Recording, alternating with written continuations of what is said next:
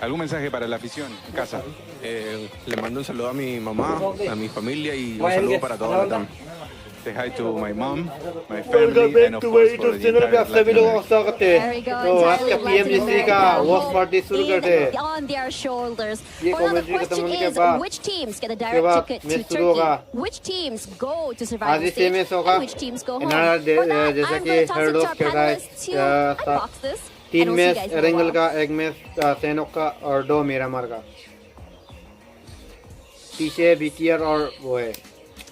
Couldn't have done worse than day one. They had nowhere to go भाई except English में up. Adjust कर लेने लगे. तो हिंदी में मेरे को मिला नहीं का. And talking about their English sweet में rotation, but you know what? I don't know if all of us would कोई बात necessarily नहीं. agree with थोड़ा सा मैं that. मिला Unless दूंगा you count सभी them लोगों का. rotating to the center of the zone, and then the zone kind of blessing them quite a bit here. But welcome back, everyone, to the final day of Group Yellow at PMGC, the Global Championship 2023. I'm your host, Jason Captain, joined by... तो ये आखिरी दिन होगा. तो ये तो tournament होगा. तो आखिरी दिन है. जो आज का दिन जो भी टॉप 3 में होगा सीधा ग्रैंड फाइनल का क्वालिफाई होगा. उसके बाद टॉप 4 से टॉप 11 तक जो बंदा रहेगा उसको वो करना पड़ेगा. सर्वाइवल से पहले जाना पड़ेगा. से फास्ट स्लॉट है उसमें जीतना पड़ेगा. फास्ट स्लॉट में लेना पड़ेगा. जो भी टीम आएगा उससे सीधा ग्रैंड फाइनल का इनवाइट मिल जाएगा. You look good. You look good. Jason, let's just start dyeing the beard. I mean, to be fair, all you can see is my chin from down there when we're standing next to each other. So maybe I should dye it. But obviously, we're about to head into our तो guess final करके day भाई. of games. तो But आज के like दिन कौन always, सबसे kick off our day. रहेगा बंदा. I got some BTR, sponsors to bring your MB, way. So and let's start for things off Michael with White. GT10 Pro, born for professional gamers and men with gray in their beard. 7. So I'm still quite trash when it comes to the game. But either way, beyond that, on your phone you can actually check out TikTok and look for PMGC 2023 on this one, see some behind-the-scenes stuff. Not to mention, big shout out to Sir Cloud, that has been doing a lot of interviews backstage. If you haven't checked him out over on Instagram, a little bit of a, not a sponsor for the show, but make sure you guys check that out. This is doing some very good stuff. We also have the Frost Festival currently going on in the game for you guys as well, where you guys update PUBG Mobile and immerse yourself in a completely fresh experience with snowmen, with snowboards. You're gonna have a great time, so make sure you guys check that out.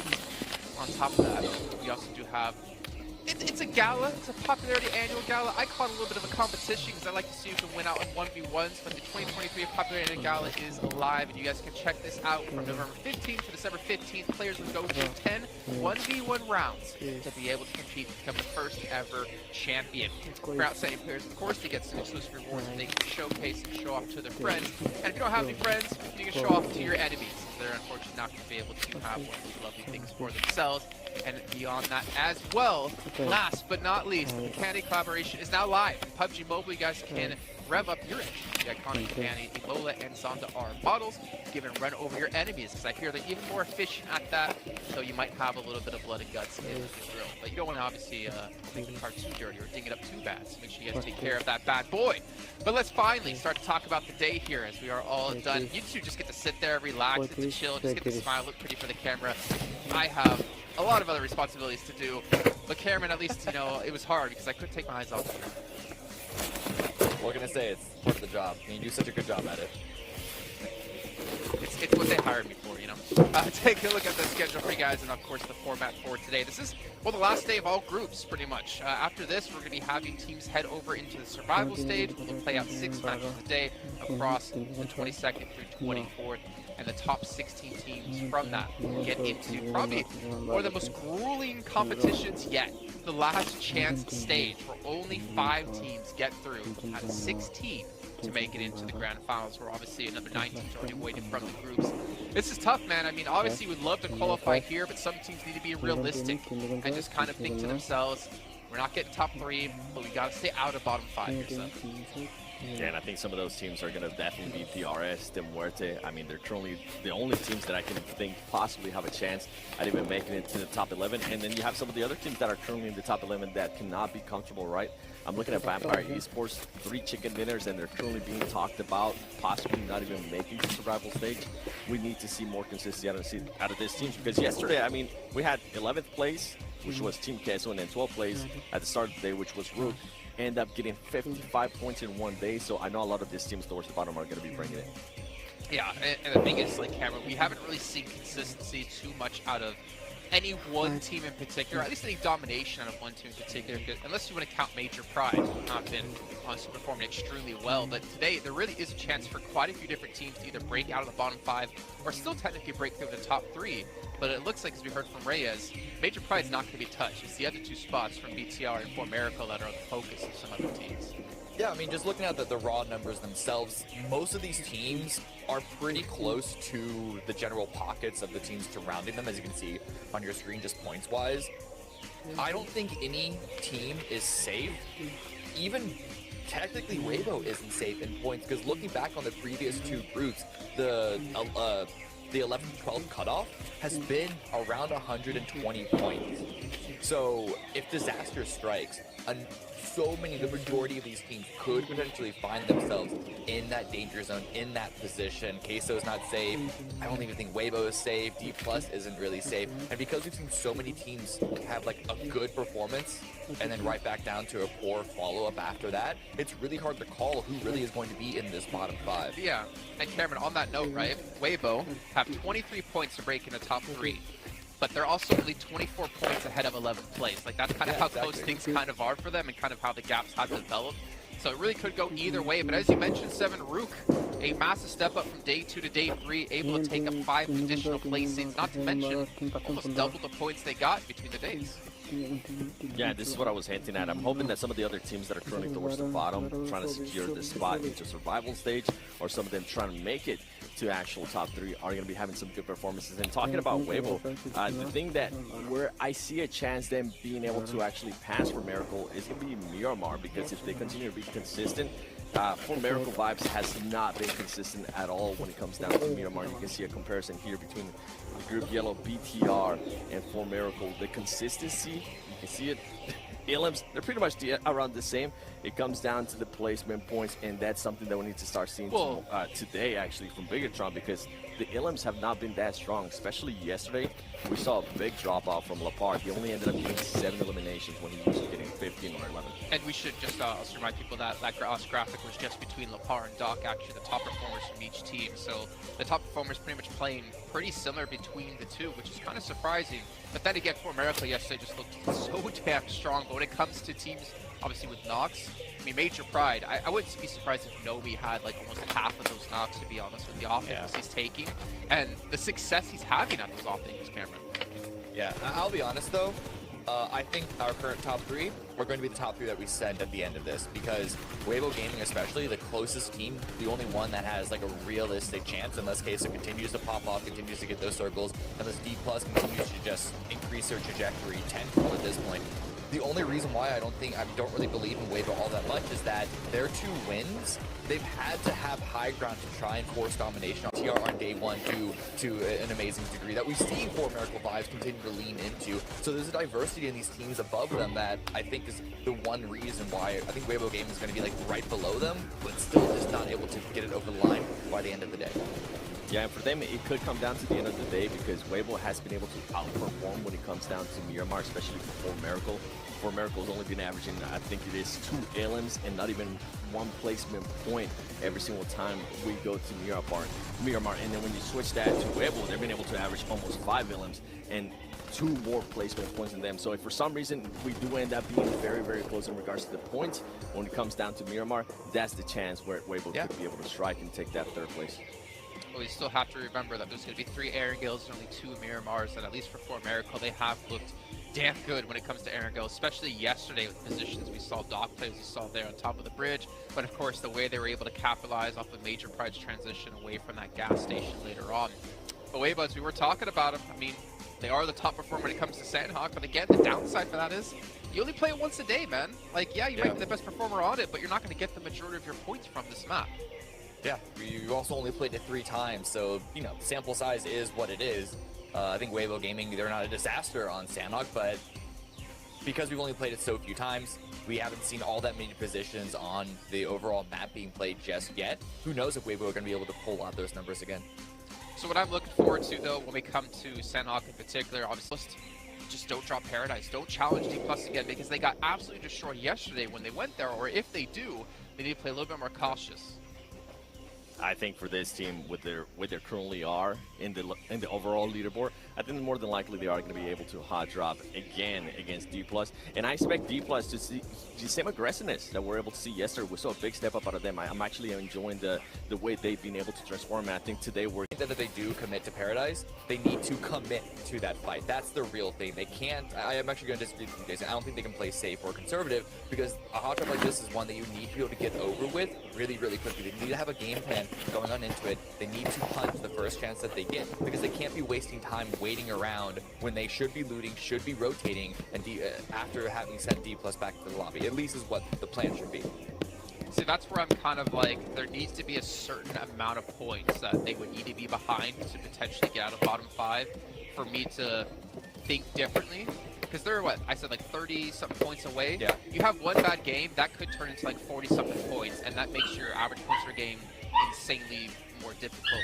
Whereas if they were like 50, 60 points behind, it's like, okay, well, you got nothing to lose, you might as well go crazy and try to pull something off. But they're kind of teetering. I'm kind of like with you and with me at the same time. They're kind of teetering on that point of like, should they get aggressive and go for it and try to get the points, or do they need to play passive and try to hope to get on later into the game, and then hope teams like Sem9 don't perform well, which, as we've seen, Sem9 can still do decently here, 7. Yeah, Sem9 to pull out a win every once in a while. Yeah, and going back with GE, the reason why I kind of want them to be aggressive is because they haven't had really any big pop-up performances. Yes, they have had 3rd place finishes and 4th place finishes with 8 elims, but it's very, very scarce. So at this point, I just want to see them be able to at least try to put up some points. The funny thing about them down.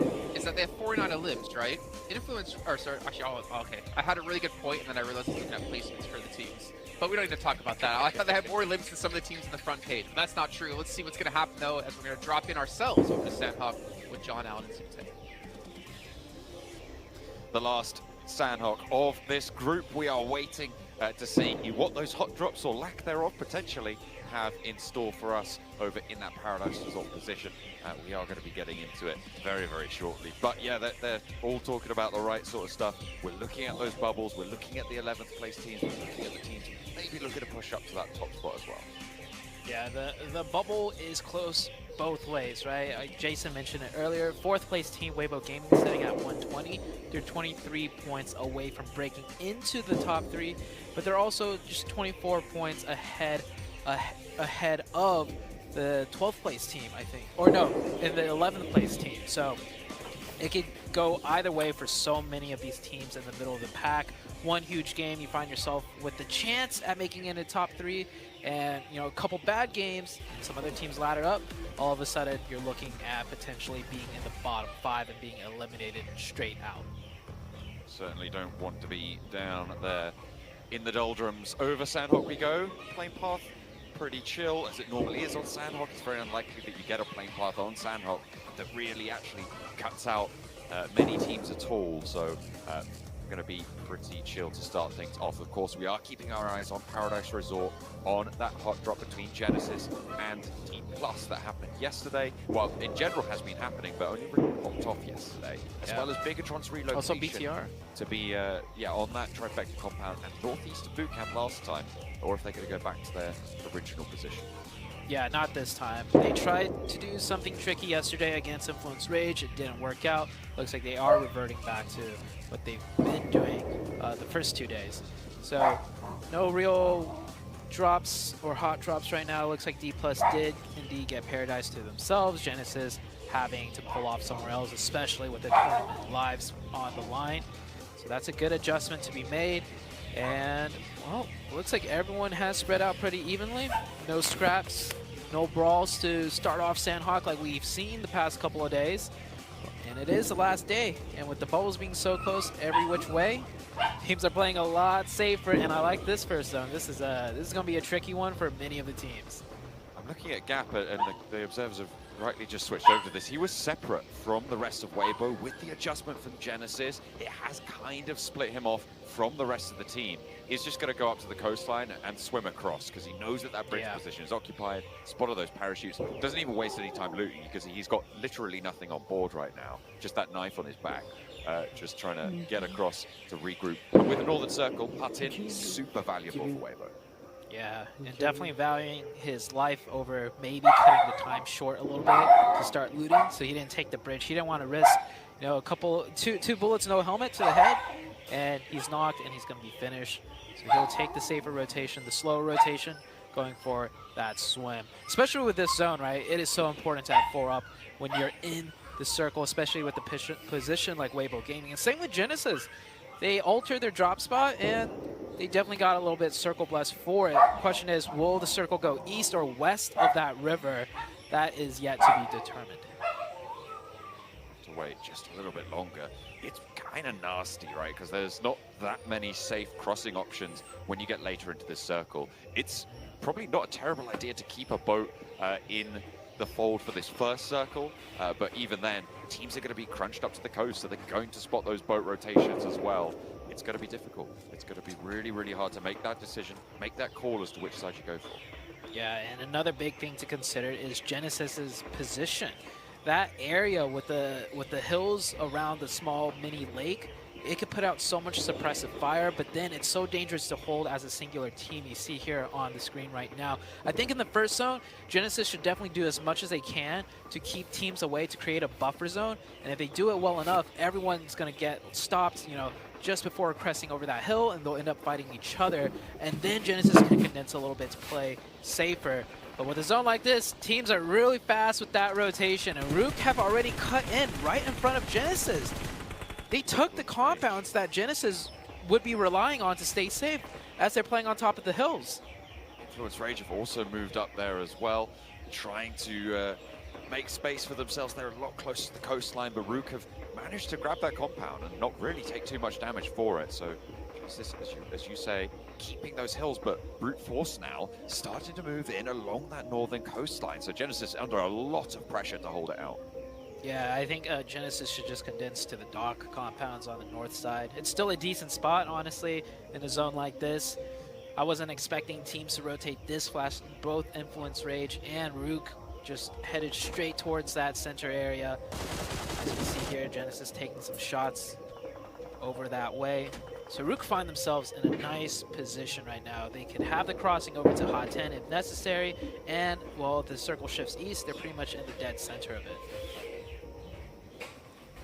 Try and keep that under control. Don't overextend yourself. They are a little bit split, you're right. Maybe regrouping down south could be an idea for them. I think brute force might make that a little bit tricky though. In the meantime, over on the west, leaving from ruins fairly quickly as well, it's Vampire. They have scouted out over that western bridge to the northwest island, currently moving on the west coast up past Camp Alpha, or heading that direction at the moment. Team Queso split across this northwest island still, across this area, so potential to spot out this Vampire rotation or potentially come into contact with it as well. Yeah, taking a check on some of the top teams or teams to really look out for in this match. Major Pride all the way on the east side in the southeast, very far from the zone. They're just going to elect to take this slow and hope the zone shifts to the eastern side and not to the western island. But if it does, they can still rotate through the south of boot camp because they're coming in so late. They have that option available to them. BTR is on that western island just south of Hot 10 near one of the compounds. Yeah, you can see right here Team Queso with eyes set on top of them. Queso should be okay, or not Queso, BTR should be okay here. Even if one of them get knocked, it would be a very hard point for Queso to confirm from this high ground.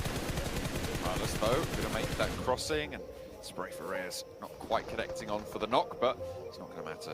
BTR going to get ahead of them. BNS, in the meantime, Bino Storm versus IHC. IHC have already lost a player. We saw that flush just go through on our screens there. Demo takes a nade as well, a little bit of damage. The rest of IHC seemingly too far away to give any backup to Demo's location. We're not entirely sure exactly where they are. Perhaps they're going to have to roll in a little bit later, but IHC play on with 3. Yeah, IHC's downfall this entire series so far is just losing 1 to 2 players very early on, which can easily be avoided if you just play a bit tighter, play a bit safer. But I feel like that's not the only thing that's been plaguing IHC. They're trying to make it out of that bottom 5 right now, and with a rough first game like this, sitting in 15th place, yeah, it's not going to be looking too great for them. For Miracle Vibes, the team we haven't really mentioned yet as far as their position, I don't think, is they're south of boot camp, southwest of boot camp at the Trifecta compound where the 2 riverways meet. So they're keeping their option open on going west or east, depending on the second circle shift. But I have a feeling we're not going to see a decisive second circle shift. I think it's going to be a shift where it still kind of keeps that limbo between, do you prioritize the west island or the east main island? They have to make a decision, but they are hedging their bets right now for a stage 2 shift. It kind of decides over on the east I would side. go There is east, still that yeah. west edge. Yeah, if you're for Miracle Vibes right now, you do go to the east side, but it still hasn't fully confirmed. That We is did actually true. see, I mean, even back in European regionals, right, in the European Championship, we saw a finish on that island in the middle of the river that's at the south side of this zone as well. So it doesn't even have to decide east or west in the end of it. It's still a little bit of a gamble either way, but we'll have to wait and see where these next stages continue to close, because it is still a little bit undecided. Yeah, this is very tricky for the teams that have yet to commit to a certain side. Vibes can take the warehouses north of boot camp and control that ridgeline, so then they could swim west or stay on the east. I think that might be what they do. They're going to wait for that third circle. BTR, they're heavily committed on the west side. Same with Queso and Weibo Gaming. This is a better shift for Major Pride, I guess, because it did go over east, and they are currently in the Paradise Resort. I'd say behind DRS right now, both of them playing late in the blue zone. We've got Sen 9 over on the east near Quarry doing the same thing, but in a completely different location. DRS moving across this bridge now, which will let Demuerte move a little bit closer. As we go up on over to the northwest island, BTR have moved up. This is the compound we saw them break towards that Reyes wasn't quite able to stop them from getting on in. At the range he was, he just didn't have the spray downs onto them, unfortunately. And so BTR playing a little bit closer to the coastline. Might make Team Queso's life a little bit hard, but we'll wait and see. Storm in the meantime have been spotted. IHC, they're playing with 3, but they still got guns in their hands, and Godless going to give BNS a run for their money, taking a little bit of a toll on their progression. 3 players now left for Bino Storm. Looks like IHC got some revenge from earlier. It was Bino Storm that took down one of their players. Now they trade it right back. Bino Storm does get ahead of them, however, so most likely the circle centers up. IHC will have to go through them and multiple other squads. So I'm taking a look at the mini-map. Not too much movement has been made in that second circle shift. It's mostly the teams just on the far outside forced to move a little bit closer as DRS picks up one member of Demuerte, and Weibo Gaming getting into slight engagement with Vampire on that northwest side near Hatin. A little bit of scrap developing there. For the time being, though, it's a little bit arm's distance, not really too much popping off. And the Vampire did take a knock, but it hasn't really seen much more than that for the moment. So we'll have to wait and see if that can get picked back up, because Ravenclaw's a little bit split from the rest of the team. However, it seems like he has cover. Demuerte, though, could be a third party if they keep on going up this hillside. Definitely want to pop some first aids here before they continue driving. They are wary of the fact that they are getting closer to potential enemy targets, as that is the case. Heading into the third circle, I'm thinking it's going to pull east. Queso just lost a player. BTR playing very patient. That solo player on the foothills definitely not making himself known until he could get that knock and point. So Queso will lose a player, thinking that hilltop was clear. And the circle centers up. This does favor the east much more. Rook, I mean, that one rotation we saw very early on, they are very happy with how the circles have played out. And not only that, Genesis are probably pretty all right with this, to be honest. I mean, the teams over on the east, Brute Force, have been there for a long, long time. They're not really making any big moves at the moment. There might be a little bit of trouble from Brute Force now that they're right on the edge of the circle, but that area over on that north side, nice and safe for the time being. No one taking those hills. Demuerte suffering, trying to cross his BPR. Just gonna stop them there, as are Rook over on the other side of the bridge. It's a really, really difficult rotation from this western side now. There's about 5 or 6 teams just stopping you almost dead in your tracks as you try and make this progression. So a really, really tough time for them, weren't they? I don't blame them for going down here, to be honest. Did I just catch a Queso player sending it across the bridge? I think so. Yeah, one of the Queso players just sent it across the bridge. Don't know how far he's gonna get. Stem 9 gets a solo player into the shack. That's a pretty good position considering just how isolated it is within the center of circle. The Queso player has made it to the end of the bridge, probably hopped into one of the empty trucks. As you can see, 3 pink dots on the bridge. I think each Queso player is just playing inside one of the open back trucks on the bridge there. Pretty good heads-up rotation, I'd say, for Queso to utilize that. It is a last-ditch attempt pretty much, but nowhere else is really open. And they get ahead of BTR. They take that top of the bridge, and it's fairly central on the circle, likely to be in for the next zone.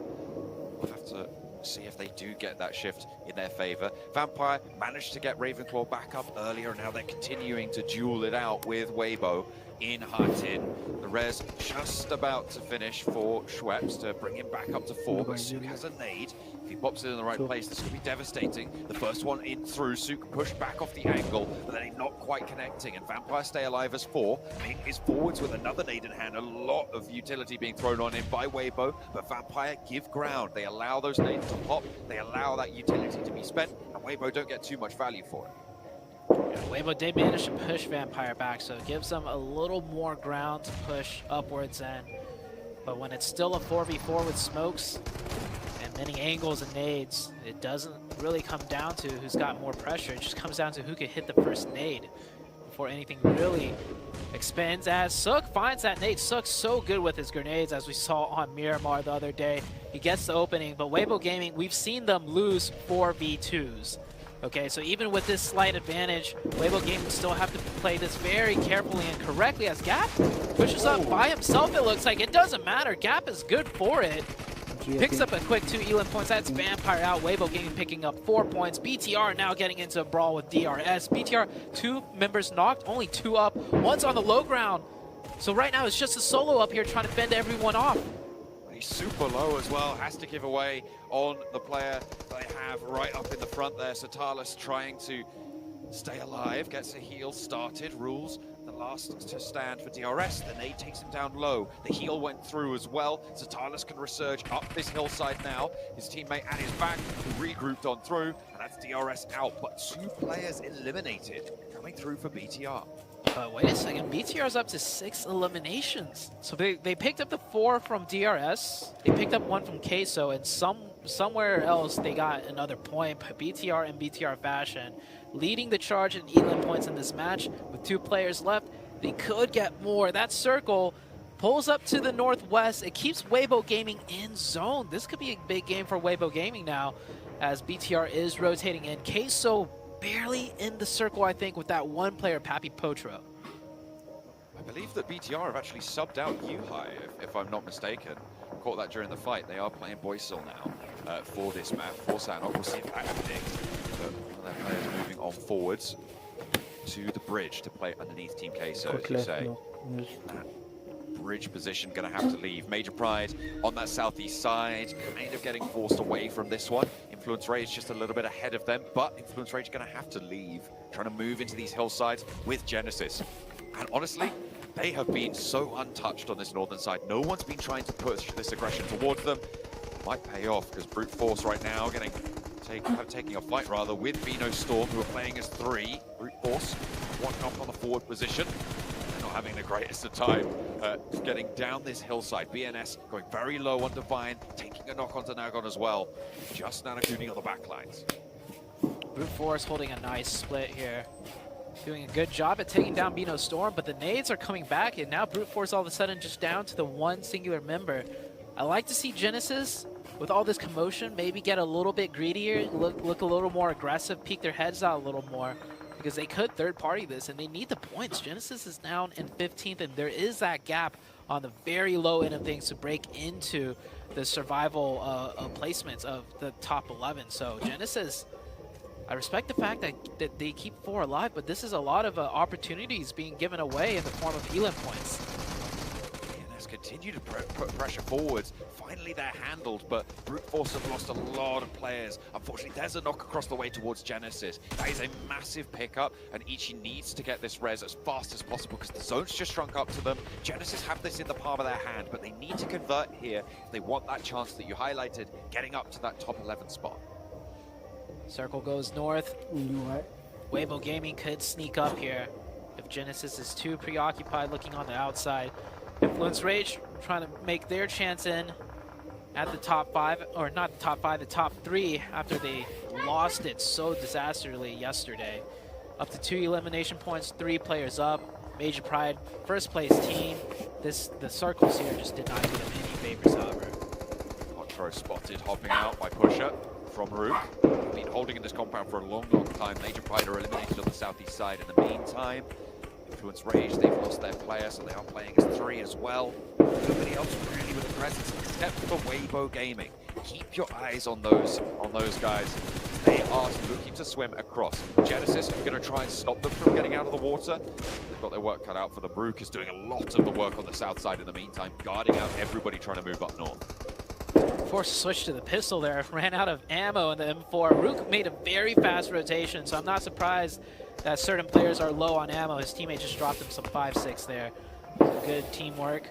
As Queso playing spoiler now, the last player on the bridge, used up his meds. He gets the knock and, doesn't confirm the point, and I think they'll get that revive as well. Weibo Gaming sneaks up to the north. They are finally spotted by the Rook player, as Rook has to push towards Weibo Gaming. One of the players of Weibo Gaming down to 1 HP. It is Sook. He's still alive.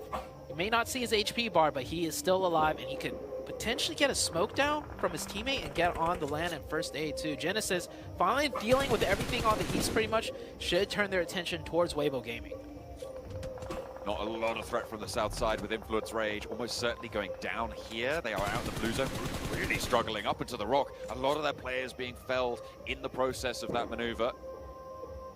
Not going to have the greatest of speed. It looks like they're going to break forwards with 2 of their players.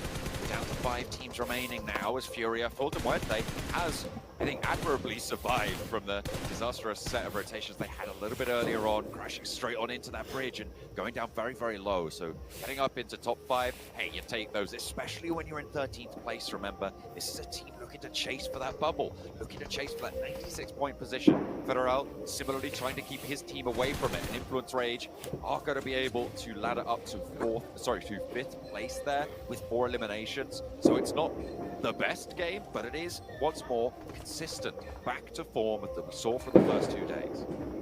Yeah, consistent for this one. Yesterday, they started with a consistent Sandhawk game, and then everything fell apart as, if he could get a 2-for-1, this would be very bad for Weibo Gaming. It looks like these players are starting to line up a little bit here. Sook better be careful not to peek out from the same angle as his teammate. Rook, this is their last member, so this is why he is taking his time. He won't go for the knock if it's not a confirmed point, because otherwise he gives away his position, and then he's surely to be taken out. He doesn't have the zone. Zone is closing. Furia just trying to stay alive underwater right now. He is boosted up, so he's gaining some HP, but also taking some drown damage. The zone is not going to be covering him either, so he will be in the next circle, so he can maybe sit there for a little while longer, and here comes the push out of the solo Rook. This shot, actually going down to the play zone out in the water. That's a really bad pickup, and Rami steps forwards. A lot of players from Weibo fall, and immediately they're just swept aside. With the player down out in the water, they don't stay alive. Rami sure gets maybe a point extra there, but Muerte are in 2nd place off the back of this. Somehow they've managed to ladder up. They don't have any eliminations. Furia swimming on through. He was in the buggy. Now he's going to try and make landfall. Genesis are a little bit split, so it's not impossible, but Smile should be able to spot this as he jumps into the water. Ichi is there as well, but Smile's seen him. They're just setting up a crossfire. I don't think they've picked it out there, but Furia he got it. Tagged, and Smile picks up the point. Genesis close it down. The circle does go to them time and time and time again. But they hold out the north side. Brute Force couldn't push in from the east. Rook couldn't move in from the south.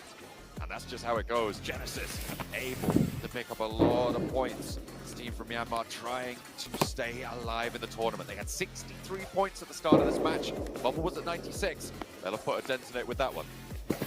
Yeah, losing that hot drop fight in Paradise Resort against D+ was a blessing in disguise. That forced them to find an alternate drop spot, and that alternate drop spot led them to the chicken dinner here, pretty much. Of course, you know, they played their splits very well. They chose the north side. They condensed up. They didn't try to spread out too much to do, you know, take up too much territory. Kept all 4 up to make sure they secure that chicken dinner in the end.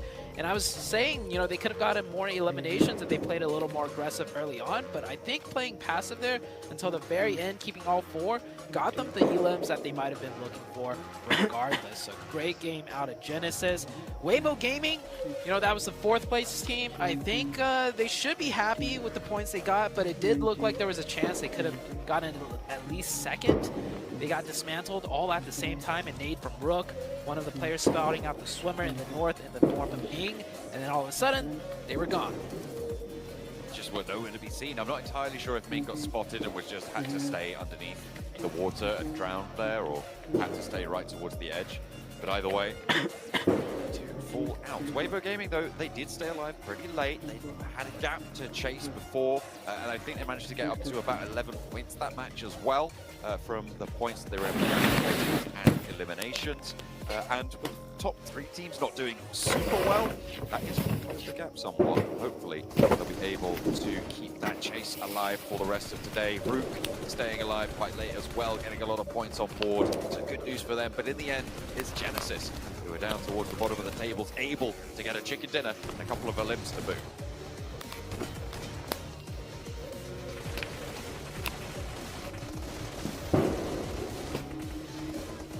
Well, as soon as the plane went across Sandhawk and we had all the teams drop, I guess we got our answer. But Genesis' game plan was in this match. They said, hell no, we won't go back to paradise. And it works out for them. They get themselves a chicken dinner. They get themselves a buttload of points they desperately needed. And this is the start to potentially Genesis getting out of that bottom 5 for gentlemen.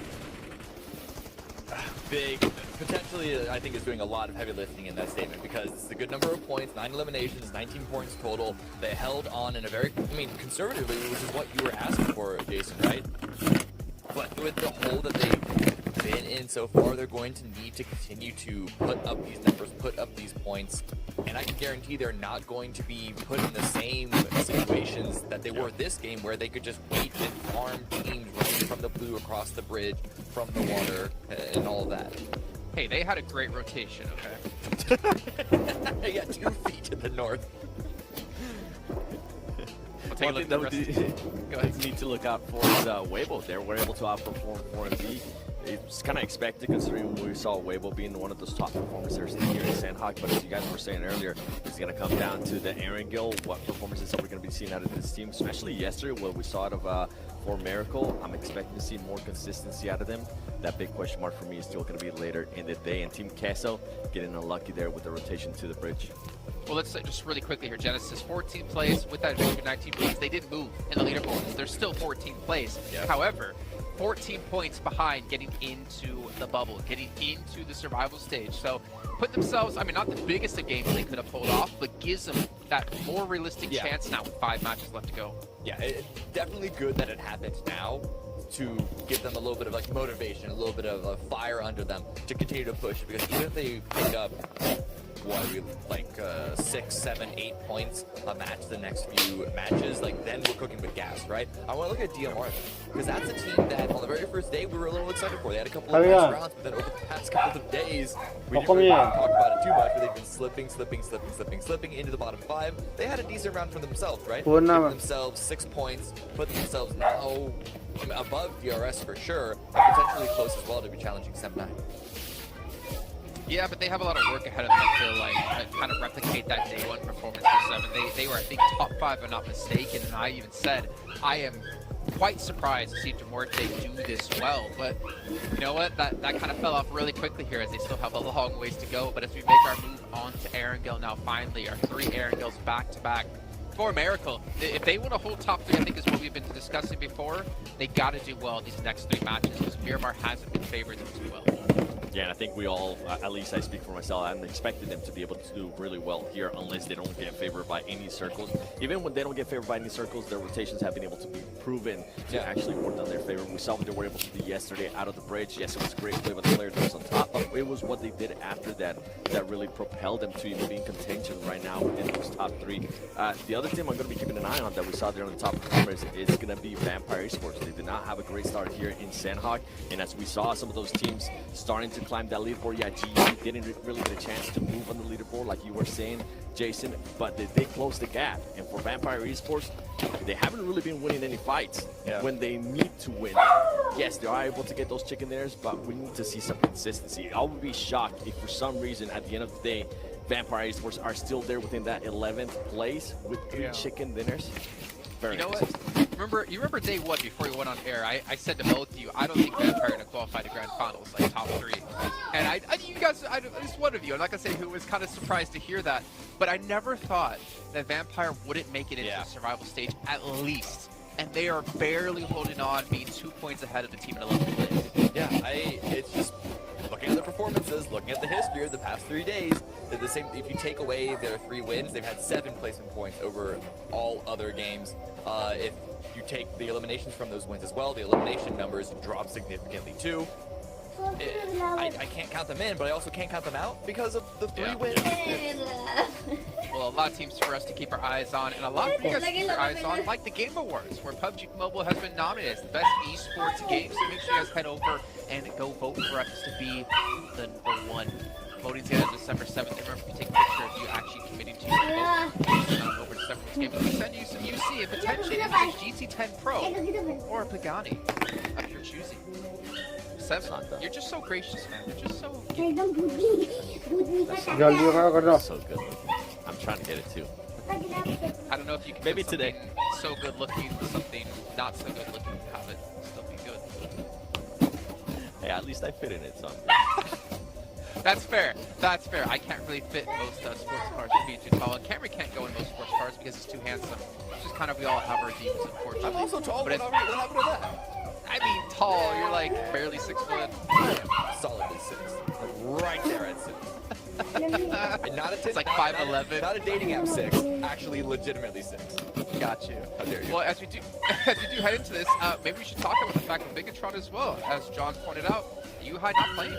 I think that's an interesting change-up considering Yuhai, he hasn't been horrible, but I'm curious about the decision to actually change things around.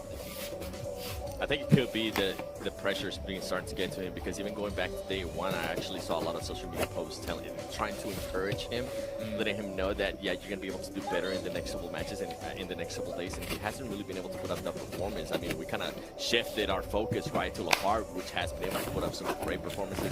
Jan Foss as well with the South Bengals whenever he does end that fight. Is this going to be able to benefit him? We did end up seeing BTR getting a lot more elims, at least here in the first Sandhog. Maybe we'll start seeing a lot more elims out of them. It comes down to how they're going to be taking on those fights, and if we're going to continue to see the fights that we saw BTR take in day 1, which were super set, and they were ready for everything. Yeah. I mean, BTR were still in the top Erangel performers. Granted, a lot of that is elevated from day 1. I mean, imagine a world where you're top 3 right now, and you bench a player or like change a player because he doesn't think he's playing that well. Like that, what? That doesn't really make sense to me, to be honest. But I think maybe there's the potential angle as well of like getting another player reps in case they need to use him in the Grand Finals, get him some experience, get him a little bit acclimated to the lobby. I'm not sure of all the reasons around this, but it is kind of weird for me to believe that, yeah, we're only 2nd place right now. That's not good enough. Yuhai, we're going to trade you out for someone else. Like, what? Yeah, it could be shows something... that they want to go for that first place, no? I think it actually shows that there's got to be something internal going on. Either like Yuhai requesting to take a day off, take a break because of some stress or whatever it is, or maybe comms are starting to degrade because of arguments within the teams. Because changing a player out, going for first instead of maintaining second, because like the goal is to maintain top 3. So I'm actually on the Jason camp here on this one. It is an odd change if it is a strategic one, not a chemistry one. Did you hear that, son? He's on the Jason camp for once. I never have people get my camp.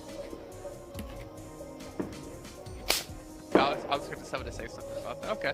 I mean, obviously, we're just a few moments away from what Erangel will entail, but I'm kind of excited, like, thinking about the future as well, thinking about all the teams who are participating in the Grand Finals. Like, the fact is, you have Blue,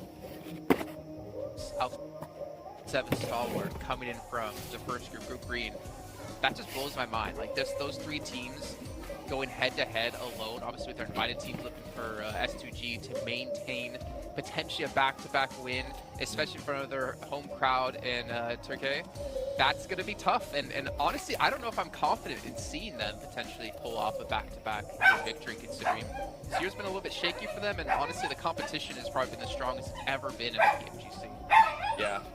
plus all the reps that the direct invites are a weird thing, right? Because sure, you get to skip stages, but you're not going to get the same reps to warm up and stuff. When we've seen, look at day 1, it was Biggertron just wiping everyone, and then day 2, day 3, because of the reps, because of the experience of getting their feet under them and getting their fingers warm, their fingies warm, the teams are starting to contest them. Biggertron isn't running away with things, so you know, we'll see what the direct invite teams look like come the Grand Finals, if they've had a chance to really embed themselves in, or if they're going to need an on-ramp time, and if that on-ramp time is going to be the reason why they aren't able to really shoot for the #1 position. Nangshin. I'm actually very intrigued to see how Nangshin Red Force is going to be doing in the Grand Finals. What we saw out of them, especially last week, their quick adaptiveness to whatever was going on within the map, didn't really have to wait that long. Like for next day, we usually talk about teams being able to have to wait a day for them to be able to adapt. This team was able to adapt on this spot, and I think that's going to benefit them in a big way come Grand Finals. I think, I don't know, I find them interesting because thinking about like an international scale of playing against teams of this caliber, for them to have that kind of performance in their group, but to get the teams they're up against, and then to potentially go into the Grand Finals and kind of replicate that performance, that would be probably one of the biggest standout performances we've ever seen out of a team ever in PUBG Mobile. I could see it happening. Do you disagree? I think they're going to be able to adapt. I don't know if it's going to be good enough for them to be able to get first place, because as you mentioned, like there is so many top heavy teams. Yeah. And even from this group, we've been able to see Major Pride being able to do the same thing that Nangshin was able to do last week as well. And I think that's why Major Pride is currently in that first place. So it comes down to... And also, we don't know who's going to be qualifying from survival stage and last chance, and we've seen those teams be hungry as well. I mean, last year, what was it? Inco Gaming, they ended up qualifying to Grand Finals from last chance. And that team ended up performing pretty well, at least on the first couple of days, taking points away from some of the teams there at the top. Yeah, I actually think the qualifying through, this has been said before, I'm pretty sure, but I think qualifying through last chance through survival is going to be more difficult than qualifying top 3 from these groups, even if there are 5 slots, because one, it's top 5 out of half the games played, so you really can't make any mistakes. Plus, we're already seeing how many top-level teams are just failing to make it into the top 3 of their groups, and that's only going to condense even further when we hit survival, when we hit last chance. So I think for the teams right now, like Rook, who both had good games previously, still a little bit of a gap away from the top 3 here.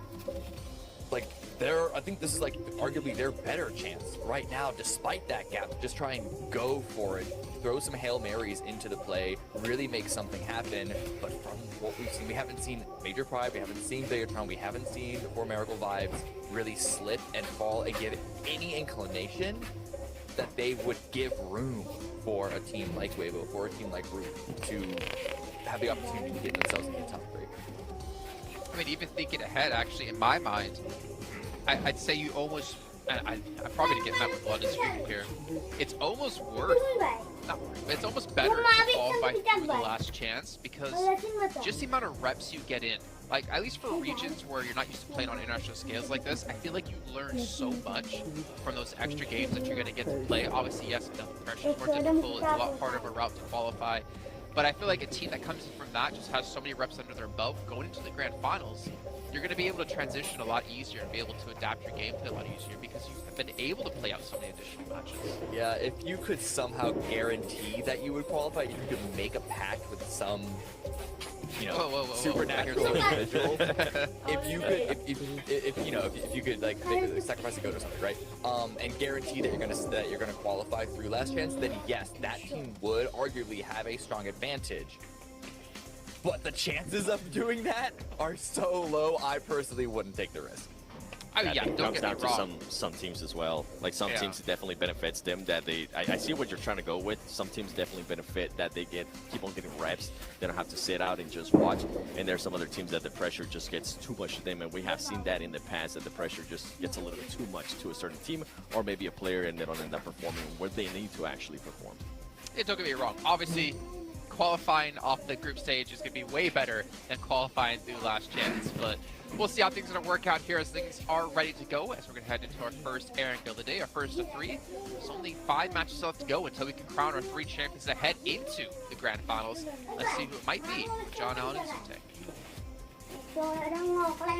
We've had our dose of Sandhawk, thank you very much. Genesis departing from their hot drop over in Paradise Resort and being paid out for it. Great start to their day. Their chase for that bubble is on, but it's not uncompeted for. It is, of course, plenty of other teams looking to chase alongside them.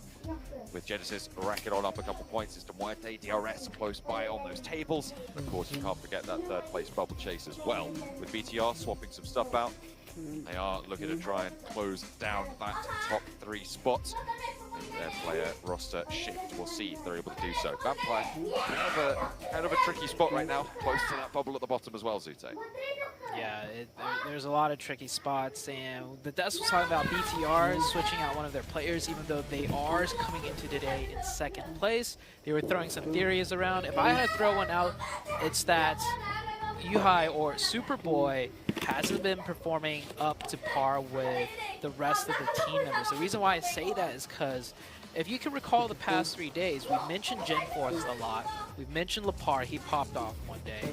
And of course, like, all the players were mentioned quite a bit, but Superboy, other than the fact of him being Yuhai, wasn't really, you know, we didn't really shine a big spotlight on him. And so I think it might be the case of there were certain situations where Yuhai was put into the position to shine, like he had a clutch up or he had a, you know, entry in, whatever the case might be, and it didn't work out. So now they're feeling like, okay, what if we try out our sub player who probably is just as high as a caliber as the rest of the team. So curious to see how the rest of the day plays out, and we'll see if BTR keeps that change, because if things start falling apart, they should put Superboy right back in. And well, as for top 4 elims, he's up there in the top 4. So I'm not sure what the case was with subbing out Superboy there. Anybody knows the answer? Hit me up in the DMs. I'll read that one. Have to verify it, of course. Can't be going about some nonsense there. And they have actually maintained that substitution, so they are not playing Superboy, aka Yuhai, in this match either. We just saw that circle pop, and that is a big southwest shift. It's over towards Primorsk, and Vampire are going to be happy about that. They need to try and maintain control of that southwest peninsula, but this is the sort of circle that they could do very well on. Definitely so. Southwest, we've also had the circle with this group before, so teams should be somewhat familiar with how teams will play here. We did get a very skewed playing path on the east, and that has always led to some issues in the early game, as you can see here. Some players dropping from vehicles, not getting them. Other players getting the vehicles and looking, you know, to hunt down maybe the solos that dropped around. Suk picked up the M4. It looked like he was looking around just for a slight second, didn't spot anyone. So he's going to go back. Effect does have to be a little bit careful here. Yeah, Suk's Spidey senses are blaring right now. And oh, really? I couldn't even catch Effect, and we could see through the trees and stuff. I don't know how Suk caught that one, but I mean, he's a pro, and I'm no longer a pro by any means. So I mean, that's why he's still here competing. Great pickup point for the side of Weibo Gaming. Effect. I mean, he tried to bring out the knife there, tried to allow Suk to close the distance, but he's too smart for that. He knows that if you stand far away from someone with a knife, they can't get you. It's a secret. I'll drop that bit of knowledge for you there, Zute. The knife has a limited range, and that's its main weakness. Otherwise, it's a great weapon. I do believe you can throw it too, though. You could throw pans, so I would think you could be able to throw knives. As there were hot drops elsewhere too. Scraps happening here. IHC lost a player early on to Sem9. I caught one of the IHC players looting a bunker with Sem9 there, so yeah, I'm not too surprised. It is a little bit of a scrap fight. Sem9, one of the teams right on the bubble in 90 with 96 points, 11th place. So that 1 point is going to be quite valuable for them as well.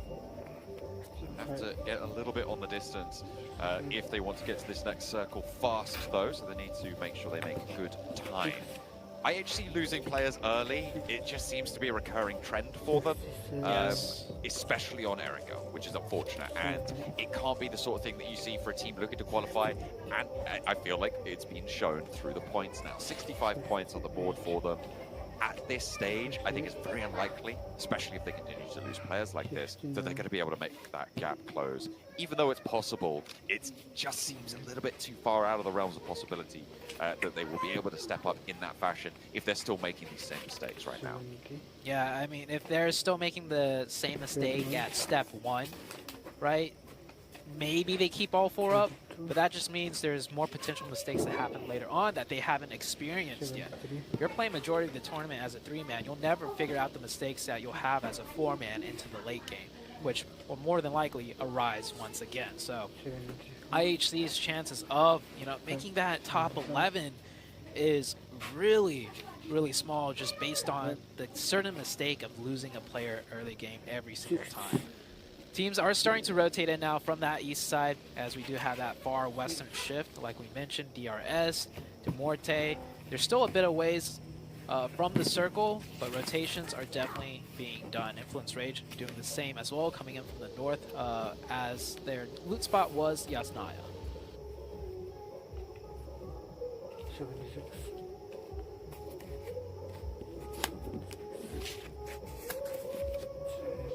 They are circling on through. They look plenty looted for now.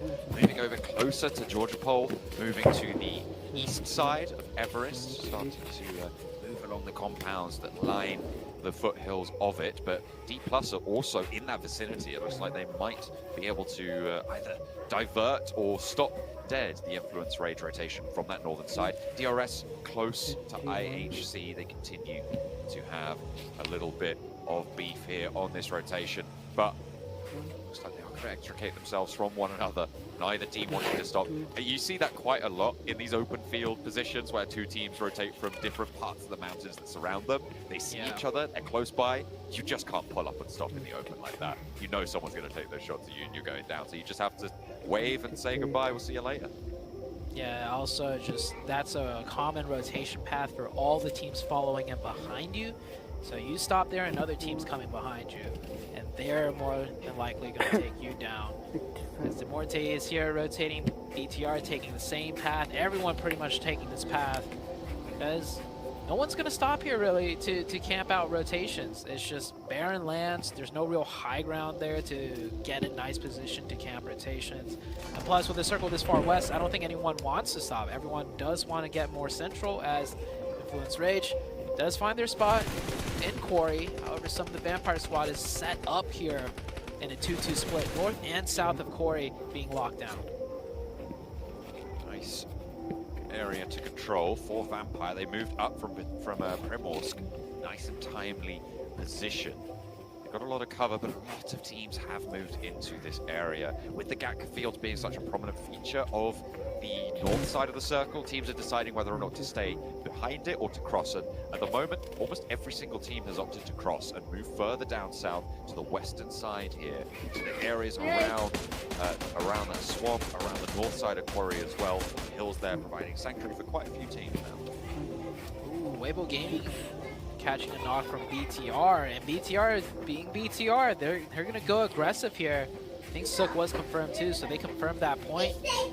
BTR looking like they're backing off just a little bit. Of course, Weibo Gaming is gonna leave that fight immediately. I think everyone in the lobby knows BTR is just on another form of aggression level. So if your player is lost to BTR, you better disengage fast, because they're not gonna sit around and just, you know, pop shots back and forth, especially after they get the first one. It's essentially, unless you're right there to immediately get the res and then run, you are going to have a bad time in the BTR sidelines. It's been interesting to watch their playstyle develop. I mean, we saw that when they are able to fall back to that aggressive playstyle, it just works out fairly convincingly, but it's being given those opportunities that I think has started to diminish as time has gone on in this group, right? The first day, obviously, a blinder of a day, an incredible day, the best day I think we've seen over the course of this group stage as well. But when they have teams around them starting to tighten up their flanks, starting to figure out how to stop that aggression, it becomes a lot harder for BTR to extract as many points as they did there. But they are still keeping up pace, of course, still in their top 3, and very much in the contest for this top spot as well. Definitely so. Circle shifts south. Weibo Gaming, who lost a player, gets the new central of the zone at the warehouse. Of course, that's a position you can't really hold as even as a 4-man team. You'll get other teams out crash in, and you're forced to kind of share the area. We'll see if any other teams decide to crash there, as we do have the Vibes team that we saw was shooting was actually southeast, not even across a bridge.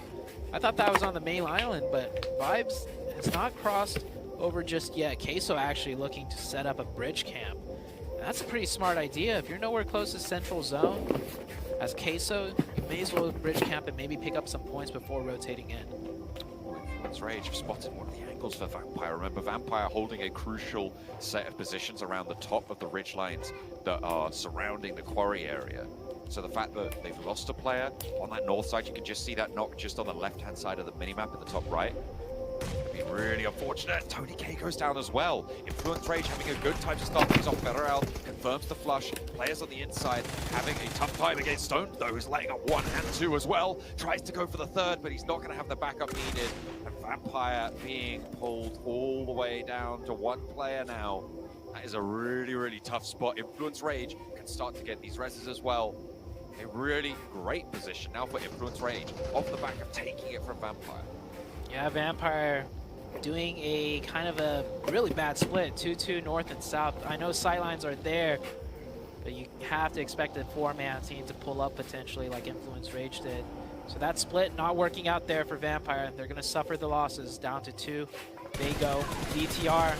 Oh, BTR actually never got that point onto Weibo Gaming. They got the knock, but it was stolen away by another team because BTR still have 0 elim points. Still, as you say, that 0 pointer. Major Pride, no players alive right now, so both BTR and Formerical Vibes with a chance to push on up, but Formerical Vibes still locked, embroiled in this scrap on the south side across the bridge to the military island.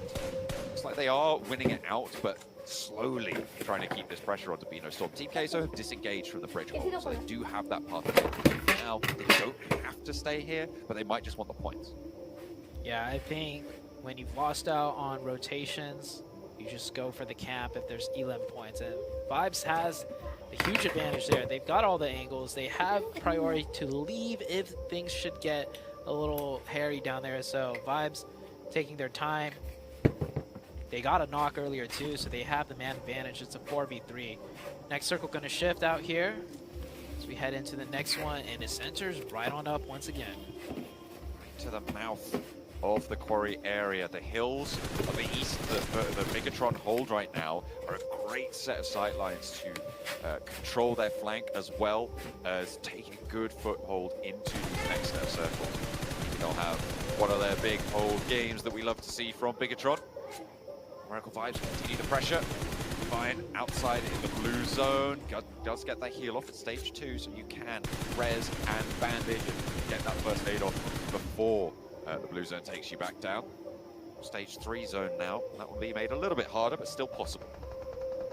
Ooh, East reloading right there. I think just missed the chance, but the nades are good.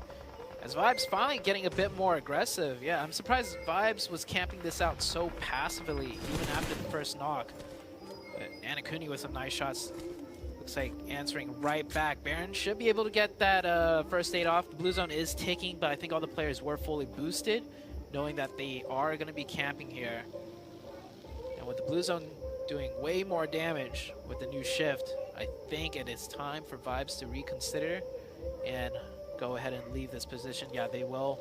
They're going to have to rotate in from the east side. East side pretty clear. It's just Queso on the far eastern edge. Other than that, there's BTR a little bit ahead, but they actually don't have too many options in the east coming in, so Vibes might run into some opposition that they're forced to take. Yeah, with BTR holding a 2-2 split right now in the hills and down to the compound to the south side of their position, it's really that hillside to the east that sits along that line of trees, but unfortunately the hillside kind of just runs out as you go further west into that location. So you don't have a great amount of cover. It's going to be difficult. I think they might just opt to take the fight with Team Queso after they heal up a bit. So either take the fight with Queso or just stall out and wait for the next circle and then really gun for a hard rotation. It's one of those two options. Because if they take a fight on the edge now, the circle is going to shift and most likely go elsewhere. So maybe they just forego the fight, eat a little bit of blue, as little as they can eat, and then go for a hard rotation. We'll see what the Vibes team do shortly here as Sem9 still trying to find a spot in the zone. They will find that compound on the northeast. It is unoccupied as East goes down right there to Queso. So the fight will be erupting now. Okay, so get the opening knock onto Doc. They haven't got the flush position yet, but they want to change that very quickly. They move straight on up immediately. Artur's very close to Baron on the off angle, potentially able to ambush from the blue zone here for Miracle Vibes. With 3 players, 2 of them active. Artur's more worried about the players on the hillside towards the down player, but the pan eating a couple of bullets, but it's not going to be enough, unfortunately. They can still get that res, and that's what they're looking for, to play up as 3. Artur steps a little bit too close and does get burned for it. Yeah, Queso getting a little overzealous with that opening knock.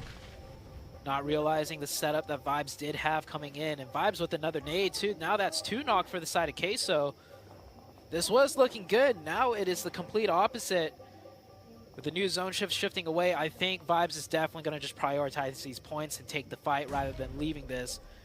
Bino Storm coming in from the backside, eating so much blue that the blue zone is just taking away at their members one by one. And the Vibes team, one of the players heading north, maybe to deal with Bino Storm. Where's the southern player right there? Queso gets a full reset, so Vibes getting a little bit distracted, I think. There was only 1 player from Bino Storm. I don't know if they noticed that 2 of the players fell out the back, because the blue zone is now claiming them. Nanokuni is super, super low. For Miracle Vibes, maybe over-committing and overestimating the position on that north edge, giving Team Queso that gap to get that reset that you talked about. They're not going to disengage. They're going to try and look to get ahead of it. I mean, the hillside is still there. It does start to go down, but it is going to be available. However, the circle goes all the way out to the west. And if Vampire had 4 players here, they would be in a phenomenal position. That was taken away from them earlier. Queso driving towards into Demorte. Demorte with a really nice spot. This is not in the circle, but I like how they use this position to push everyone else away from their backsides before going in, because they have a spot inside the circle that they can secure from these compounds. So a nice little buffer zone for them to utilize, and Queso will be the ones to meet their demise here. There's only 1 player up from Queso. No, 2 up, but they're not in much of a position to fight back. Bino Storm ran all of their meds dry trying to survive the blue zone over on that rotation from the southeast side, and so didn't have anything left. We're hopping on over to Genesis, who are clashing at the moment with DRS on the north-west side, and it looks like that fight has just concluded with DRS going down, so Genesis able to hold out on that position with all 4 of their players alive. We'll see if they can pick anything up. Team Queso go down. Only the 2 eliminations this match, which means their chase towards the top 3 again cut short. From that southeast side, De Muerte stay alive on the south coast. New circle is about to shift here. BTR still has yet to really move into the zone. They've had a nice firm control on the east side, but they might be the next team to get into engagement before the next circle even pops up here. They're really close to Sem 9 on the northeast. Might see some knocks happen between those 2 very soon. Morte edging on the southeast after they cleared out their backsides. They will meet some resistance as they are rotating in here. Brute force, 2 players as the vanguard right now. Neo's in the buggy still, trying to claim some position on the hills to the south right now. Seemingly, De Muerte just rolling straight on in to the opening of the quarry. It's a very, very difficult position to leave. If you can hold it down, if you can get into cover, you're a little bit safer, but the teams on that high ground that Vampire and Influence Rage currently hold, they just have such great sightlines toward you. It's so tough to make it work. Next circle pops out here. It goes down to the south. That does force Genesis to push in and Influence Rage. They just have to move over east a little bit. We might see a fight break out between Rook and Influence Rage, as both of those teams are on the high ground of the quarry side, and honestly, whoever controls Rook's position into the next circle will be in a much, much favorable spot than everyone else. Vampire trying to get across now. 2 players do make it to the warehouse, but there's already occupation in tow here. IHC, 3 players alive, but only Schweppes now in action. Has a low HP bar as well, eaten a lot of damage already. Repositioning, or certainly looking to. Nades cooking in the meantime. Schweppes does have cover for the time being. No one on this broadside to the warehouse, but certainly teams will be starting to get interested. They'll hear the shots, they'll start to swim around. There's blood in the water, but Schweppes just has to disengage, and Vampire now only the 1 player alive, despite the circle going all the way down to their area of the map.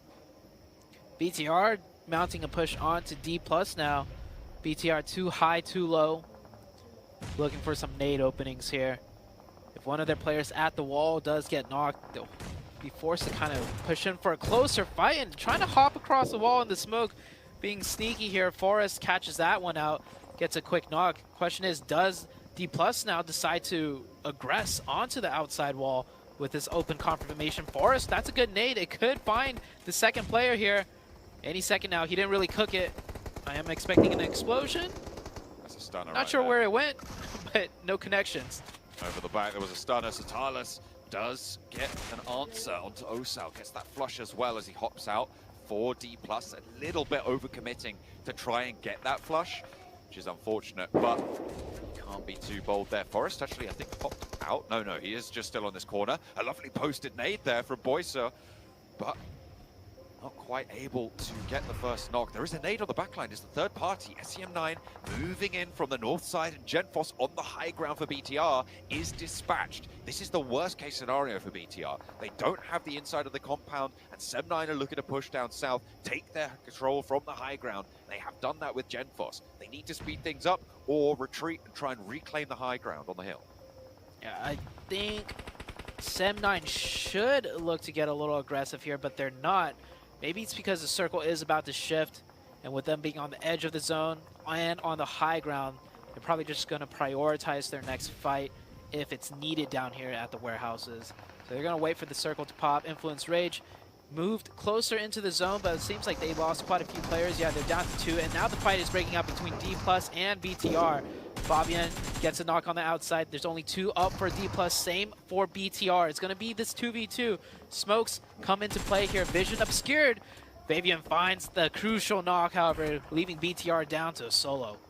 Only the one player now for BTR. D+ on 2. They have the inside of the warehouse as well. SEM9 have that high ground still. At BTR, they just slow down a little bit. We were expecting a little bit more aggression on this map. That's what we wanted from them. But they just slow down. They stop that aggression, they stop that push, and it comes back to bite them in a very crucial position out on the east side. Now they'll have to try their hand with, I think, 2 players. They're going to survive that for BTR. They'll be lucky if they can keep those alive. You can see that fight continuing over in this compound, but Tam has now moved down the hill.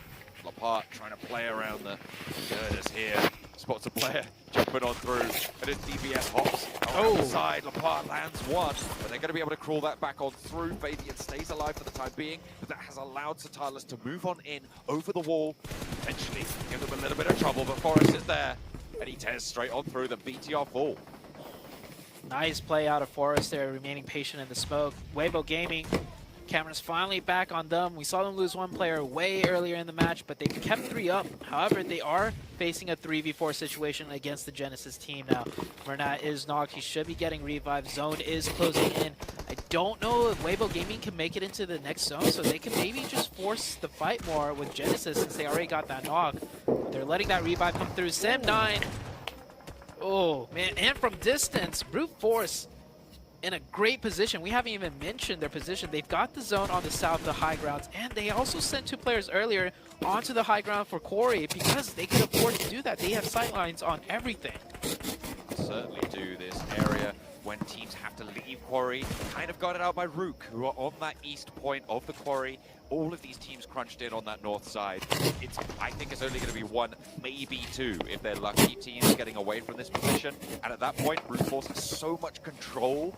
How do you get past it? I just don't see it happening. Schweppes can't make it happen anymore. IHC finally taken down. Actually, that was quite close because IHC had taken a knock as well. So Schweppes might have been able to get a little bit further. Genesis starting to... That is a crucial spot. We're into the top 4. The next circle favors them that way. I think right now, the best they can hope for is a 2nd place because Brute Force is about to force everyone to cower in fear with the superior positioning. The high ground on the southern hill. Rook is up there at the top, but man, it's just not much that they can work with. The second he peeks his head open, all eyes will be on them. Said it was going to be 1, maybe 2 teams leaving from this northwest side, but with Brute Force moving into position, it might not even be that many. They have absolutely dominated from this south edge. A lot of points already accrued as well. They've got 19 smokes. Like, what can you do against this roster? Nobody has the utility to handle them. SEM9 may be able to get an off angle, may be able to get a cheeky peek. if they are lucky, but Pusher is spotted for Rook, the last player to stand. Looks like it might be all curtains for them. They know exactly where he is. He's cooking for free bod. Just gonna put it over these sandbags, and that should be it for Pusher.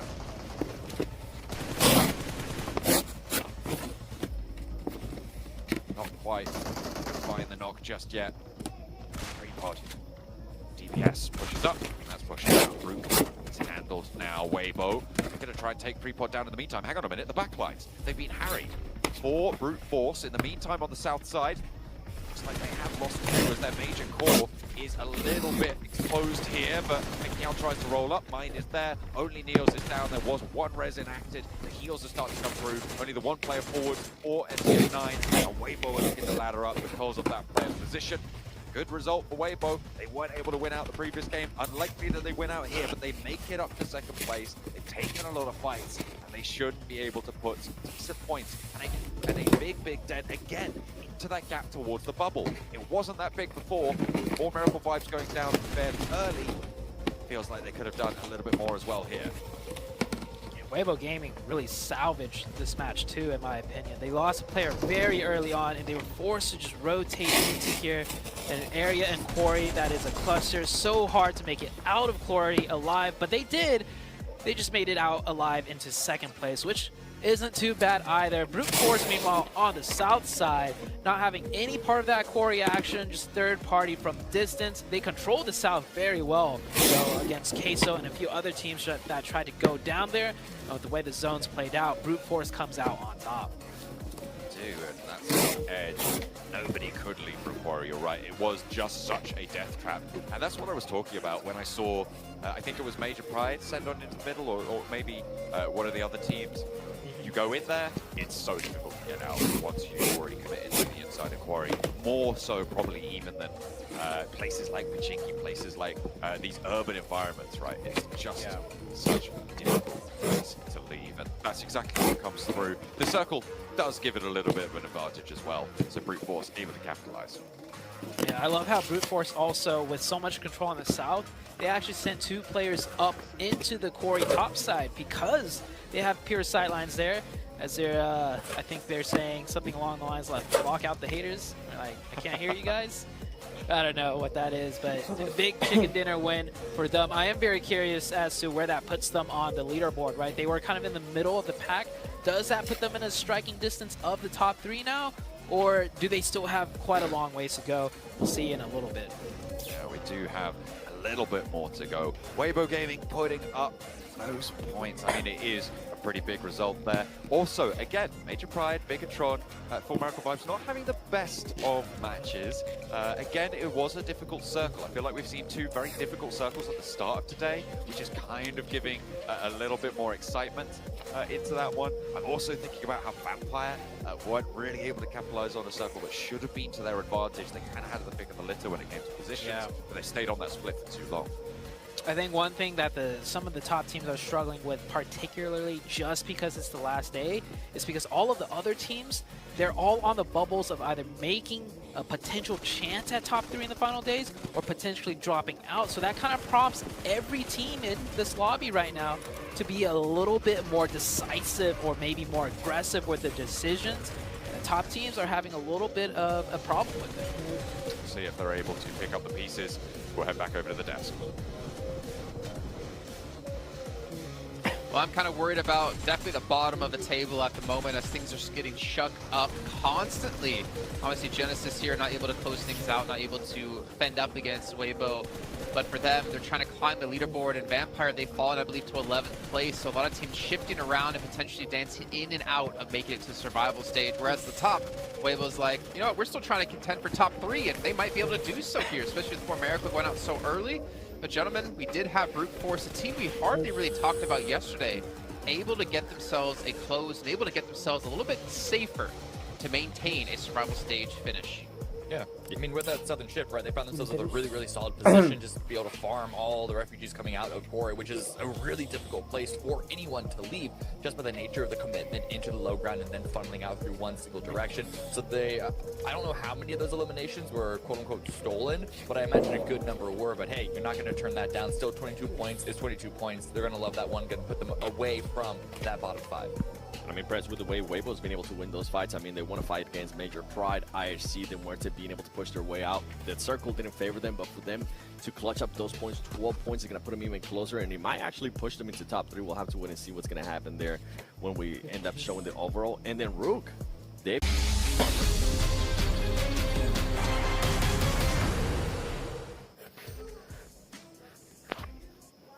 A little bit tricky, but they weren't going to have to make some of those difficult decisions just yet. Yeah, you know what? It's the final day, so easy circle for a team, for all the teams participating. We're not going to have that. Not in the final day. And I mean, Sandhawk, that first game, Northwest Circle or Northwest Island or the main island, that kept all the way through. And then the game we just had hard shift down to the southeast, and it was a quarry zone. These are all extremely difficult circles for any teams to kind of navigate through. So with that third game, or the third game that we almost had with an easy zone, I think the circle gods were like, nah, we're not happy with it. We're going to get a remake, throw in something difficult for them. Yeah, just make it a little bit harder. You gotta change things up every now and again. It's like Major Pride sorting something out, getting back into the lobby. Obviously, all the players need to get rejoined as fast as possible. Get in. D+, they're zoned in. Look at them. They are ready to go constantly. Just having a little chat, making sure they are stratted up. A little bit more chill over in the Genesis camp, though. They are having a... They were happy with the first win today. That's true. They haven't managed to breach that gap just yet, though. 100 points is currently the bubble. In previous weeks, we've seen it over towards the... Well, it was 116 in the first week in Group Green. In Group Red, it was 123. So if you're over that 120-point barrier, you're looking okay. You really want to be over that 130-point barrier. That's where it starts to feel a little bit safer. And right now, there's only 4 teams above 130 points. It's the top 4 teams, right? They're all within 4 points of each other. 153, 151, 2 teams on 149, right? That tiebreaker's got to feel pretty bad right now for 4 Miracle Vibes, given the chicken dinner count is the main tiebreaker at this stage. Can you imagine losing a direct qualification spot to a tiebreaker? That must be really, really tough. It could happen. And if it, honestly, if it's not the direct qualification spot, with the points that close in the top 4, it could be a tiebreaker for second place. It could even come to a tiebreaker for first place. Like, ooh, and that's prize money difference right there. And at the end of the day, the teams are fighting for pride and that good old prize moolah. So we'll see if it does come down to a tiebreaker for any of those positions. But a tiebreaker falling out of direct qualification, that is got to be the worst feeling. It would be pretty rough. I feel like it's got to be one of the worst spots to be in. Coming in 4th on these stages is probably one of the most disappointing results for a team. I mean, obviously, other than not qualifying at all, but just missing out on that 3rd place spot on that direct grand final qualification. I would hate it. I would absolutely hate it. It's like players are getting their headphones back on. Taking a look at VTR, and you can see, again, playing without Superboy, but still keeping their pace on that 2nd place position. Not quite safe just yet, though. Not quite in with the money. I'm loving the jackets, though, from Bigatron. I've always admired their design when it comes to their gear. It seems like they got a lot of colors. Just the other day, they were in full black, which kind of threw me off for a second, because they were, you know, the Bigatron red villains or red aliens, and then they just come out with a full black jersey. So, I mean, they got all the colorways for whatever, you know, their mood is. But I think the important thing is they have different sets of clothing for each day, so they're not wearing the same thing from day 1 to day number 4. Yeah, that's got to be looking good if you want to play good. You know, that's part of it. You got to make sure that you're dripped out. Vampire, I'm interested in the Vampire gear, because right now that black T-shirt with the red logo, it looks cool, but I feel like some of their old gear has been flashier. You know, they've had that two-tone orange and black jersey. I think we saw Sertani wearing that the other day. Sertani knows what's up. He's like, he knows. This is the cool one. I'm wearing this.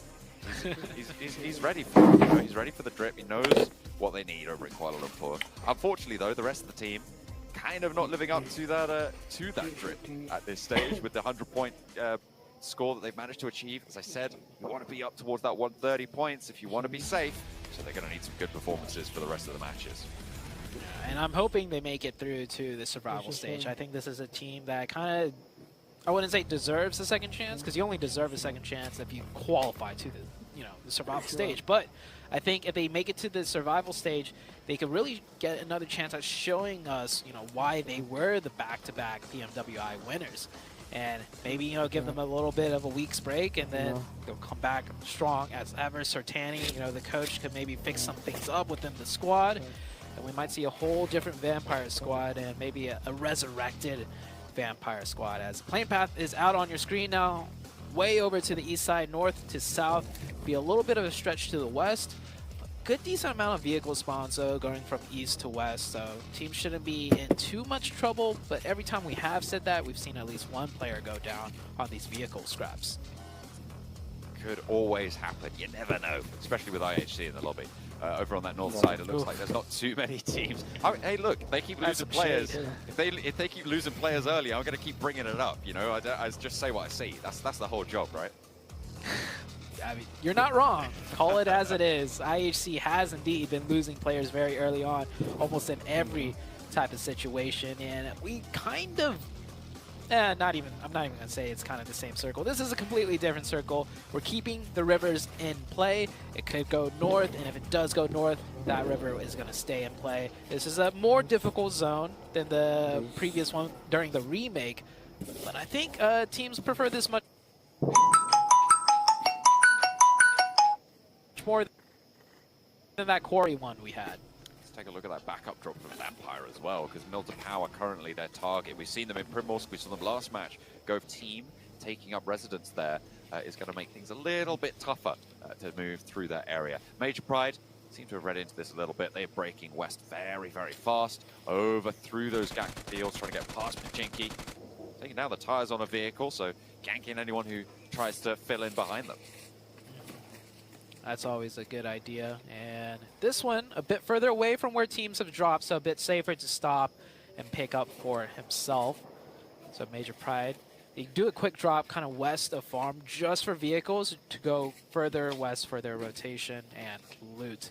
And I think due to Plane Path that last match, one of the Major Pride players got caught out by Sook, if you can recall. And I don't even know how Sook saw the player at the very last second, but this is not going to be the case this time. Major Pride will be able to play with a 4-man team. Nobody taking a scrap just yet. Everyone has survived the initial drop. Mwate a little bit close to Sem9, but that's really not too close at all. With Mwate playing closer to Lipovka, Sem9 playing on that mansion shelter split on the east side. IHC have made it all the way to Georgepol. They're going to loot through the crates. They could even pick as far as South George, but I don't imagine you're going to need to. The amount of loot available here should be plenty for all 4 of them. No one really close by either, and unlikely for teams to break out that way as well when it comes to moving east. And you can wait for that second zone potentially even and make your decision to go north or south then. Yeah, I think a lot of teams are going to wait for that second zone. There's a few locations not dead center, but center right now for this first circle. That'll still give you the option of north or south, and depending on the waterways. So I think that position is going to be the one that's mainly going to be looking to be taken by teams on the first zone. But everywhere else on the map is kind of just like, you just wait for the second circle. A lot of you keep your options open, whether it be a hard shift to any direction here. And that's typically the way Erangel works until you get a military base or even that quarry zone. That quarry zone, we saw a lot of teams rotate in fast towards the central spot. D+. All up in the garage, playing on the southeast side of Roshok right now, close to Genesis. They do like to drop near each other, don't they? Genesis obviously diverting their attention from Paradise Resort on Sanhok. This time around, they're going to have their neighbors back in tow. Sem9 from the east side, leaving that mansion shelter split, starting to head a little bit further west towards...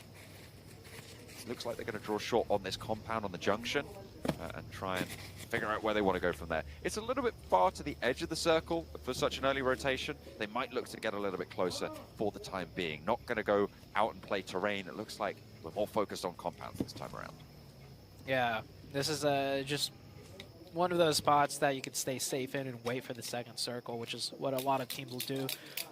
D+, the team that is playing in one of the positions I mentioned, that is very centered, that keeps that option still open without too much problem. So it's good to see them get that position. As I'm looking at the minimap, D+ are once again very split 2-2. I don't know if it's the players driving off for a quick loot and then regrouping, or they're looking to hold a 2-2. So around the school and that juncture near the bridge, as BTR doing a little bit of a bridge camp here. 4 players in 1 vehicle. Maybe they were just looking for vehicles, as 2 of them shot down to 1 HP. That could be very bad. And one of them does get knocked out. Lepar is out, and he is on top of the hill. He will get confirmed. Call that one the silver platter hill, because that was absolutely delivered to them. BNS going to roll through, maybe even look for a crash here. I mean, you've taken down a player, BTR suffering, you know they're going to have to heal a little bit. Go for that crash, see if they take that aggression. That's right, it is BTR. But then again, when are you going to find a better opportunity? BNS, frankly, have nothing to lose. They might as well just go for it. Genesis lose a player to brute force as they try and break towards the north side of the river. It's not going to be super easy for them. Pre-pod is there. A lot of quick scraps coming out here on the fringes of the circle. This is nowhere center, so it looks like so many teams wanting to just play the option, or instead finding the option is the contested place in a lot of these zones. IHC taking a look at brute force. They heard the shots ring out earlier onto Genesis, so they get a little bit of a heads up in terms of there could be people in front of them. Mine with some really long distance shots there, tagging up the other player just a little bit. Stone goes down to Beano Storm. Beano Storm goes from BTR towards the east side into Vampire. So whether they're looking for these fights or it just so happens to be there, they're getting these points. Shot and a knock. BNS, they are turning up so far on this rotation, I suppose, Yeah. but I feel like points. Like, what are you? I feel like they're trying to. I feel like they're trying to run away from fights, because they drove into BTR and they just went the exact opposite way. They went all the way east to do a wide wrapping rotation to avoid fights, but then they run into Vampire and find themselves another point. Maybe they should look for these fights instead and just, you know, head straight towards teams, because they're starting off with 2 points, which is probably a better start than most of their matches. They're just going to go around, take 1 point from every single team in the lobby, try and get it done that way. Zetalis, though, wants some points of his own for BTR. They are going to continue to play near the bridge. They have allowed a couple of players from 4 Miracle Vibes to get through. There is still one on the south coast. You can see they've left the backstop of the convoy on the other side. Megatron might be looking to chase. We know that this is what they like to do, right? They take that knock, they go fast. They are playing as 3, though, remember, after that scrap with BNS, so maybe that aggression is tempered. They are going to disengage. They turn away and instead going to head towards the circle as it shrinks to the south side of this river. Yeah, this could be a potential school ending once again. Last time we had a school zone, it ended just a little bit west of school, if I remember correctly. Yeah, west of school. Pride is now. Yeah, north of Pachinki. That's where Vampire won a huge game, but Vampire this time coming in from the eastern side. I don't think they're going to be able to get to that position. A lot of teams condensing now. This second circle, a much more prime indicator as to what kind of ending this game might be. Demo just, well, I mean, he lost the wheel, so he can't go much further. So he was going to try and crash and take a fight, but instead he will go down to Weibo Gaming. I don't count this as early game for IHC, so I feel like losing a player here doesn't add to their tally right now. I think it does. Losing players early. I don't know. This is still early game. This is Circle 2. Circle 2 just popped. If you're losing players now, this is still early game. Look, this is still a clear-cut mistake. I'm just trying to be nice. I'm just trying to be nice. Look, I've given them a lot of grief, so I feel like I've got to throw them a bone sometimes, but maybe you're right. I'll be the one. I'll be the one to call it out. You could be the rotter this time around. But yeah, losing another player, it's not ideal. They didn't have the information to roll up to that building in the way that they did. He hops out, doesn't get through, and doesn't have the backup. Yeah, IHC just continuing to make similar mistakes here. It is an upgrade from losing 2 players off drop, but you know, you fix that mistake, the next mistake is losing a player off early game rotation. That is exactly what happened. Beano Storm wrapped all the way to the northeast. We'll see if they can pick up another point here. No, the opposite's going to happen. Divine might be the one to lose his life here as Demorte pick up a point now onto Beano Storm. A lot of trades back and forth. Nobody going down below 3 players just yet, so only little scraps being found early on. The winner overall right now is Bino Storm, of course, with those 2 points that they've been able to accrue. Teams with 4 players alive, probably a little bit happier even than that with their position right now.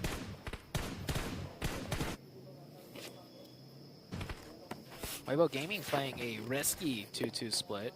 I'm definitely hoping that condenses in the next zone if it does shift onto either position. Meanwhile, teams are set up now, waiting for the third shift. All the teams on the edge rotating around are pretty much just looking for a bit more information and more or less waiting for the circle shift. BTR on the south, Vibes also on the south. Those are 2 of your top 4 teams. Weibo Gaming kind of more centered up right there. Trying to play that 2-2 split for Weibo. Skid out there for Sem9 as they're close to that south hold position for DRS. With 4 players there together, trying to take control of these buildings. It's working out for the time being. Circle right on top of the north split for Weibo. They might look to regroup off that 2-2 now. Please regroup here. As D Plus also looking to regroup. So D Plus was also holding a split between School and that junction north at the bridge. And yeah, I think both teams know, okay, we can't do no more 2-2s. We are grouping up. And look at this grouping here at the School apartments. I mean, this spot is good because the zone is kind of more shifted to the east of these apartment buildings. So you want to control the eastern apartment buildings because you still have a way to leave if the circle leaves you. So both, or all 3 of these positions already locked in and taken by respective teams. Yeah, 3 full 4 teams as well. Genesis, sorry, well, they're technically a 3, so not 3 full 4 teams. And it will be Genesis, Vampire, taking shots out their way. Vampire on the outside here. Team Queso on the inside, and Major Pride taking that southmost building. Yeah. So a lot of density of players there, and very central as well, meaning that we're likely to see them, well, either survive very late or all go out at once. Yeah, it's going to be tough if any one of those teams loses the zone. But that shouldn't, not in the next zone. They are so centered up here that they should catch the edge of it at worst. We'll see where it goes. Teams on the northern side, Influence Rage, Rook coming in from the northern side as well. And then northwest, we do have a Brute Force and Rozak. The 2 teams towards the south that we have to keep an eye on, Vibes and BTR. Vibes in the southeast, BTR hard towards the south on Potato Hill.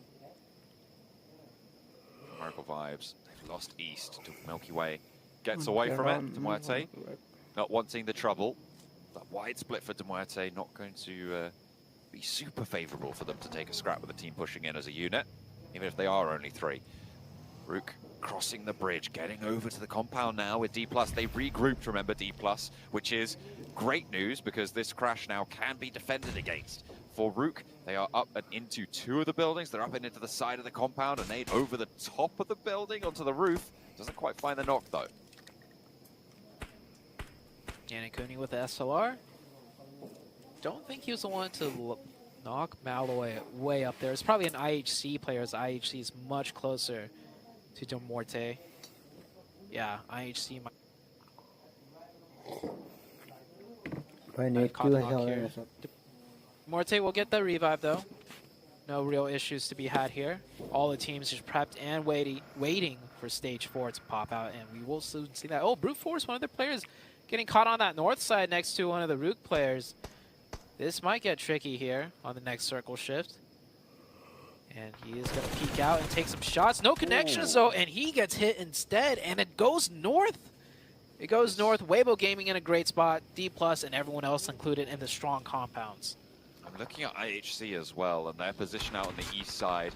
If they had all 4 players alive, I feel like I'd be fairly confident in their position right now. But Demuerte might look to take it from them. For Miracle Vibes might sweep through if Demuerte overextend and keep their hold for too long. You've always got Influence Rage on the north side as well, who are potentially looking to give you grief, but likely that Influence Rage can hold out for now. Demuerte and 4 Miracle Vibes seemingly clashing over on the east side. Yeah. Big rotations out of Vibes, 4 Miracle Vibes, and BTR. BTR wrapping in from the southwest. They're going all the way west, so maybe looking to breach in through Rozak. We'll see if it happens, as now the Vibes team taking some pot shots towards Demorte. Demorte has such a strong position within the zone, though. If they can keep all four up, that player almost goes down. But if they just can rotate up to this hilltop, Sky Hill, they're good. There's a little dip up there. We saw one of their players getting revived, and that should be the next position Demorte takes. I don't know what's giving them so much trouble of just getting up there. As the Vibes player rotating off, that is a knocked passenger in the car. That is a newer feature, and getting full sent here. Yeah, this is where Demorte should have been together as a four-man team. Not sure why it took them so long to get up there. DRS instead is going to take that position right from underneath them. That is a really difficult position now for Demorte. The nades to answer. A lot of damage was sent back towards DRS, to be fair. I think the vehicle might have actually been exploded in their face. They take down the player from Demorte, but there's still two in the wings, and here comes Sem9. They're sending all the way from the south. They did not have priority on this rotation, but they've heard all this commotion. For Miracle Vibes don't slow them down. They've been taken down a peg or two. In the meantime, they are going to be only playing on as 3 and Sem9 have capitalized. DRS out. Demorte have outlasted them, which I don't think I would have expected. And now Sem9 and leapfrog both of these sets of rotations. Yeah, that spot is heavily contested right now. And I think Demorte, after losing the two players, does stay alive. Oh, Major Pride in a very interesting spot. I haven't seen this spot used in a long time. Almost forgot about it, but there is a little bit of a ditch right there that you could just stay alive in. That's I used to call these things pocket rotations. It's these obscure spots on the map that work out really well towards the later stages of the game when there's so much chaos around you that the team that has full advantage on you can't really capitalize on it because there's so many teams close by. We'll see if Major Pride can last long in that position. It is prone to nades, and we saw some going their way. IHC, though, only 3 players as well, so the team that's closest by to them can't really take too many risks. You know, you peek out, you get knocked and flushed, you're down to 2, and you're basically out of the running for that position. You need to have that strength to hold from the south side. Team Queso, not satisfied with their own building. They are down to 3, want to take the fight to Genesis. Remember, Major Pride were the 3rd team in that location, so they've just gone and sent all the way up to that location that you were just talking about. Now Team Queso want to try and sweep through these apartment buildings, try to take care of Genesis, but Big Milo is down.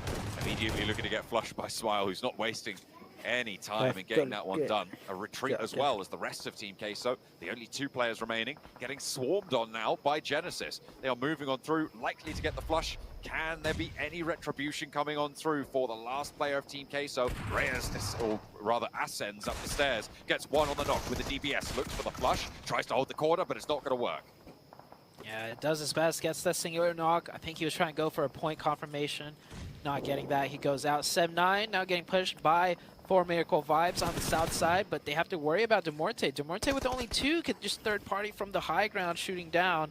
As Vibes did lose a player, they're down to 2. Sem9's getting a reset back up to 4. Sem9 in a great position, because outside of Vibes, I don't think anyone else is going to really look to fight them, but they're going to drive right in. Almost gets the re-knock with the vehicle, just misses it slightly, whips around, tries to go for the 180, and that is 4 Miracle Vibes out. They are the 4th place team. They wanted to tie back up, or at least pass Weibo Gaming. That is not the case. Weibo Gaming sitting in a great position. Major Pride are knocked out, so that spot did not afford them the safety they were looking for.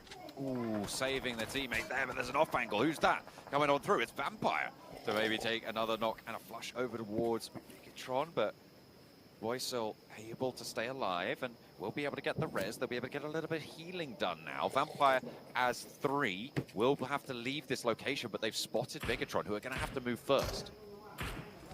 Yeah, Megatron down to 3. Very low HP. They should have the meds here. But I think everyone's going to be looking their way as they rotate in, including Vampire. Vampire doesn't have the zone, but they'll be the last ones that need to move out, and they can actually move up towards Weibo Gaming. There's a little bit of a ridge hillside that they're more than likely going to look at moving towards. And BTR, on the other hand, you're going to have to drive quite a further distance, throwing a lot of smokes down, using all the util that they can. Are they going to full send towards a shack? Or maybe towards Weibo Gaming. They're trying to get the car out in the first place. I mean, the one that Satalis is in right now is smoking a lot. You can't really cross the open in that. It will just burst up. You will go down. But the other car that they have is tilted on its side. It's wedged. Oh. If you're not getting in the car, I'm leaving. And that's going to be the play. Oh, it's going to stop short. Get some more info. Throw some more smokes. I like this. They're taking their time. A lot of teams panic and just drive straight off.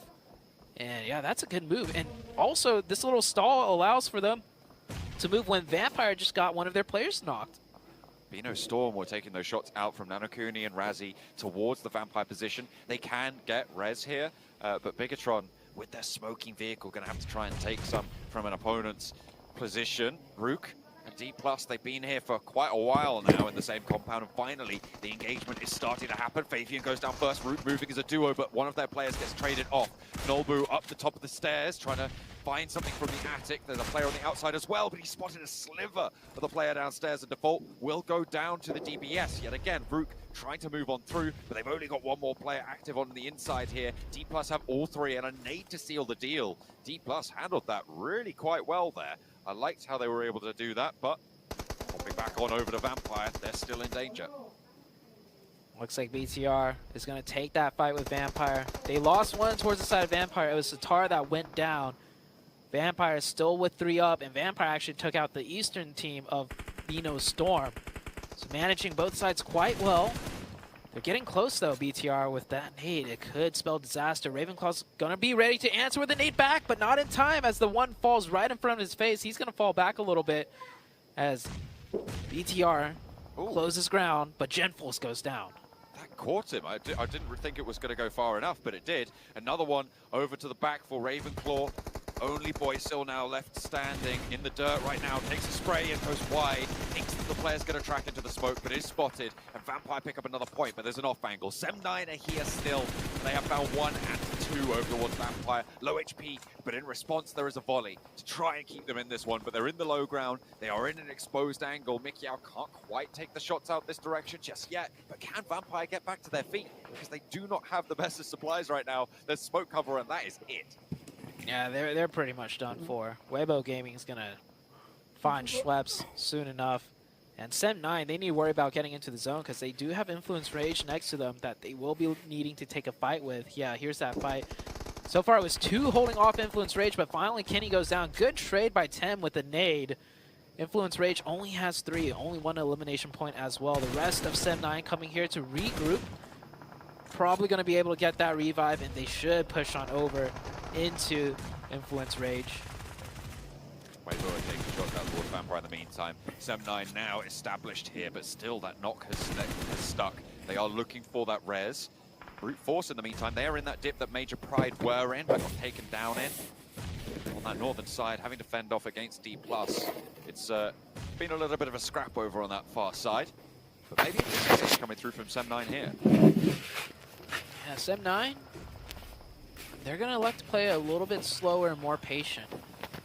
This team has never really come off as an aggressive team, and I think with 4 players up, they don't feel pressured to make a hasty call or hasty play, so they're going to regroup, and if they find another 1 or 2 openings, then they'll look to get aggressive and finish out the team to the north of them. Brute Force playing in that divot that Major Pride was in earlier. I think Major Pride probably went out to nade, and Alex used the last of his nades to get that position eradicated. So now Alex would... Oh, Alex still has 2 nades. So I'm not quite too sure what exactly took out this side of Major Pride, but they're out with 0 points. Brute Force, this is the second game where they've had a decent result. They put themselves into a position to strike towards the top 3 with that last chicken dinner. Now they're in a good spot on the northwest side. If they can survive under the purview of IHC, they're in for a good scoring game. But not only that, Weibo are still deep into this game. They've got a lot of eliminations, and they are looking to take the top spot. I think with the placement points that they're going to get from this match, they might have already done it. But the bigger story, I think, for me, is that Brute Force are right around the corner of getting in that conversation for the top 3. A massive result if they can pull it off here. Yeah, Brute Force, one of the teams in the middle of the pack, right? And we said if you get 1 win, all of a sudden, you're in contention for that top 3. You're a possibility, and that possibility is being made true right now by Brute Force. You see that gap, though. They still have a little bit of a gap to close as Influence Rage got the upper hand now onto Sem9. Sem9, yeah, I think they're just a little bit too passive. They had the advantage. They had things in their favor, but they let Influence Rage crawl back into this fight. To get that trade, however, Sem9, it's a 2v2. Influence Rage, a much more aggressive team, and that aggression is going to award them with 1, with 2, with the squad wipe, and the reset back up to their third player. IHC looking to third party this. Can they make it over in time? It looks like it. The nades are getting close. The shots are good. Influence Rage should be taken out here, and that is Influence Rage out the lobby. Top 3 teams left: IHC, Weibo Gaming, and the likes of Brute Force. This is really big if Brute Force can pick up more points here. But IHC, you're looking to farm the lobby at this point. Goodness me, they are starting to extract their toll. I'll take it back. I feel like Demo going down early, it's worked out for them this time around. I don't quite know how that makes sense, but seemingly they've made it happen. They have got the buildings, the only team with hard cover really to surround them. However, they are a little bit led towards the edge. And Alex with the K9 looking for some headshots here. Talk about super long range and super close range. K9 DBS, no in between here. That's what your teammates are for. Yeah, I don't know if this was set up on purpose, but a huge nade onto Brute Force. Do they have more to throw? I mean, if one can land it, the other surely can as well. And with that knock, I think IHC is really focused on Brute Force now, allowing Weibo Game a little bit of space to breathe. And a great knock from Weibo Gaming, Gap. And the thing is, IHC knows where that knock is. They know none of them got knocked, and the only possible knock is probably towards Brute Force. So with only one player up from Brute Force, I think both teams looking that way to secure themselves a guaranteed second place position. Mine's got the heal off there. Maybe looking for this res. IHC have not crossed the road just yet, but they are moving that way. Ziol turns back to the building. It looks like Weibo might actually be slowing down that push. Ado did get res, and now the breakdown to try and go for the backlines here. Brute Force very low on utility here. Only the 3 smokes in hand. The rest of the team's far more decked out for this one. They've had to expend a couple as well to get these reses. So they are very much down on their luck, but they've got 22 HEs, so maybe there is something they can do, especially if Weibo get forced out here. Ooh. Some nice bolt action going on here in the very late stages. Sook says, I got one too. Who's got the better aim? They're not in the zone though. If you look at the top right, 13 meters from the zone. So that rock is in the zone. Actually, is it? You can see Sook looking at that rock and marking it. You can tell how far it is and if it's in the next circle or not. But that shack, they will have to leave it. Smoke's being prepped. Brute Force still in the circle at that divot though. But can you all hide behind that angle, especially with IHC having that backstop high ground that Godless holds? You can't make that push before Godless gets down. And Alex has such a bead on this. With that K9, they do need to be careful. Fortunately, if he misses, they're basically across already, right? With that K9, that's the disadvantage you have against something like an M4, where they can just constantly keep that laser on your crossing. So that rock does give them cover from IHC, but with 3 players back there, one of their butts might be sticking out to the side of Brute Force. Either way, if they could survive here, heading into stage 9, the last zone where everything is blue, who's got to move first? Which team is more central? It looks kind of like an even spacing throughout. Maybe Weibo Gaming has to be the first team to move out though. No, maybe actually Brute Force. And we are heading into the final zone. They have got a little bit more terrain cover up to their left here, but IHC definitely have the closest to the center position right now. It's really down to Brute Force and Weibo as to who can find a pick, who can find a spot that they're looking for. Remember the nade utility that still exists in the Brute Force side. They can move forward. If they can nade out to Alex, it could be good, but he has nades of his own, and he lobs them on through. Brute Force should be going down here. I don't see any way that they make it further than third place. Another burst in the air there for Godless. Finds another knock. Just the one player now left standing, and you've got to imagine just one more nade seals the deal. Niels is there, but Weibo is starting to make their break as well. Can't quite find the angle. It was close, but not quite all the way. Gap has to break out, and with 3 players of IHC gonna be rolling on through. It doesn't matter that they lost a player earlier. Can Gap find something miraculous here as they march on forwards? Oh, that's 1 point. Oh, that's 2! No, that's... may be able to turn it around for Weibo. He's moving forwards. He's got that first aid. Only the 1, though. But the high ground for Godless is there. He is going to have to leave. How long do these smokes last? Gap up to the tree. He knows that he's there as well. The flush confirmed. Can Sook get res? Oh! Oh, my goodness me. Gap 1v3 is what looks to be an impossible task. And Weibo take it away just at the moment of defeat. The jaws don't close tight enough, and IHC have it torn away from them. Wow. 아시시겠네. Both teams really needed the points. Honestly, IHC needs it 아시시겠네. to survive. Weibo Gaming needs it to secure that first place down. What a fight. IHC getting way too overzealous, and I was calling it out behind you. That's one, no, that's two. And then I realized, no, that could be the potential chicken dinner even. And they get it. They not just get those 2 points right there. They get the third point and a whole nother chicken dinner. What a huge game from Weibo Gaming. I will say they were circle blessed. I will have to say that because they got that compound and they held it down the whole way through. But still, that win, that 1v3, well done out of Weibo Gaming. And they're clutching it out when it counts on the final day. Absolutely terminating right towards the end there. And remember how close that top pack was, right? And with BTR not doing super strong, I mean, they got quite a few eliminations, sure, with Major Pride going down a little bit earlier as well, before Miracle Vibes not having the greatest of games. This is a big opening. I think Weibo Gaming will have been able to jump up there and maybe take that top spot with actually quite a decent gap. With that elimination count that they're able to get. I'm also really interested in what IHC have been able to do, but actually probably more importantly, what... I will have to say 2 points right there. They get the third point and a whole nother chicken dinner. What a huge game from Weibo Gaming. I will say they were circle blessed. I will have to say that because they got that compound and they held it down the whole way through. But still, that win, that 1v3, well done out of Weibo Gaming. And they're clutching it out when it counts on the final day. Absolutely terminating right towards the end there. And remember how close that top pack was.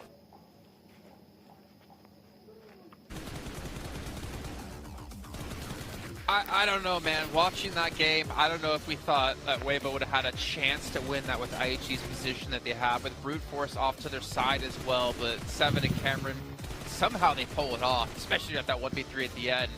But for Weibo, at the end of the day, that should be a first place finish at the moment for them, with only 3 matches left to go. Yeah. It should be, and they played that out so well. They, in no chance, maybe earlier on they ended up getting circle placed, but they didn't really do much with it. It's what happened there towards the end. We're trying to figure out what could possibly go their way for them to even get a chance at winning this match, and Brute Force pretty much had to get eliminated, and that worked out perfect because IHC ended up helping them out, and then the way that they were able to just clutch it up there at the end. IHC, to be honest, they absolutely threw that round. They should have waited. They got a little bit too eager to go get those elims, but Weibo, 20 points. This is what I've been wanting to see out of them, and this team usually tends to perform even better in Miramar. So I don't see, if they do end up in first place, I don't see them losing that first place. Yeah, this is looking very, very scary now. We were coming into today, and I know I was the one that was saying this, but like, I'm sure you guys saw it as well. These guys, this was a really good team, but they weren't like hitting that top level so often. They got third place, second place, first place in a row.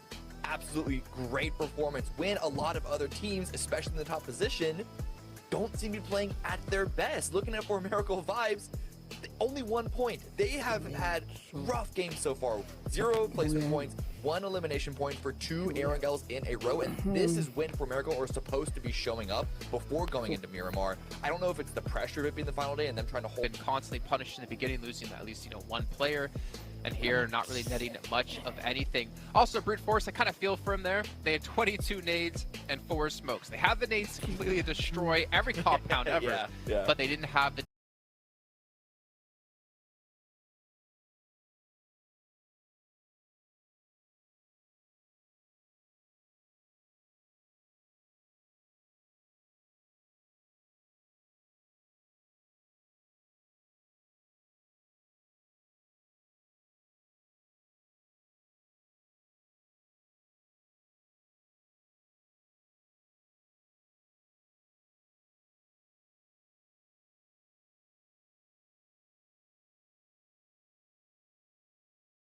we're seeing from Major Pride, from For Miracle, so it is definitely possible.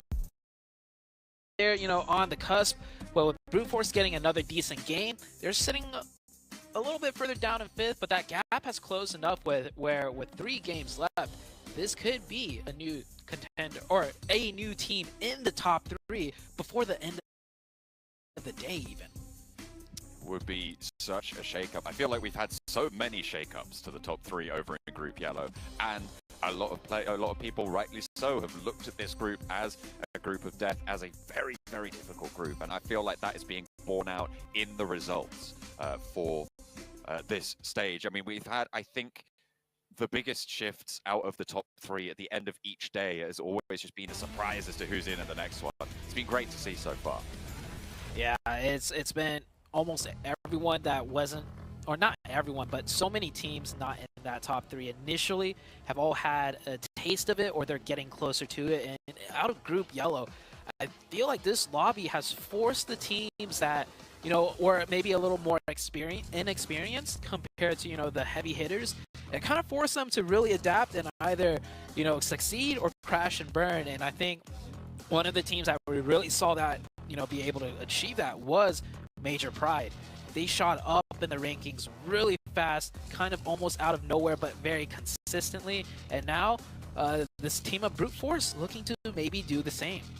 Brute Force did finish day 1 in the top 3. Remember, they were 2nd place to BTR, and then they kind of just dropped off after that. They didn't really perform at the same level. Teams started to overtake them, going down. I think they remained on the front page for quite a while in the top 8, but they did actually even fall off there. I'm just looking back at all these standings as they come on through. I mean, they finished yesterday, for instance, in 9th place, and now they are really starting to step up. So Brute Force engaging the thrusters, probably at the right time to do so, and it's a hard Southwest circle again. Are Vampire going to be able to do something this time? We'll have to wait and see. I'll tell you what they're not going to do. They're not going to do a 2-2 split going into Circle 3. No. Or I better not see another one of those 2-2 splits out of Vampire. And this is a team that kind of is still fighting for their tournament lives right now. So we'll see how they adapt. You do see Major Pride there getting a nice drop also towards that southwest. I think in the previous game with this circle, they had to rotate in from the east and they lost a player early on. This time they'll keep 4 up. Last game they kept 4 up, but it didn't work out too well for them. Maybe this might be their game? Could be. You never know. Have to see how the cookie crumbles. We've seen stranger things happen this group as well. So who will be able to take this final Erangel? That will certainly be a question weighing heavily on the minds of everyone involved. Weibo with a chance to maintain that top spot. Major Pride, they also are dropping around this sort of area, right? On this southwest edge, they play the Gakka split. Right now, they are looking to loot out. Not too much threat around the area. You've got IHC and Root to the north coming from George Pole, but we'll see what position they look to take up. I imagine they're going to coalesce down towards the south because Vampire are currently still on that 2-2 split to start. I wonder how they'll maintain that, but Major Pride certainly with an opportunity to pull off something great here as well. Yeah, another adjustment I want to see coming into this game specifically because it's that same circle is for Miracle Vibes.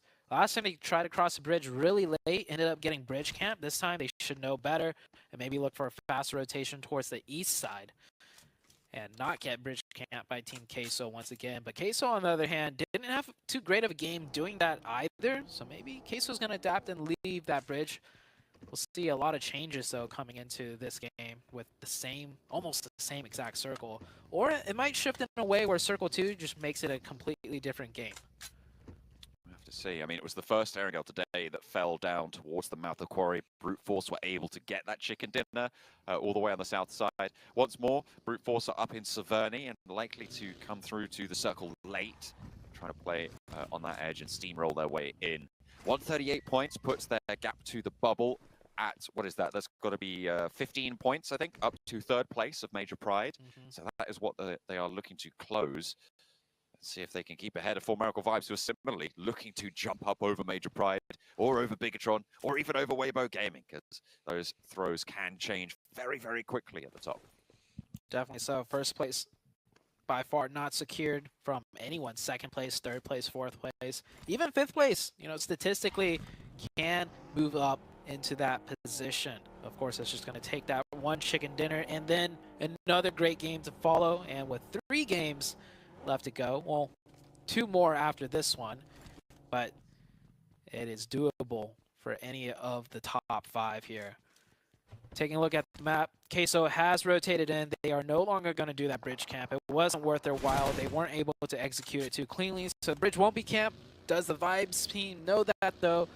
We'll see later on as D+, Genesis, and Major Pride rotating in.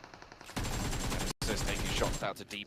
D+, fairly confident right now in a 7th place. Unlikely that they jump up to 3rd, so they are just looking to secure their position right now. You just need 3 or 4 point games, to be honest, for the remaining 3 matches. That's all you're going to be looking to find for D+, to make sure that you're in there. Of course, laddering up for money, always a good idea. Always good to have a little bit extra of that prize pool, but you'll take getting on to that survival stage. Of course, in the end, only 5 teams from that survival stage can make it through. So it is still a very, very tough race because you're going to be facing off against 24 teams, or well, I guess facing off against 23 teams being the 24th team. But 24 teams will be playing in that survival stage to get to the last chance stage where only 5 teams make it into those grand finals. So there's still so many more competitors waiting in the wings.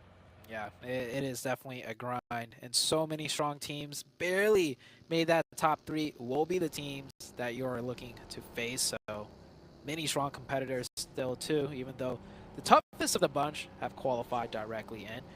Dumorte rotating in from the eastern side, sitting in 12th place.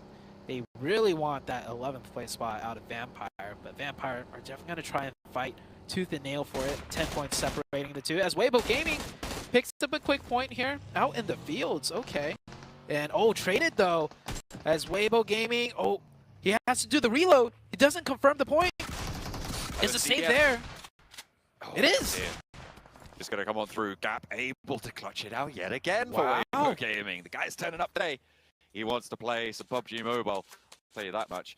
2 points now found for Weibo Gaming. They're up to 171. White Mouse should definitely be giving Gap a fist bump or a hug right now. If I were him, I'd put down my phone and just like pat him on the shoulder, like, "Hey man, you saved me." Genesis, though, I think he got nervous. I think it was the nerves.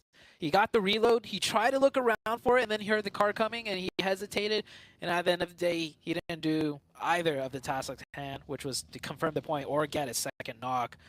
And Genesis are down to 2 players, sitting in 13th place. That is not good.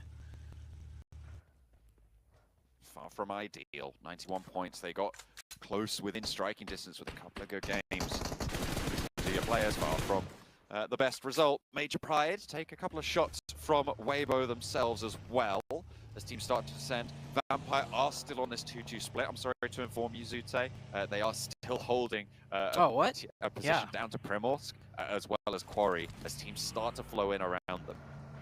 It's a different 2-2 split. I'm just looking at it, trying to process it. I guess they're thinking maybe if there's a super hard shift down to the south, because the other 2 are, yeah, like you mentioned, outside of Primorsk on the hill. The zone, though, could very easily not go anywhere there. But, I mean, this is the first circle. We're still in stage 1. I feel like so much has happened that we could be in stage 3. But, no, this is stage 1, so 2-2 in stage 1 is fine. Last time, I think they lost their players coming into, like, maybe stage 3, even maybe stage 2. But coming into stage 2, I don't want to see that split from any teams out here, unless if they're on the outskirts of the zones. Let's see where the circle goes. Vibes hasn't rotated yet, and with a circle shift like this, things are going to get very compact. If they want to cross the bridge, they should do so now, or even go into the blue zone and wrap back around. I mean, the compound the Genesis are looking to sit in right now, really, really strong. Trying to play around that central area. Weibo as well with the north side of the hill there. There's a compound just to the south of where Mouse sits as well, where most of them are taking up occupancy. Those are some really, really strong central positions. Also, the compounds where Dumorte currently hold. If 7-9 don't take it from them, or if BTR waiting in the wings don't take it even further on that one, they might try and stay in that tree line to the south. Crash onto the Wizard Tower. D+ mounting a defense here. Doing a little bit of a split. They're grouping up now. They already open up the fight with 2, but one of their players goes down. Here comes a reinforcement. Should be good. 3v1 situation, and Brute Force, their last player, already has turned tail and ran away. Brute Force needs every good game they can get, and with a bad game here, well, they just have to rely on 4 Miracle Vibes or Major Pride to get a donut, get it 0 to give them another chance in the next 2 matches. And to be fair, Major Pride have only earned 3 points today, so it's not out of the question that they do exactly that. fact, they're under fire right now from D+ themselves, so maybe they'll be nice and fair in their impact on the tables towards the teams vying for that third place spot, because Brute Force unlikely to be able to jump all the way up, but that 15-point gap is definitely surmountable. But when you go down in 16th place with 0 eliminations, it's going to be made a lot harder. Rook looking to be the ones to take this one down. And yeah, that's going to be the closer for Brute Force. So they're only going to have 2 entries and no more Arangel for them. Yeah, 2 more chances to get into the top 3, and right now it's more so a question of what's For Miracle Vibes and Major Pride going to do. Because if they get even somewhat of an okay game, like just 3-4 points, that gap is just looking too impossible, in my opinion, to bridge in 2 games. That's a chicken dinner and then another big one, and that's assuming the team you're trying to catch up to gets 0s in both of the next 2 games. We'll see what happens, though, as there's still a lot at stake here. For Miracle Vibes has not rotated across. They're still on Military Island. They're just going to wait, I guess. Not sure what their plan is. Major Pride loses 1. Maybe they're fearing the bridge camp that they suffered from last time again. And now probably that fear has actually forced that prophecy to come true, right? Because now Bigatron hold them out of the bridge where Team Queso were before. I think they're hoping the circle shifts off of the bridge entirely and they'll just rotate in from the blue. Because otherwise, if you were going to rotate in, you just take the blue zone before it starts hurting a lot and wrap east. With a zone shift like that, BTR will give up the bridge. Some teams might even elect to stay there, but BTR, a more aggressive team, is going to go straight shot towards the center, which is a good idea. That's urban environment. That's where BTR shines the most. So I think they're happy to take a crash fight. We'll see if that crash fight does happen or if they'll just get an open position, and they do. Nice rotation out of BTR here, driving past a few teams. Team Queso actually fully regrouped. They had a 2-2 split on that south side near Ferry Pier, and they just went to that western position. They knew that DRS were close by. They saw Bigatron coming through as well. There's no chance that you stick around for too long there. You don't want to get involved. Big Milo actually sending out to the coastline and holding over towards the pier.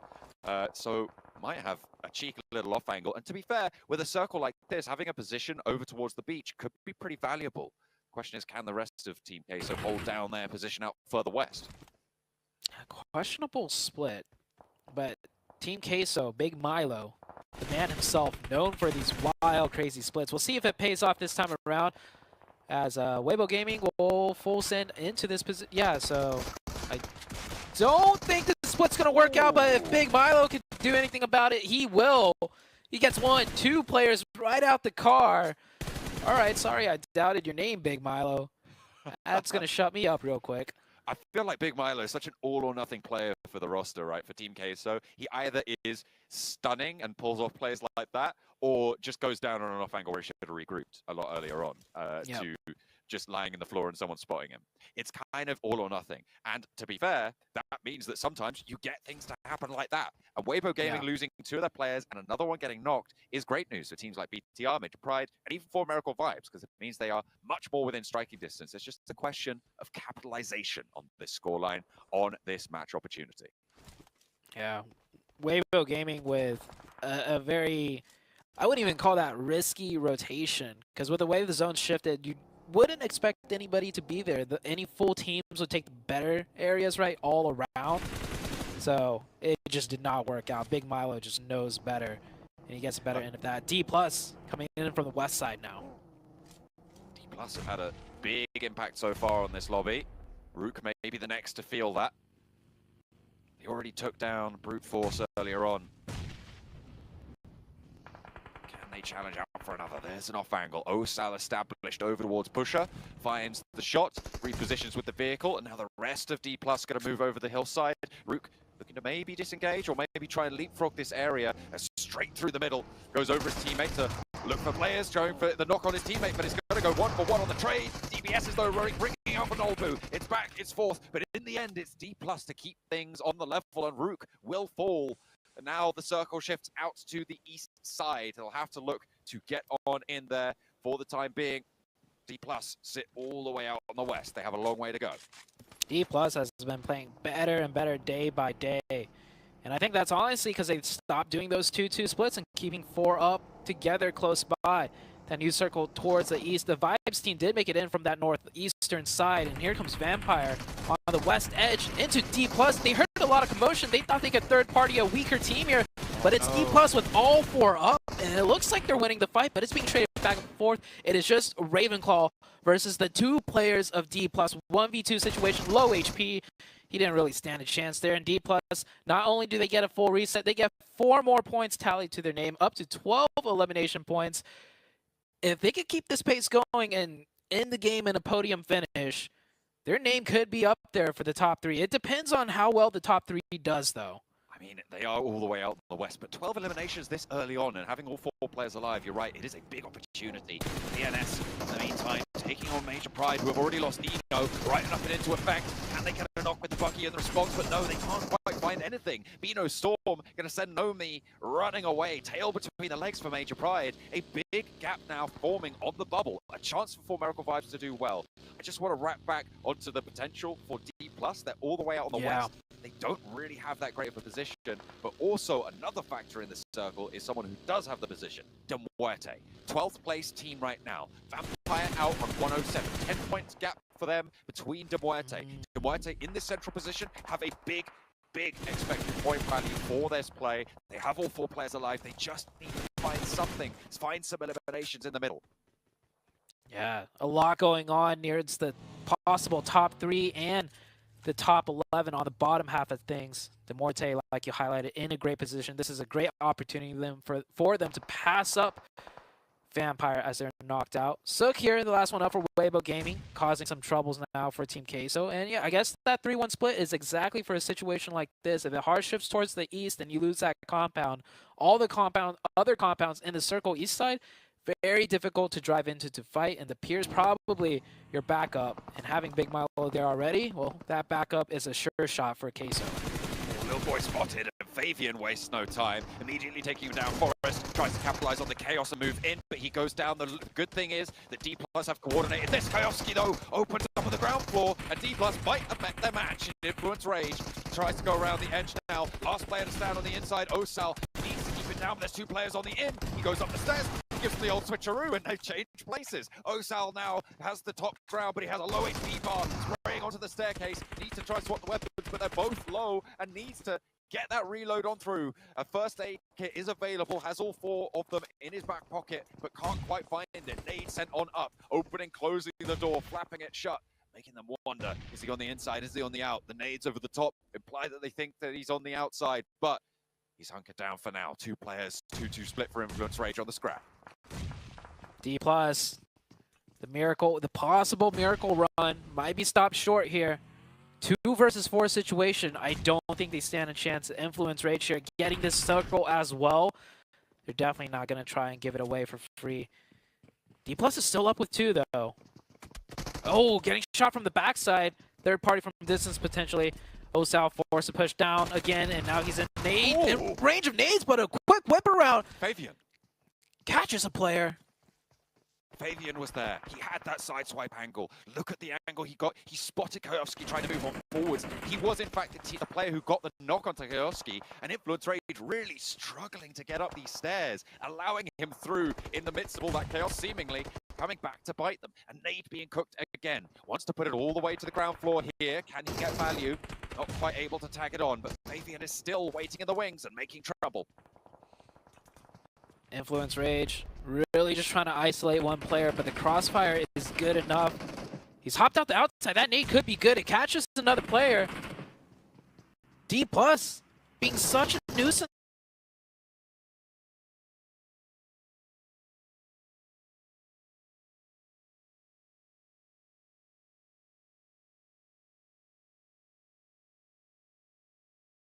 Right now for Influence Rage. And I know they have the numbers advantage, but they're so scared to throw it all away by grouping up and just hard pushing that they're playing so careful, giving so much space to D+, but finally they take care of that player. But hold on, what is this? That must be a third-party angle. I think, yeah, Nomi gets a knock on Kawasaki. And Law as well. 2 players now down for Influence Rage. In a crazy turn of events, Nomi actually has a decent central position. Last player alive for Major Pride. We said that their game was going to be a little bit cramped, but now they have a potential to keep laddering up to maybe steal away a couple of points here. D+ have gone down, but with 13 eliminations already, they've put up a mega performance here. I don't think we'd say that they have had a bad game by any stretch of the imagination, even with the 1 player they have left, and Fabian is still going. Yeah, it's definitely not a bad game whatsoever, but they need an amazing game right now because they're 6th place. The elimination points haven't been counted just yet, but that gap is quite large. They need more than those 13 points, in my opinion. There's 2 games left, and you can't rely on the other teams to not get points here. So as a solo, he's got a long ways to go still, in my opinion. We'll see where that leads him to. But Demorte on the other half of the tables in 12th place, they just need 10 points to tie with Vampire. Vampire are already eliminated, and Demorte with 4 up in a great position on this hilltop. They should look to convert. Demorte do lose the tiebreaker. Vampire, of course, having 3 chicken dinners so far in this tournament, despite being in 11th place, which means that Demorte do need to get 11 points this match in order to take over that 11th place bubble spot. 3 eliminations in a central position found means that they are down to only needing a couple less points. That's 8 more points that they're going to need to earn this match. From eliminations, from placements, doesn't matter. Nomi. Okay, he's playing pretty sneaky right now. We'll know that DRS are right next door, but I don't think they spotted him. This bush is such great cover, and you don't really expect a player to be there. I wonder if he went in on foot as well. Yeah, if there's no buggy or vehicle around the area, they'll have no inclination of checking their surroundings. He fully controlled him. Yeah, a 5-man squad right here, center zone. That's scary for all the teams to deal with. And center zone, it centers up. BTR on the southeast side now having to move in. One of their players does get knocked. Influence Rage, I think, did take care of the D+ player, as I don't see a name over that side. BNS to the north. And, oh, a team we can't forget about. 4 Miracle Vibes on the northeast. 4 players up. They have to push their way in. This is the 4th place team. They're looking to pick up some points. And Nomi's trying to stay alive right now to hold that 3rd place position. Yeah, Major Pride, with those 2 eliminations, put them 5 points ahead, and 4 Miracle Vibes taken 1 away. So it's a 4-point difference right now. With BTR potentially going down soon as well, there is still more change in the air right now. Beano Storm finally getting eliminated in the meantime. That central area, the fact that Nomi has a full team bodyguarding him is kind of crazy. All 4 of those DRS players just giving him so much security. Like, who can get there? He doesn't step up. It's going to take another team going in and just nading out that position whilst they're fighting DRS. Yeah, by accident, right? So, Nomi, he's only going to go down to a stray nade. And, oh, man, I don't think I've ever seen this happen before, but we've seen a lot of crazy things here. This is definitely one of them. BTR didn't make it in the zone. I was going to count them out, but they're going to survive with the solo for now. Can they ladder up any placements, though? 8 teams still left. That is still quite a few teams left to drop out before the bigger placement points come in. DRS have taken a knock, so that's 1 point of Nomi's stronghold eliminated. So they are down to 3. Demorte, they have 4 points now on the board. Just needing a couple more now. Mikiel might be the 5th that they're able to earn. 8 teams now remaining, so the placement points are starting to be earned for these players. Mikiel does take the shot and actually gets Corker down. Furia with the challenge up by the tree, and it's Malloy to put the final bullet through there. Corker can get res, and Demorte can ladder on up and keep on going. Another nade catching a DRS player. DRS taking a lot of casualties to these nades. Might even get confirmed too, as that nade drops him down to 1 HP. Nomi just far enough from the grenades not to catch a stray. And Nomi's definitely keeping track of how... Oh my gosh. He's done this circle twice now. He's just nearly clipping the ankles on Nomi. Oh my gosh. Oh my gosh. Top 6 for Nomi. Goodness me. 4 Miracle Vibes have overtaken them, though, on the elimination count, so they do need to outlast. It's very crucial. Yeah, but with 4 players up, I think 4 Miracle Vibes is going to make it towards the late game. Demorte, the other 4-man team, also on the eastern side. So these 2 teams could definitely clash. IHC more in their sightlines, however. IHC also working with, 3 members, sorry. I thought they were at 4 for a second. As Influence Rage taking casualties now, running into zone. Trying to move in on this west edge. IHC have the higher ground on them right now. But they are not as close to the center. 2 players from DRS and a snake in the grass in the wings. Another knock sent over towards Influence Rage on the west point. And now it's just Little Boy at the back for Influence Rage for 1 player to survive. Nomi stays in on the north edge. Or Miracle Vibes might look to push past this. I mean, it's not out of the question that Nomi gets top 3 here. He's turned. He's looking for something. Okay, He's moving. Back to position. Yeah, he's finally moving his camera around. But let's see, with this type of circle, yeah, I think For Miracle Vibes is more than likely going to take this fight with Demorte. Yeah, they're going to wrap around here. This gives IHC a huge opportunity to make a lot of grounds and push in, maybe even third party from distance, because sightlines are there.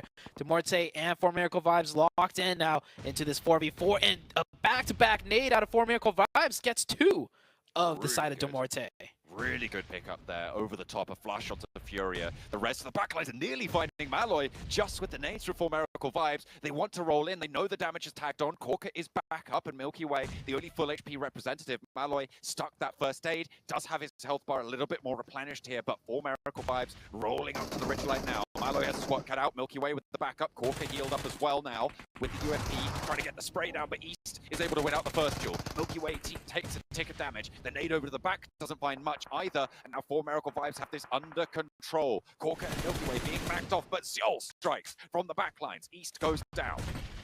East doing so good right there at 1 HP, still being proactive, picking out shots. He does get knocked down like he called out, but no thirst, so I think he's crawled down to safety, and this fight with Demorte has pushed him back far enough for them to get a safe revive. 9 elims now for the side of 4 Miracle Vibes. This team is looking so strong right now, and just when they really need it most, about to be knocked out of the top 3, that is not going to be the case in this match. Demorte falls back. 2 players alive, 5 elims. That's a decent game. They should look for more, though, to pass up Vampire. 4 Miracle Vibes could potentially actually jump up to first place with a good game here with a chicken dinner. There is a possibility. I think it's 171 is the mark that Weibo Gaming sits at right now, which gives them a 21-point match. They're already up to 9 eliminations. If they can find more than that, if they can find 2 more eliminations and the chicken dinner here, they are in with a good time. Little Boy has moved close. Oh dear, he's right next to Nomi. Nomi will know that this is happening. He's going to run. Maybe they're going to hit the same bush. No. Oh, Nomi, yeah, forced to spring up. Gets Low Boy. And DRS drops down to 1 at perfect timing. So now Nomi doesn't even have to worry about a duo, just the solo. Killer YT has a grenade, though. He heard something crazy there. He heard some shots, but he's taken out by the side of 4 Miracle Vibes. And that's another team gone. Nomi into the top 3. Major Pride holding strong, top 3. And I don't think any of the other teams really realized what just happened, because DRS was the one that was closest to it, if to know anything.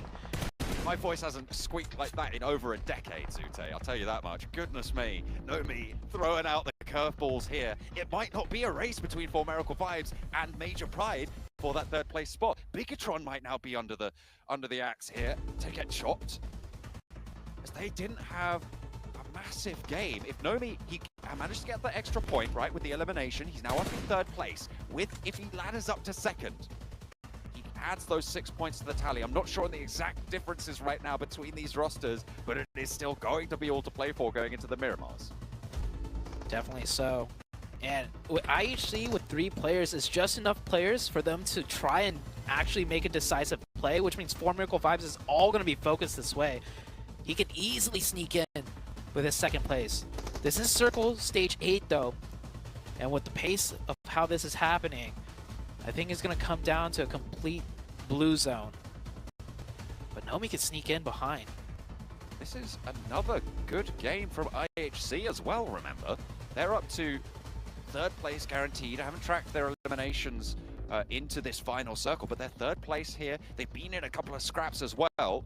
With 3 players, they have a very high point scoring potential for this match. Potential to jump up to join Demorte and Vampire on that bubble. I didn't see if Demorte were able to make that gap either, but certainly going to be an interesting table to look at once we finish this match. Yeah, the top side getting shuffled, and the bottom side at the bubble getting shuffled a little bit here. Every match is so good.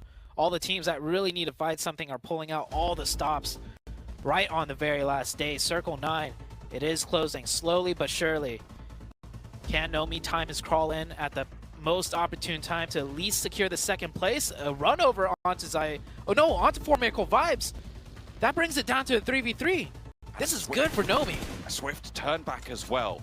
3 versus 3, actually 3 versus 2 for Miracle Vibes. Now just down to the 2 players. They're a little bit isolated. If he can step up, if he can crawl in, he might have that shot.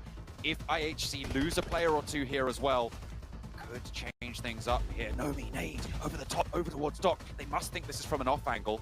IHC gonna be aware that they didn't throw that one, and it didn't land near them, so they're going to be confused. Maybe they know there's a snake in the grass. Another player from 4 Miracle Vibes goes down. IHC maybe looking to read into this. 8 eliminations, and 4 Miracle Vibes are going to be bombed out. Nomi ladders up into second place for Major Vibes. There's 3 players left for him to stand up against here. He's out in the open, goes for a spray, hit 1. Can he find a second as well? IHC, hold on. But again, no way they get 1v3 2 games in a row. Nomi still has a nade. Zeol down the hill. Godless looking to try that's good. backlines. Good line, and we'll be able to tag onto Zeol. The blue zone's there. It might tick him away. Doesn't have any more nades though in hand. Godless is across the way and a much healthier health bar there. Zeol gets the heal with the challenge. Nomi hits the deck and he will go down. IHC, do not let it happen again. They were close, but they will find the chicken dinner this time around. And a big game for the bubble, a big game for 4 Miracle Vibes, a big game coming through from Major Pride.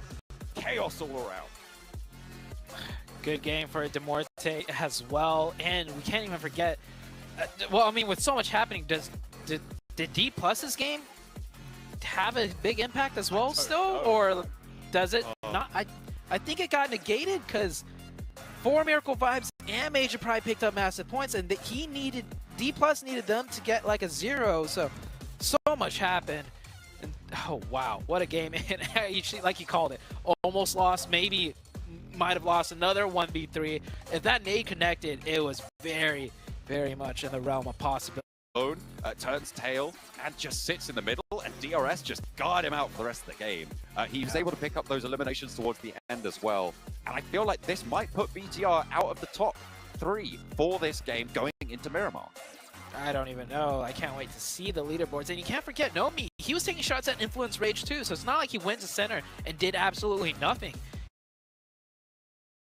He knew what he could take advantage of, and he still fired off shots and got 1 or 2 points potentially onto Influence Rage. So Nomi, just the standout player. We see him spring up big in these fights, but even as a solo, as a snake, he can play that style too. So many moving parts in that match. I cannot wait for the standings, and for that, we're going to have to go for the desk. I feel like Nomi there just kind of overshadowed and made you forget about everything else that happened in that match. We cannot forget about D+. What was that, 13 eliminations they ended up having there, just dominating so many teams, making their own run for the top 3. But Nomi, wow. Honestly, just, like I said, while we were watching the match, I was hoping we had cut to a camera shot of him just chilling, feet up on the desk, just laid back, just waiting for his time to shine. But still, him performing, IHC performing, 4 Miracle performing, D+ performing. This was probably one of the craziest matches we've had so far in this group. And it's what they said just now, Don Zute, that because both a Major Pride and 4 Miracle in their own ways had a good run, this actually puts Bigatron in the danger zone. But a great win for IHC as well, 20 points. We'll see what that does for the bubble for the current positioning on that bottom 5. We could see Vampire in a really scary position right now going into these last 2 rounds. And I think they will be, because Demorte has been able to outpoint them, and you can see that right there, being able to get 9 more points. And when we end up going to Miramar, if depending on how the overall is, it could be scary for Vampire. But I mean, IFC being able to step up whenever they needed to. D+, as you guys were mentioning, with the 13 elims, I was actually hoping that they'll be able to secure some placement points too, because I think if that team would have been able to even survive a little bit longer on the circle with the confidence that they were playing with, it would have been a lot more than 13 elims. Probably would have been closer to 20. Yeah, listen, that run by D+, still, despite being overshadowed because of how it affects the overall leaderboard, was still something really, really exciting to see. It might be too late at this point, too little too late, but it gives me more confidence for them going into the survival zone, that they are figuring out how they want to approach this game, this PMGC. There you have it. Bigatron, they've been knocked out of the top 3 with only 2 matches left to go, but they're only 1 point behind as far Format could get themselves back into the top 3.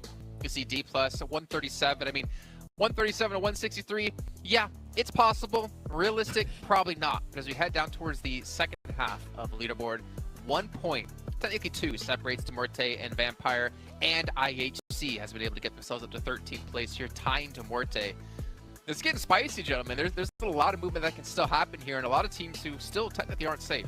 And yeah, and for Vampire Esports, going into Miramar, that's not one of their strongest maps. They've been able to average about a 9th place finish and only averaging about 3 elims. And with the way that they've been playing today, I don't see them being able to outperform that. With the Muerte, they have been able to pop off. And then IHC being able to put like the cherry on top for their Sunday here to set it up, possibly going to 11th place.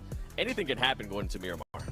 Yeah, and especially as we saw as well, the gold border actually wasn't just Vampire and DMR and IHC. It also included Sem9 because those two in the 12th and 13th place are only 9 points behind Sem9. So it's possible that we see both Demorte and IHC make it into that and throw Vampire and Sem9 into the elimination zone. So these last 2 rounds, so much stuff can still happen at the top, at the bottom, and the teams in the middle, they are just trying to hold on to that survival. You know what? I want to get to his next game, so before we can finally throw it to break and make that happen, I'm going to remind you guys once again about PUBG Mobile being nominated as the best esports game by the Game Awards. You guys can vote for them, and it ends on December 7th, so make sure you get your vote in so we can be the one. And remember, take your screenshot, send it over to 7, and he's going to do a random giveaway to one lucky person for the Infinix GT10 Pro, our official smartphone here at PMGC 2023. So make sure you guys send those on over to him. Where can they find you, 7? What's your socials? At the 7WG, there's no giveaway though.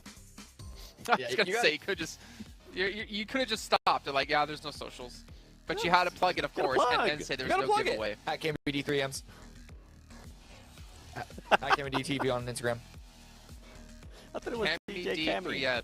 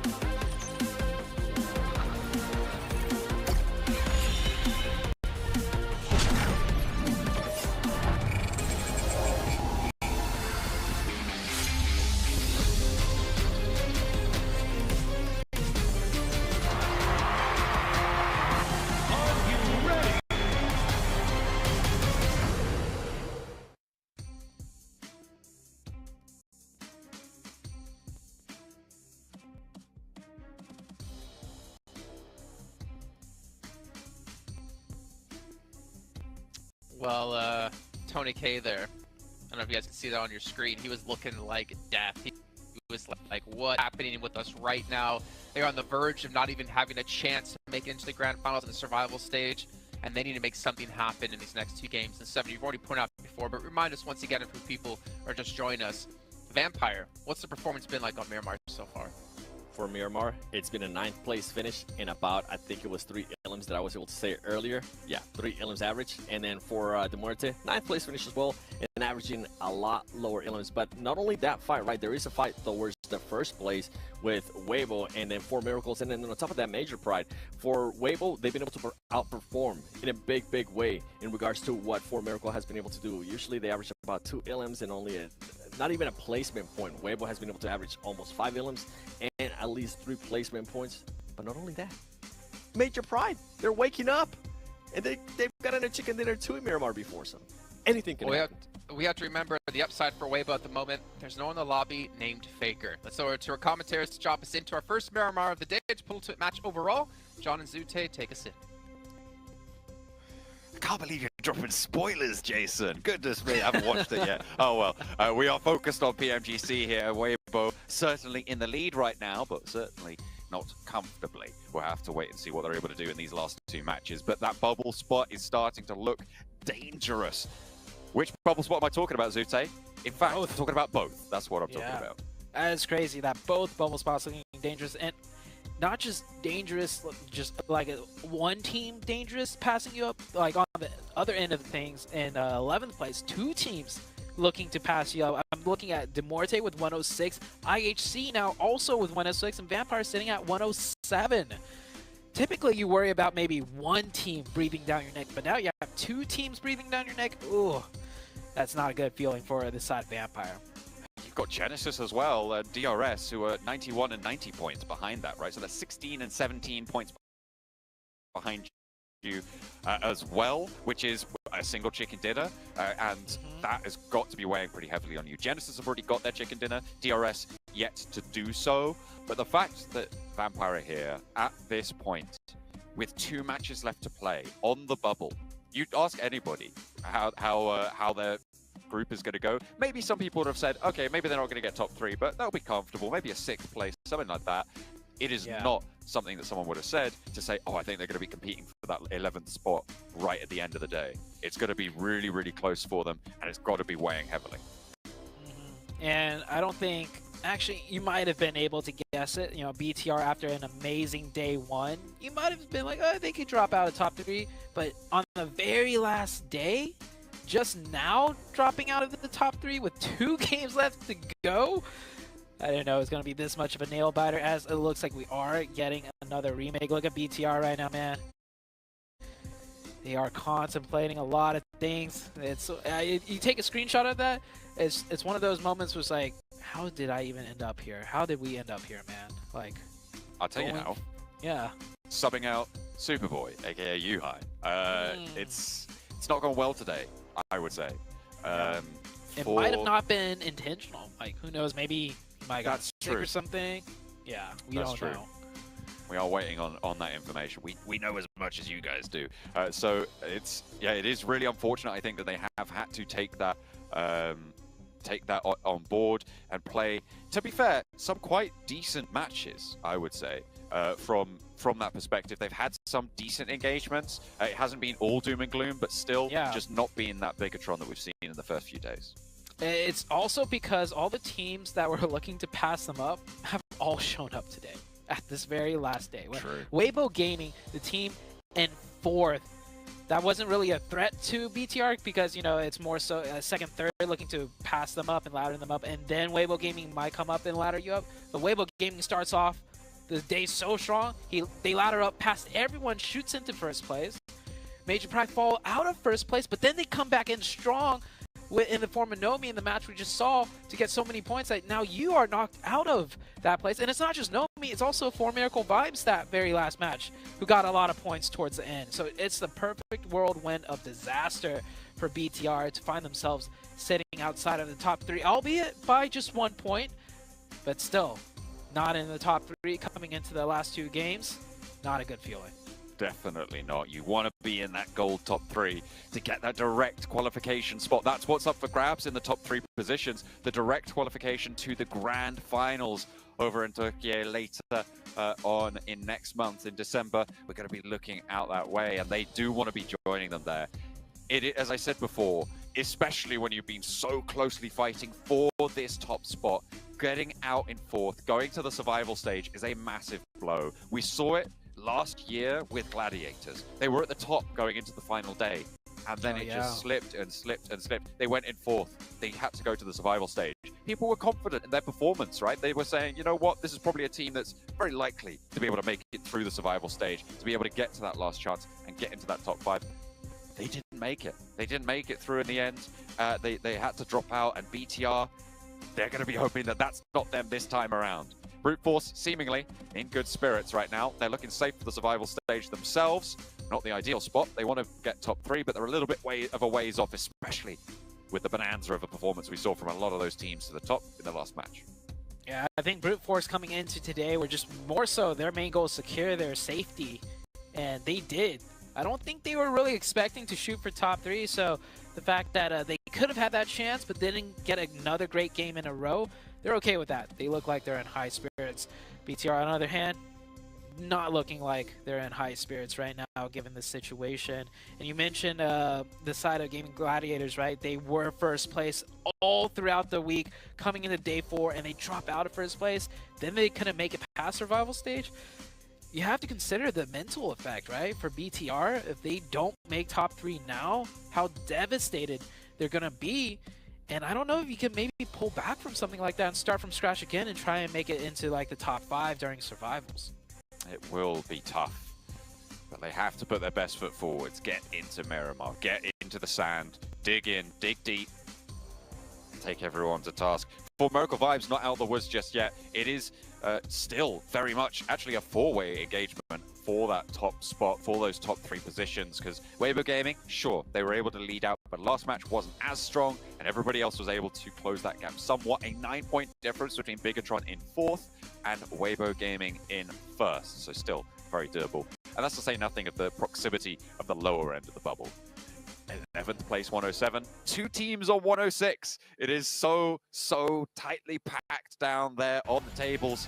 You've also got Sem9, as they were talking about on the desk, Sem9, maybe even Team Queso having to worry. I said if you can get over that 130-point barrier towards the end of the day, you're going to be happy. Right now, we're looking at that barrier be around that 6th place mark with 137 for D+, and their previous performance. Rook on 129, sitting at 7th.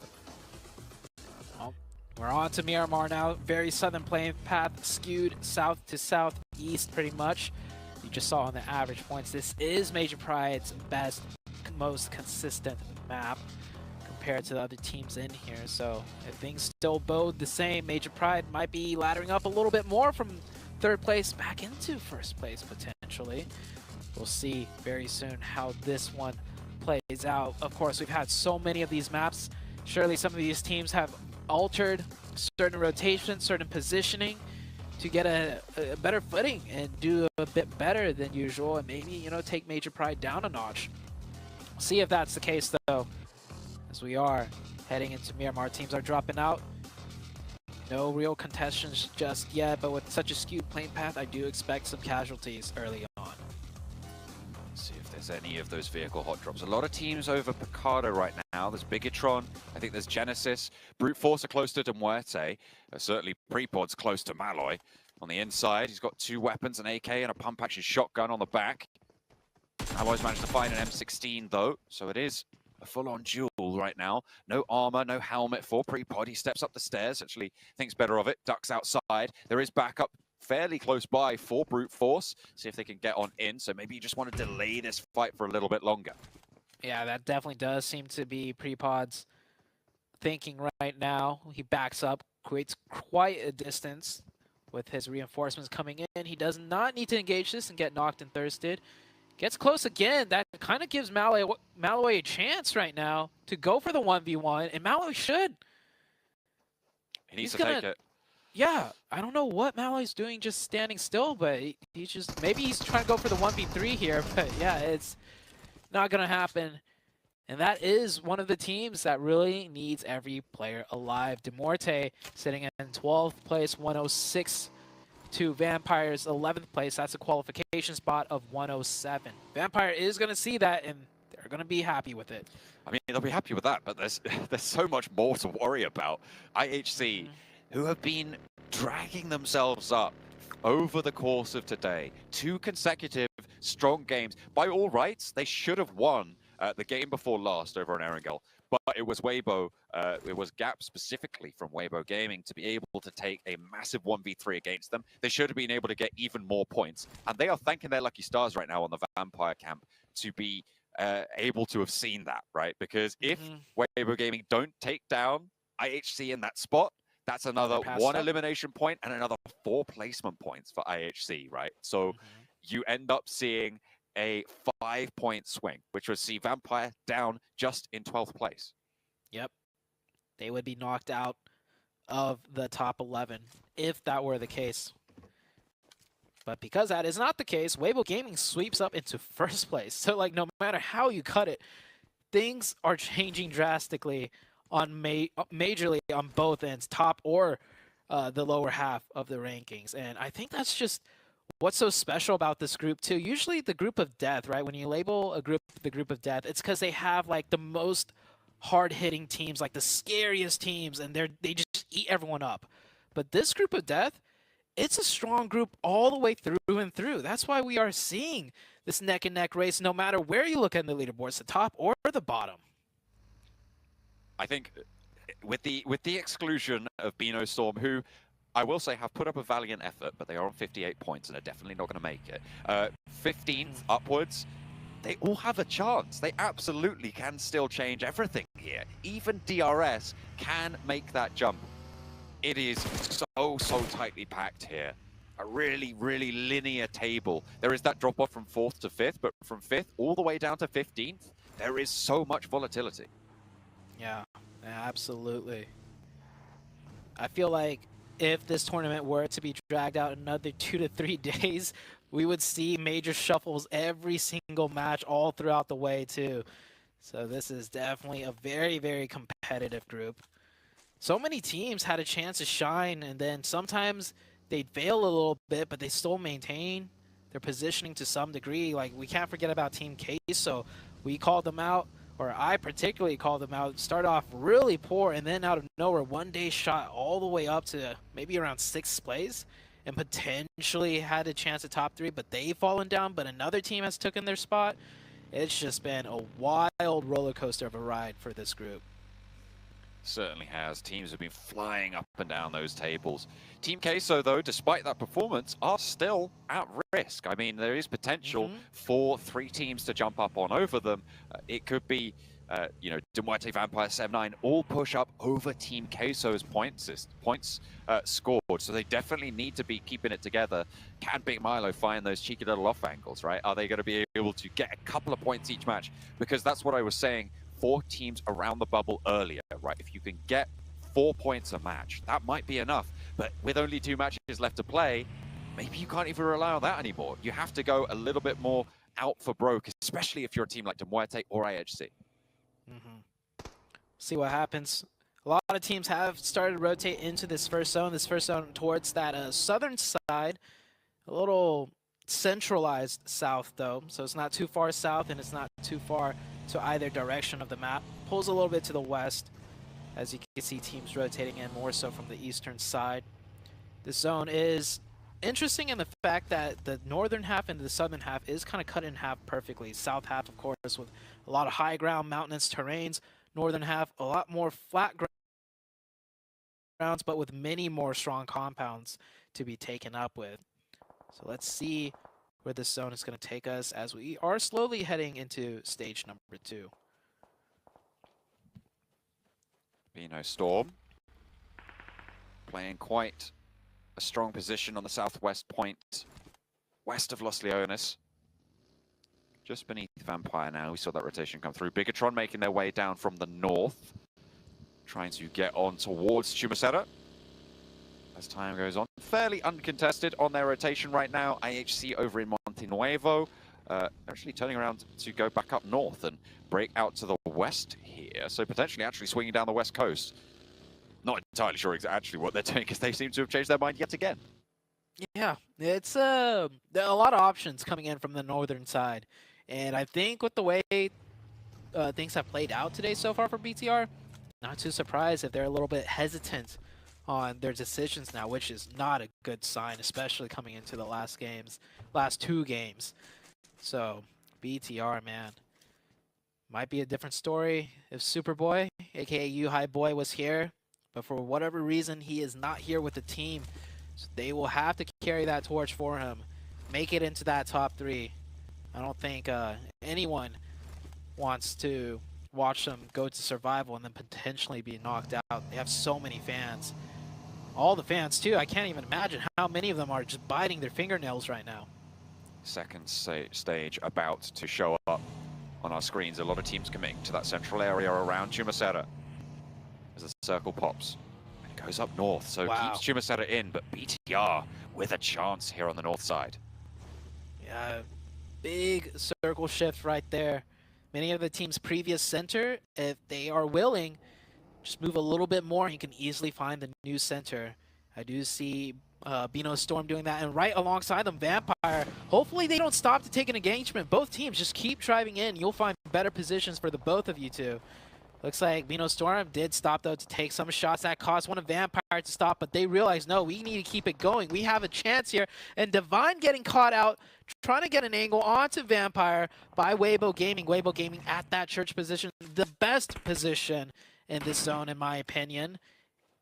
Can they confirm that point, though? I think Divine's going to get stolen away. That point might just go to Vampire, a much-needed point for Vampire. That is a big, big pickup. We know the bubble is so tight, so every single point matters here. Vampire, as you say, stealing that away from the Weibo oversight in the longhouse. And Vampire now have that longhouse under control, have the east side of that compound under control, and not too many teams super close by. Bigatron playing out to their west with Weibo on the oversight. Getting into this Vampire compound is going to be really tough for pretty much everybody. Yeah, well, this is going to be, I mean, all the compounds around center, it's going to be tough to get to. Just pathing alone to that area, you're going to have to go through Weibo Gaming, and on the west side, BTR. BTR is playing that same compound we saw the other day where they managed to survive for a very long time.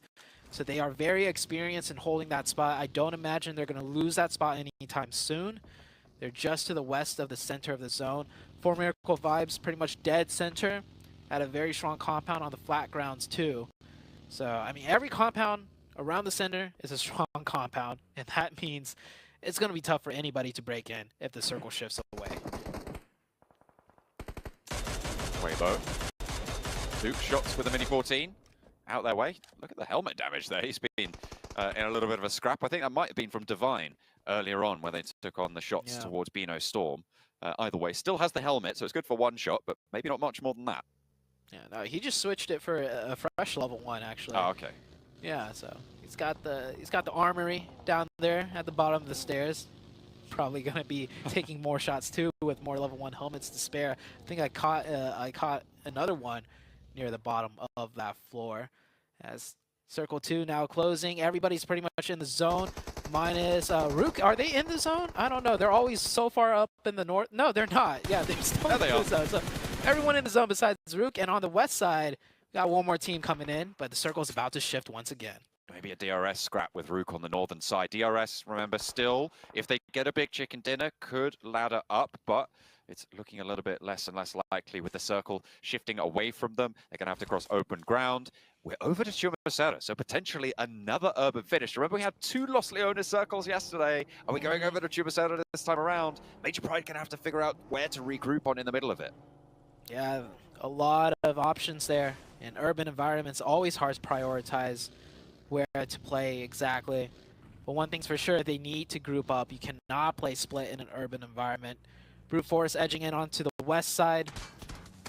Taking some shots here. I do think that might be from IHC on the high ground. They will lose that vehicle more than likely, or at least the wheels. Teams yet to rotate in here with that new circle shift is mainly DRS and Rook on the north. Everyone else close by. Team Queso actually on the southeast being gate kept by multiple teams. So Queso is going to have a tough way in. Rook caterpillaring back together with Pusher and Default. Over through Picardo at the moment. They do have a couple of stims. I'm imagining some bandages in the back pocket as well. So they'll be looking to try and heal that one up. Maybe grabbing a little bit more loot in the meantime. See if the rest of them can regroup for Rook. Because I'm only seeing 2 of them on the minimap right now. I don't know where the other 2 are. I have to wait and see as to where they make their appearance. Influence Rage.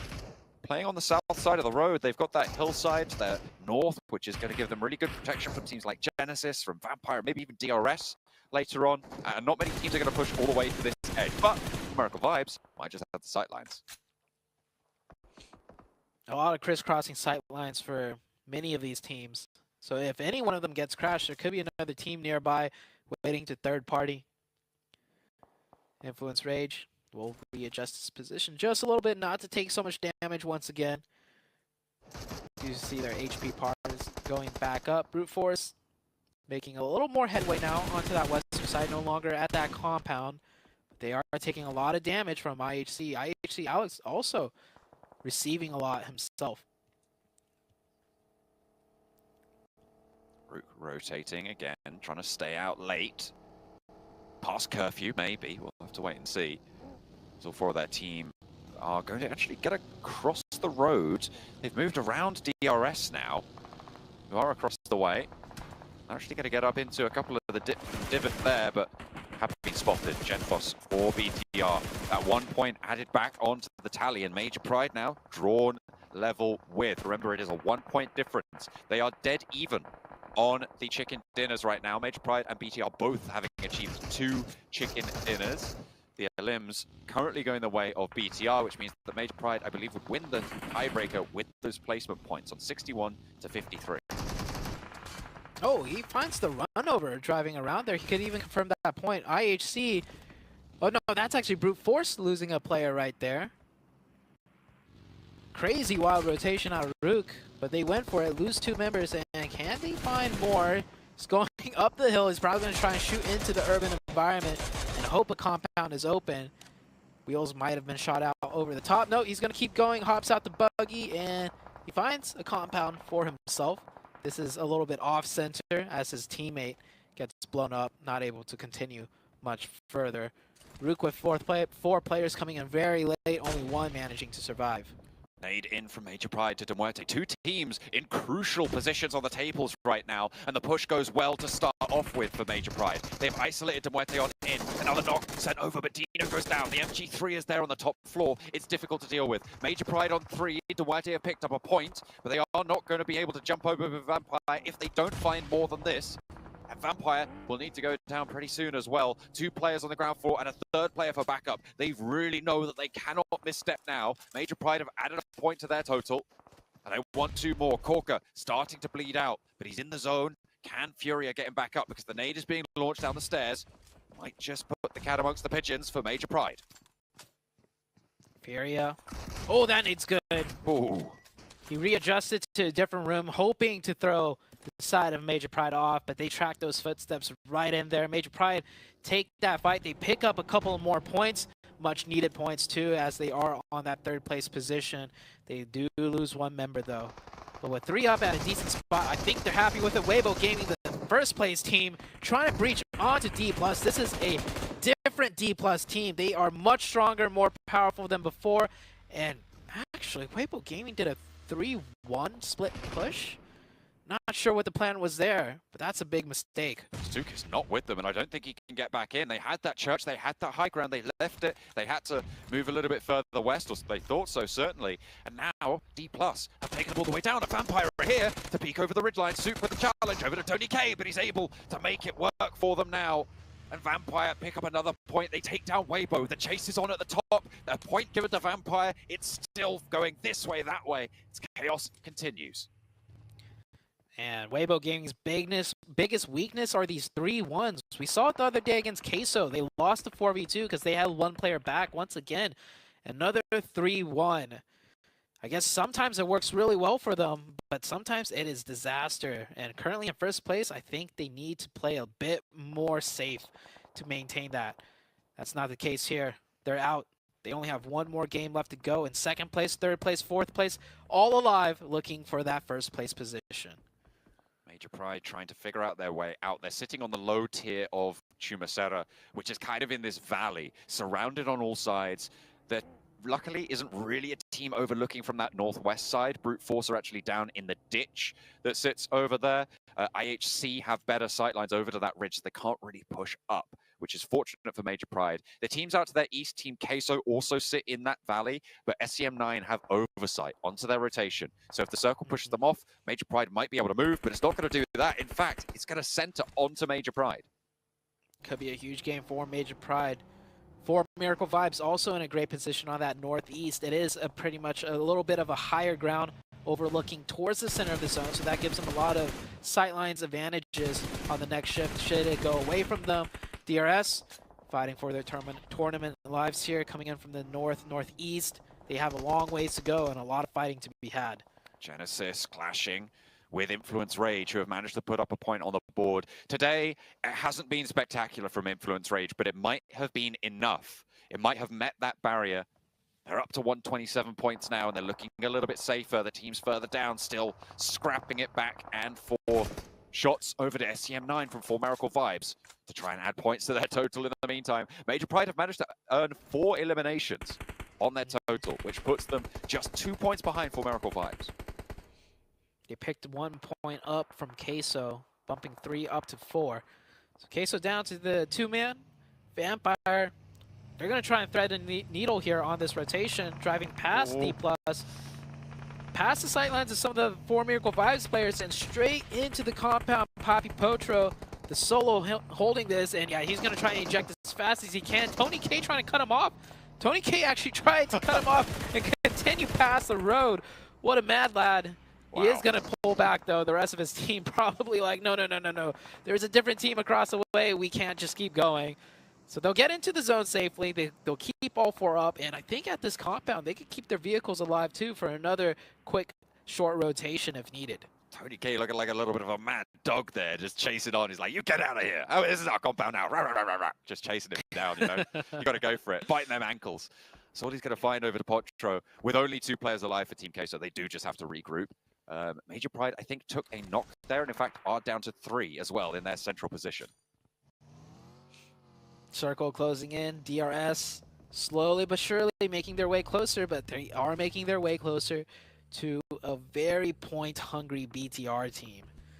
BTR, we saw them play this position last time, so they are very familiar with the ins and outs, the weaknesses, how much to give up, how much to take, and they've given DRS the false sense of security at that compound. Now it's at nade heaven for the side of BTR. They should be able to get at least 1, if not 2 knocks just with nades alone there. Rules backs Genfos off the ridgeline. IHC have angles as well, so DRS very much in a difficult position here, caught against a rock and a hard place for their tournament lives, really.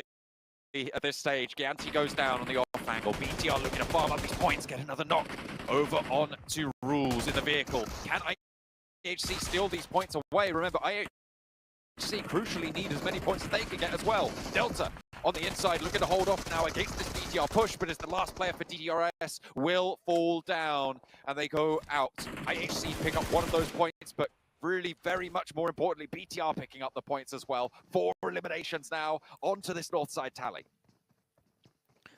Both of these teams, like you mentioned, really need the points. 1 to ladder up into top 3, the other to try and ladder up into top 11. It is absolutely wild how many teams' lives are at stake here at different capacities. IHC throws a fadeaway nade. I don't think he's really expecting to do much with that one. Even if he gets a knock, that's a tough push to make across the open. And the zone, close by to both teams. So I think they realize some damage needs to be made onto either one of them if they want a safer passage in. If IHC can't make this crossing, Brute Force might have the best spot in this circle. They are currently guarding out IHC's rotation. You go down to the southeast, BTR spot you. You go down to the southwest, Brute Force holds you out. If Brute Force can hold this high ground above the Chumacero location, they have such great sightlines out towards the rest of it, but getting up that ridge that sits to the left-hand side of your screen is so difficult. It definitely is. BTR is starting to mount their rotation right now. I think they're going to just try and play on the close zone, use the deflates. Alex finds a knock onto mine, though, so that's the opening. Brute Force now with only 2 players and a lot of different angles that IHC is pounding them in on. They could find the next knock, the much-needed one. Demo drives up close. Damage is done, too, from distance. This should be a surefire win for Demo. Yeah, he gets that 1v1. Only 1 player left of Brute Force. IHC is securing their location, but hold on, look at this. Sem9, all the way from the south, sending one of their players, I think, to third party. Depp is actually looking to maybe put a bit of a crunch on. They've realized that this is a really strong ridgeline into the circle. It's their main breakout. They don't want to go down in where they've seen all these other teams maneuver. It's their only rotation, but Depp gets spotted, and Seoul keeps it together. IHC making the break right now for the roster to try and keep them on up. Oh, okay, they went going on into the scrap with D+ as well.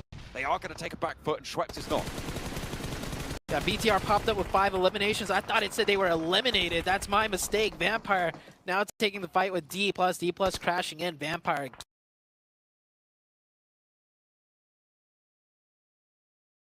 getting the points, converting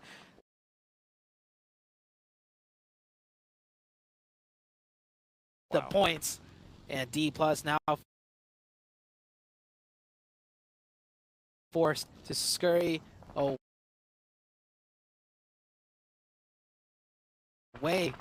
I nearly had a heart attack when I saw that BTR symbol pop up. But that's just them picking up to 5 now. 6 eliminations. They're still all alive with 4. Sorry to startle any BTR fans are out there. Oh my goodness, look how many eliminations are on the bubble as well. 5 for Major Pride, 6 for BTR, 4 for Vampire, and IHC with 4 as well. It is so down to the wire. We're probably going to be going into this last game with so many questions, but we still yet to conclude this one. Zute, as Brute Force go down, and Bigatron pick up a 7th elimination point. They are dead level with Major Pride, but they've just jumped over. Did you see that? The table swap for Major Pride to jump up over for Miracle Vibes. This is too much math for me to keep track of. I'm just going to do my job and see what I see on the screen and forget the numbers.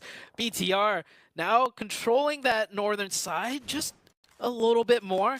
IHC still has a foothold up there in the form of, I think that might be Demo on that northern half. Yes. One of the players of IHC, as BTR is desperately trying to hold him out. Satar actually gets a little bit of that zone. That makes him a lot more comfortable. But hold on. East from the backline sides, slowly scooching around, finds an angle onto Satar, and he had the zone for the BTR team. Angle for Zyol on this ridge line as well. The blue zone going to move in about 25 seconds. Can BTR hold it down? They still have that knock for Satalis, and he is kind of isolated for the time being. Boycel yet to make that break, yet to make that cross. Sure, you have safety, but for how much longer? Demo does spot it, does get the flush. BTR, I think they are going to have to concede this one, but that does force them into a more risky rotation here. They're going to have to go back to the spot that Satar went down at, and maybe with the zone closing a little bit more, it is more isolated, but Zyol has something else to say about it. Steps a little bit too far ahead. They forgot to account for the fact that there's 2 back there. One player playing anchor. Great job out of BTR to keep one back. Almost a sacrificial play for Gen Force, but a much needed one.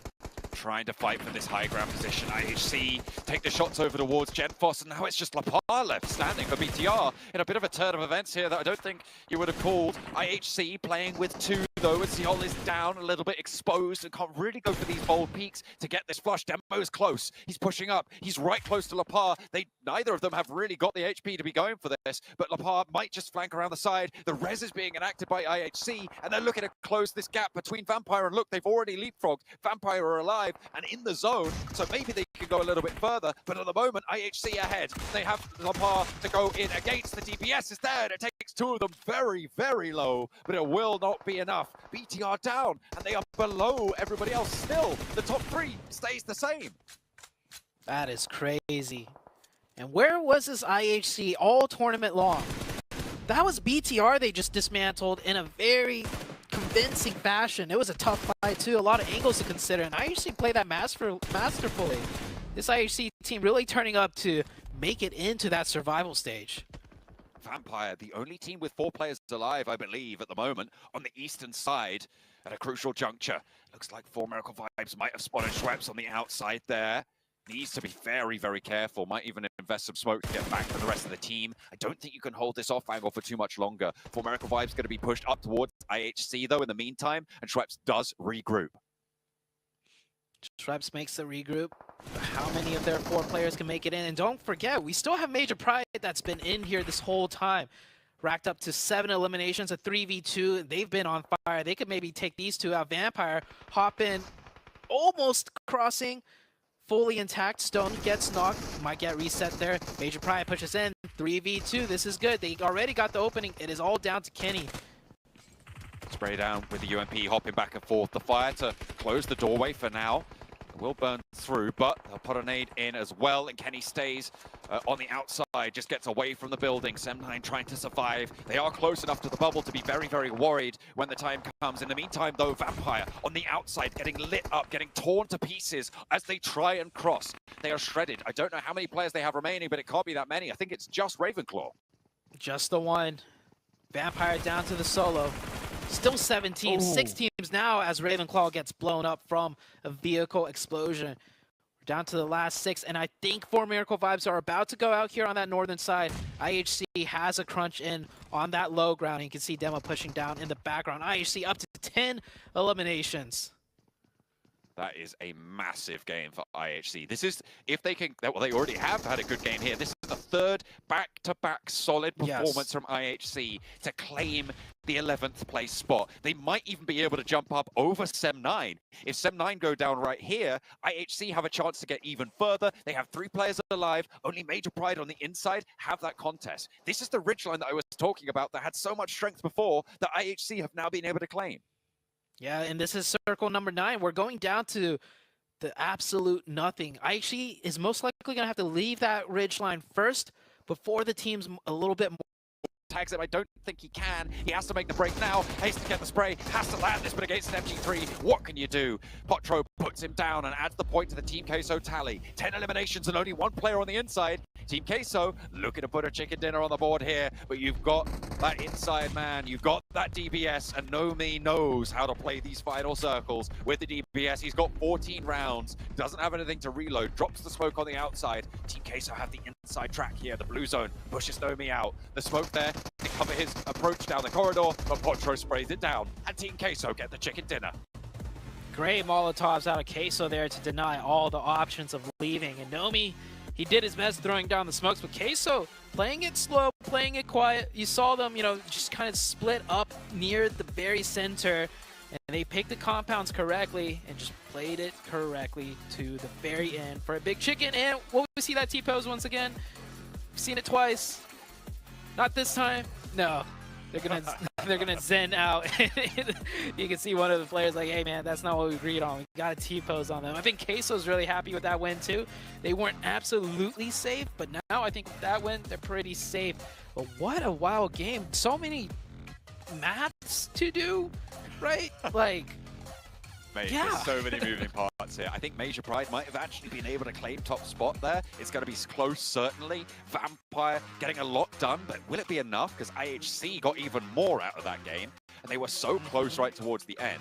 A really big shakeup. I think BTR just still outside as they got cut out of that circle a little bit earlier. Weibo Gaming may be at risk now. There's so much that happened there. You're right, there is many math to do, Zute.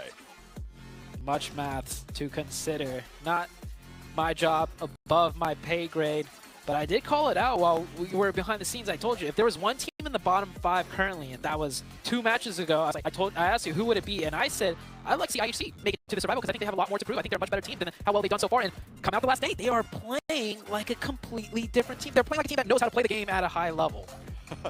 It's not to say that they didn't before, right? Zute, right? But no, they were terrible. They weren't performing. They absolutely weren't. And with the thing we've criticized them for was losing players early on. They were able to keep together a little bit later into this match, get quite deep into it. What a pick up for those final tables. Weibo going down early, Vampire getting a lot of IHC outperforming them. Big days from Major Pride as well. Goodness me, that's what you make of it. See, this is what we love about competitive PUBG Mobile. So many teams in contention, so much mass to do. But it's obviously coming down to crunch time for all of these teams. Some of them looking safe to obviously make it into our survival stage. Some of them not too safe. As Vampire fallen out of top 11. Whereas at the top of the leaderboard, as obviously John and Zute hinted at, Major Pride, I think, taking that first place back, and Weibo falling out of top 3 as they were leading in first place. It's getting tough here for all these teams, but you know what? As viewers, we love it, right, Cameron?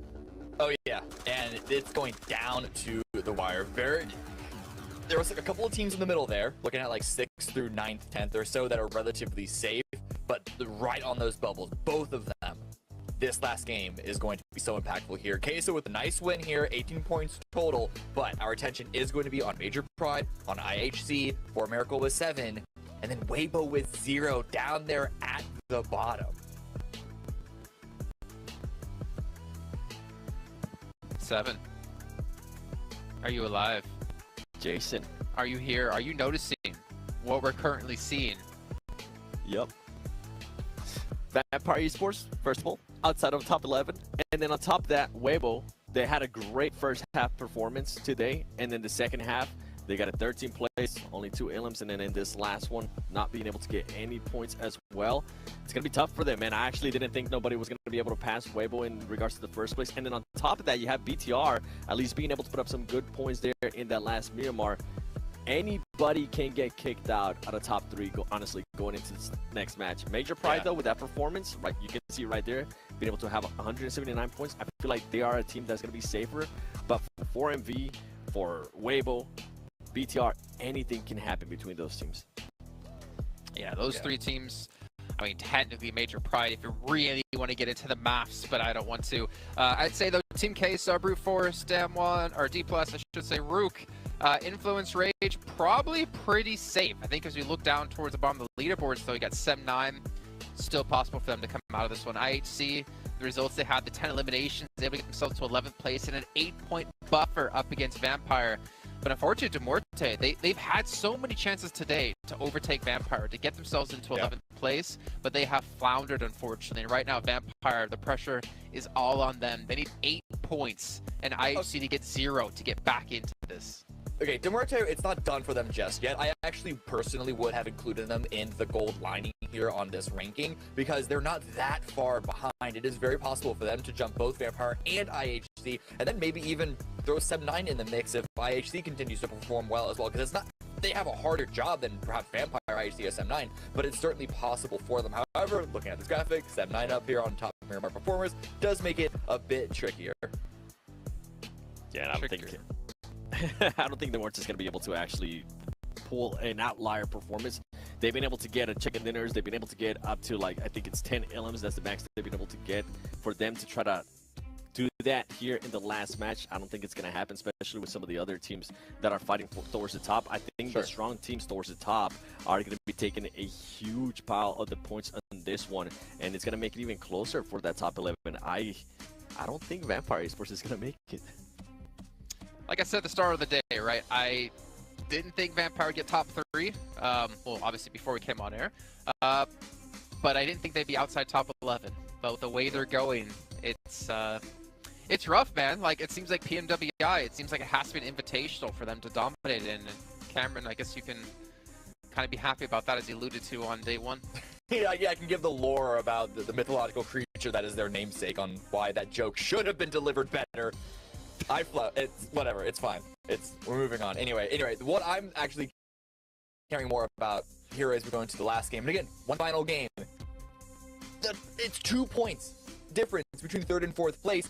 Only 4 points above that for 4MV in 2nd. Then Major Pride only 4 more points above that. We could see Major Pride falling out of the top 3. How close it all is, I think that's very unlikely considering they're the best Miramar performers of this entire top 4 bunch. But I'm just illustrating the fact that, like, we're seeing these top 4, like, it's musical chairs here. Every single game, things are swapping around. It could be anyone's time to go, not home, but, like, to the survival stage there. And I think if we have to go based on those performances from Miramar, I think the one that's at much danger is going to be 4MV. They need to be careful with how they start the game here. Well, we're going to drop in to our last match of Group Yellow. At the end of this game, we're finally going to see which 3 teams are going to be going through to the Grand Finals and which teams will have to play throughout the survival stage. Let's go for the last time back to our commentators of John Allen and Zute. So many teams stepping into these groups, but only 9 of them will be making their way directly to the Grand Finals in Türkiye. Of course, we've already decided 6 of those teams: Loops, Alpha 7, Stalwart, Nongshim Red Force, STE 628, and Morph X have all made their way already from groups green and red. But we need 3 more. Who will be able to cut out that top 3 remains to be seen, and with 1 match to go, it is very, very close. Extremely close right now. We saw the leaderboards right now, and with this last match coming up, I'll just say it now, there's a lot more maths to be done once again, and I'm not going to try and do any of it. So I think I got you, don't worry. I think we should just wait, build the suspense, Just pretend you can't do maths either, John. Please give me something. That's not something I can do for you, I'm afraid. I'm far too invested in the results of this tournament. Goodness me. It has been down to the wire all the way, really. I mean, all the way since the start, it's been a close fight to see who's in those top 3. And the bubble has just been heating up over the last day and a half or so as well. As Vampire sits in 12th. They look to chase IHC in 11th. The bubble has been heating up, and the bubble is about to pop on the last and very final game of the week of this group, Group Yellow. Definitely by far, I have to say, the most fun, entertaining, and competitive group. The group of death for a reason. We finally get a good playing path, it seems like, for the last match. These teams will have some sense of normalcy at the start of the game. The first circle, we might even see a fairly normal circle too, along with it. Straight down the middle. Give everyone a fair chance at their last crack of this tournament, potentially. Certainly for 5 of these teams. We won't be seeing them again at PMGC. Maybe not until next year, if they can make it. Until then, Weibo dropping out over the middle, over Picardo. They jump out of the plane. Potential scraps. I'm keeping my eye out for early teams dropping together. BTR a little bit split right now, leaving Boysil further southeast of the rest of the team, but should be fairly chill. No one else really that nearby at this stage. Major Pride down southeast. The circle goes up northwest. I don't think we've seen many circles up here this tournament. No.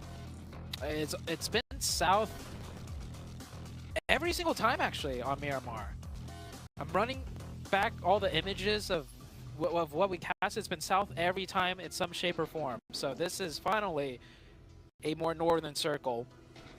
Good for BTR as they are close by, and they do that split drop, so it's a quick loot cycle for them.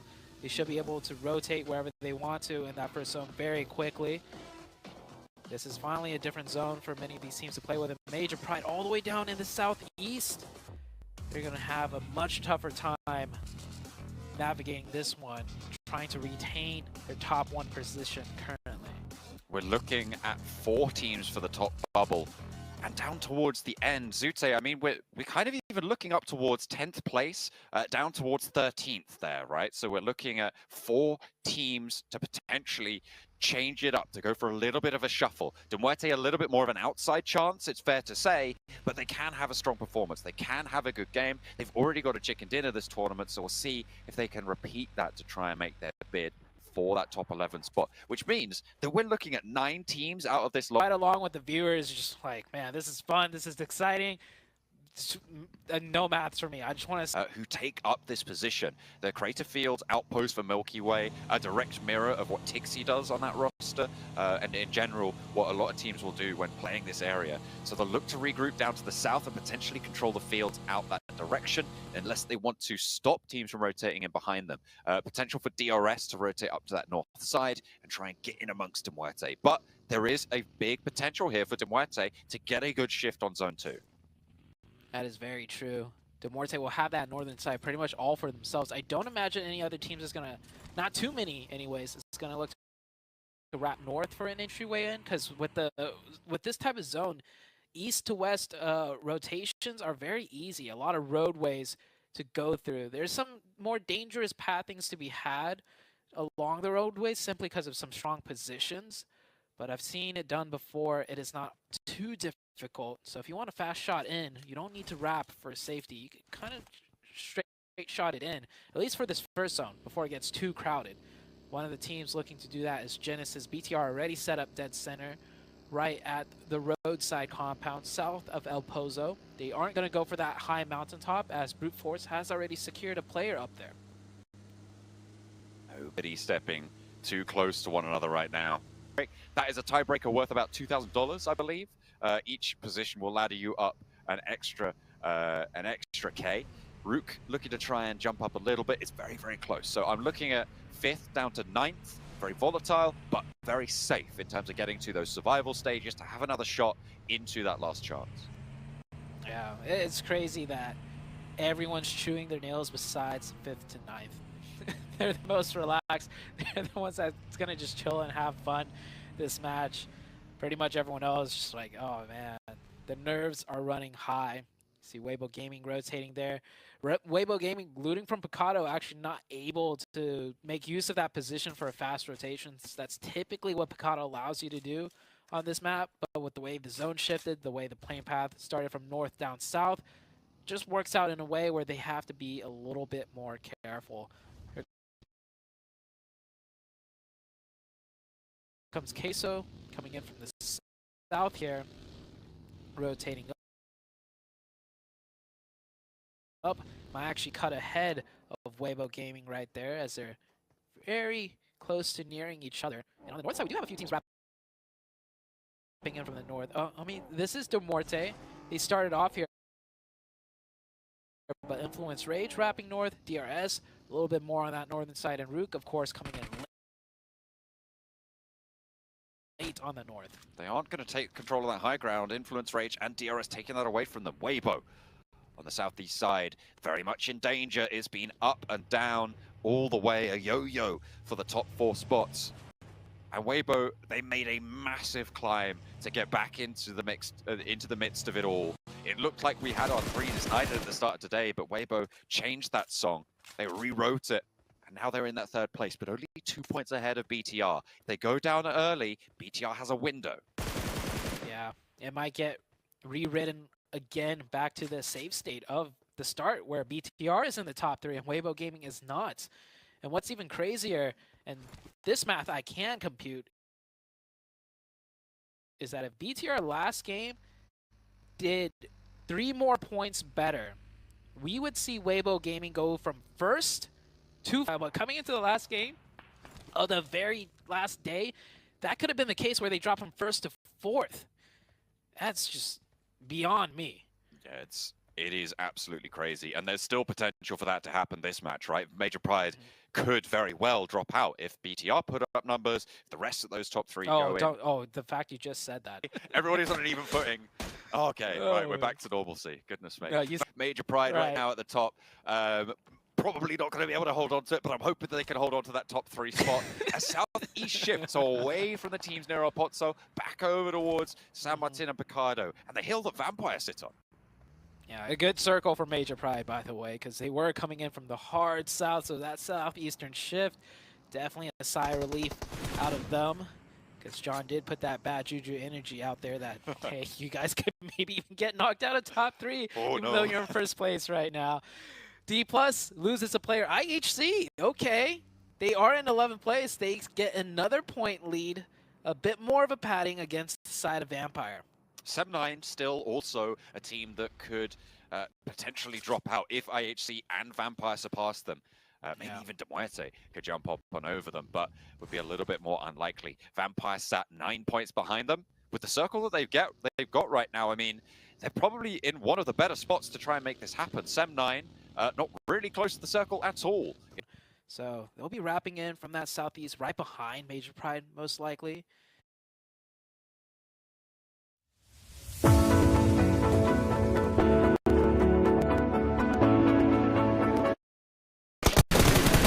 अब ये बंदा भाई I'm not entirely sure. I think it might be Team Queso there on the western side.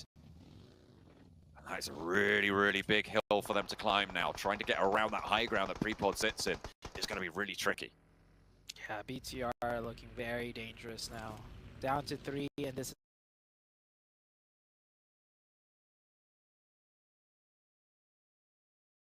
is a difficult zone to rotate in on. They already lost 1. Sem9, Otam getting into a little vehicular accident, knocks himself out. Maybe he could get revived if there's a teammate close by, but BTR down to 3. That is rough. Sem9 Tam, this is, I don't know if he's got teammates close by. Oh yeah, Macau is making that mad dash back towards him. I couldn't tell if he was driving away or to him. But he will get revived. Okay, they're getting some healing on board. Sem9 still out on the southeast side. They're making their break for that push. But in the meantime, Rook are in a fight with Influence Rage. These are two teams kind of sat in the middle of the tables, which means these points kind of wipe each other out. They kind of don't have an impact on the overall dynamic of the tournament. Sure, their placings can change up, but these points not going to go to the crucial teams. Yeah. Fight is going in the favor of Influence Rage right now, it seems. The only team that really could do something about it that needs to on the north side is DRS.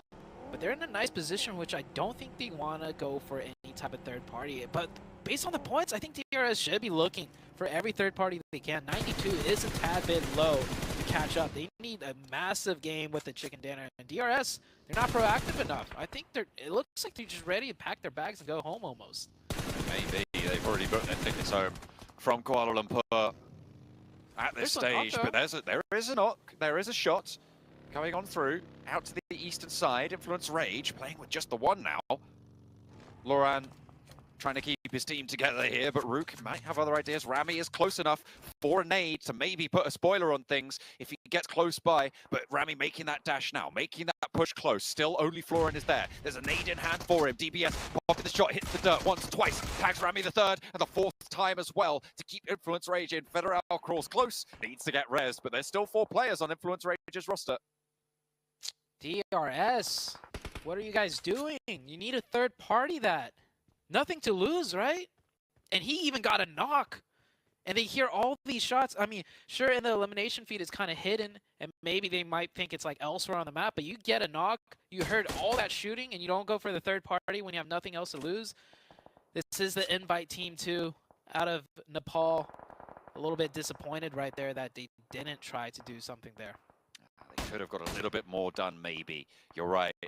But I mean, it's almost a 30-point match. It would be a record-breaking game for DRS to be able to make this one work. It is still possible, but we'll see what they can do. That's BTR taking another knock from up into the north side. Could we be deciding our top 3 right here and now, early on?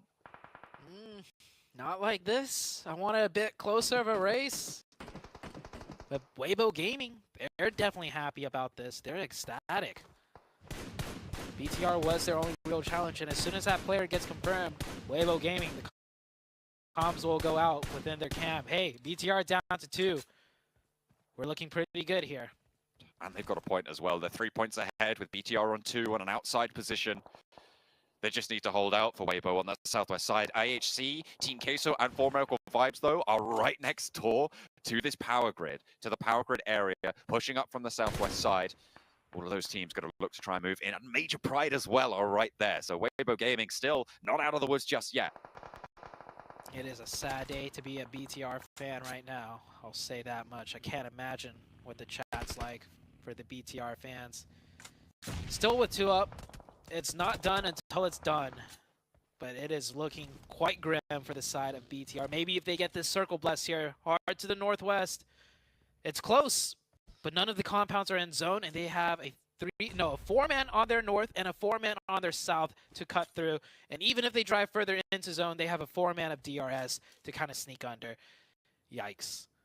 IHC, 3 points right now. 123 total on the western side. Cut out by so many teams on their flanks. They have a tough time ahead of them, but they could rack up a lot of eliminations. BTR trying to make this push forwards. This could be the last we see of BTR trying to make their bid for the top 3 because the vehicle's starting to smoke.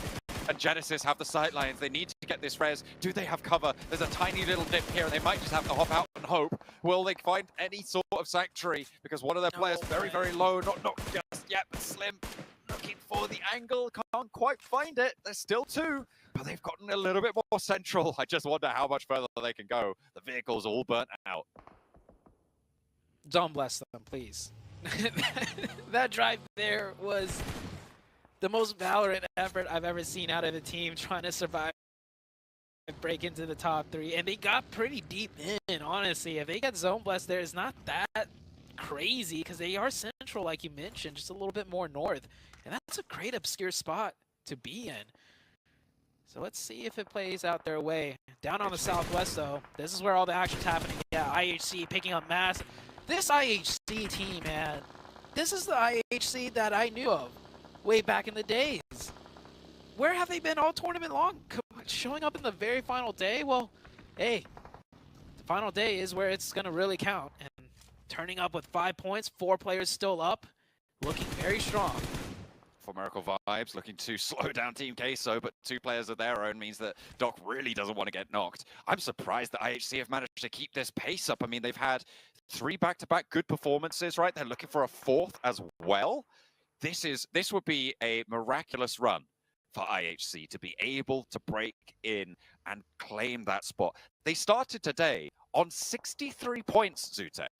They have almost doubled their point score in one single day. They are 1 point off achieving that record. They're having a similar sort of day to what Bigatron were able to do in day 1. It is, to not understate this, incredible and unheard of to see something like this turn up right at the end. They are doing in 1 day what they managed to do in 3.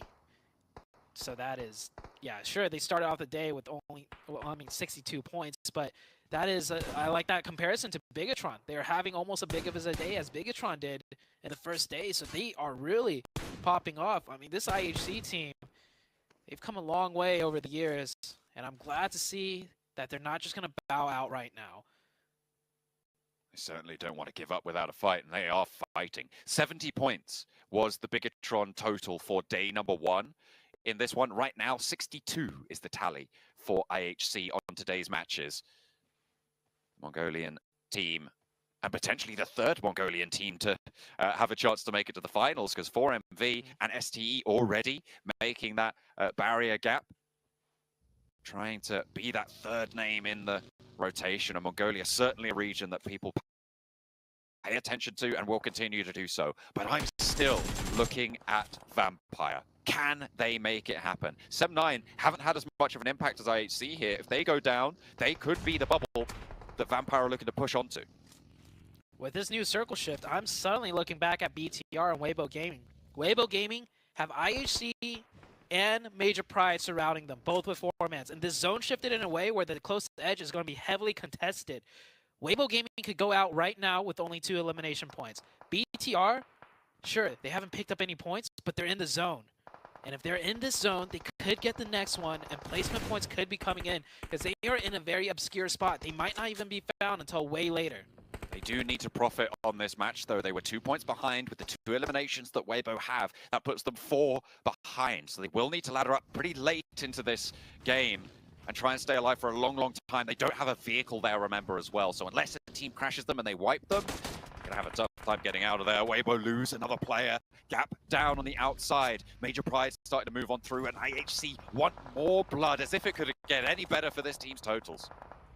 IHC playing like it's day number 1, and they have everything to win, trying to make it into the top 3. This team just playing perfectly right now, getting the knocks, putting the pressure, getting close, adding more pressure.